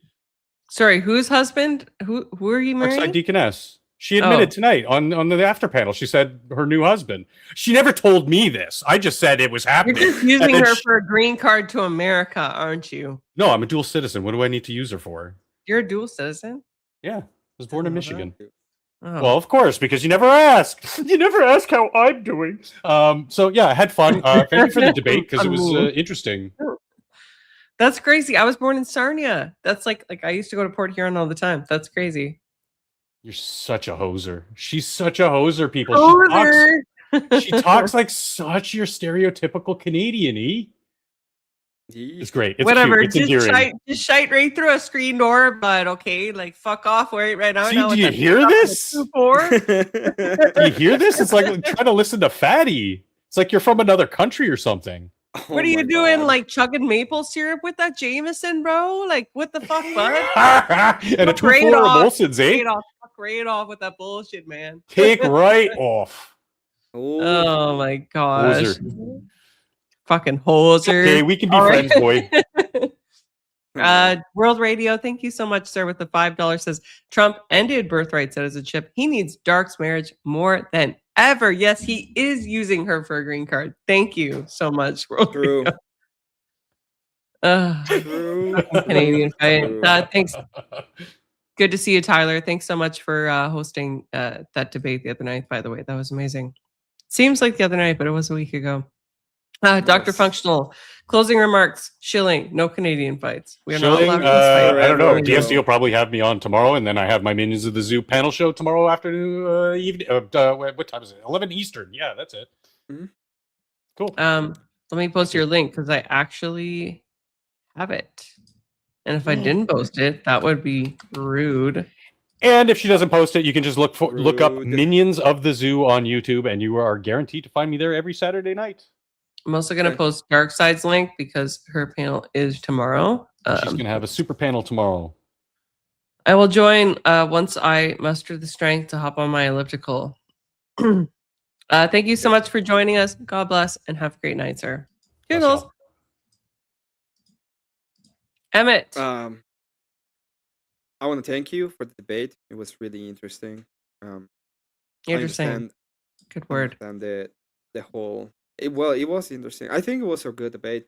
All in all, consider it. Yes, we were meanies in the after panel, although I wasn't really that mean. I mute myself. I just thought it was a funny joke. I thought it was a funny statement. And, it's fine. Everybody can get mad at me for anything. It happens all the time. Even when I make contrary arguments to what I believe, the people get mad at me, which happens every now and often. So, but I want to say that thank you to you for having and posting this debate. I think it was an interesting debate. It was pretty good. I also want to thank the chat and everybody who was here and giving me a little bit of feedback on what I should have done better and how I should have done it. I thank all of you for that and for the words. I won. That's all that matters. And people hate me, which I'm happy for because a lot of people really don't like me, which is fine. Send him your hate mail. He wants it. So He's please send me asking for it. a little bit of hate mail. It would be really greatly appreciated. I want to have more. I want to go ahead and make a stream about all the hate mail I received. So please do that. Do it now. And yeah, just wanted to thank you for that. It was very interesting, and I hope a lot of people got something out of it. So thank you all. Just so I don't leave people in purgatory, you're continuing to stream, right? After this? Yeah, I'm continuing my stream. Okay, great. We are reading to Emmet, guys. Of course we are. Of course, we show support for our friends. Emmet just topped a amazing record. He is past 600, and so am I. Yeah. Yes, 600 club, baby. Woo, woo, woo, woo. You guys rock. You guys rock so much. Yeah, I'm going to kick him, and I'm going to announce what I have coming up. Thank you, Emmet. God bless. Have a good night. Thank you. I'm kicking myself. Okay, he kicked himself. What am I doing? What is ABG doing? Well, unbeknownst to all of you. I guess maybe a couple people might have known. I went on a certain panel and I again pissed off certain atheists. And I have a lovely stream for you guys coming up on that. I will also be doing a topical stream prior to that because, come on, it would be a tease if I just did it right away. But I will be doing a topical stream with respect to a certain interview between a leftist and a former trad con that is now conveniently a leftist because, ladies, am I right? Sometimes they flip. So I will be doing that. I do have a couple things going on this weekend, so I will do it as soon as I can. So expect the topical stream first, and then my review of my recent debate on a panel, which we shall not name, right? After that. When will it happen? Stay tuned on my channel. In terms of debates, I do have another debate coming up. Actually, I have two debates coming up next Friday. The first is against Anson Knowles on grids. The topic is secular marriage is a good deal for men. I will be arguing on the negative. So that should be very fascinating. And then that same night, because why stop at one debate in one night? I will be debating against Kanye West being the Michael Jackson of our generation, and that will be on Horseradish's channel, I believe. So stay tuned for that. Please join me for that. This is going to be fascinating. I'm going to have to do a lot of prep for a dual debate, but it will be great. I would like to thank all of my panelists for joining. You guys rock. I couldn't do this without you. And my super chatters, come on, guys, you rock. There's been a lot of expenses and stuff associated with this business, and so I really do appreciate it. And to everybody in the chat, thank you so much for supporting the show. I hope you come back to all of my streams. But for right now, I will be sleeping. So please enjoy Emmett's stream. Sit back, enjoy the rest of your evening, and I hope that you all have a great weekend and a blessed night. And with that, toodles!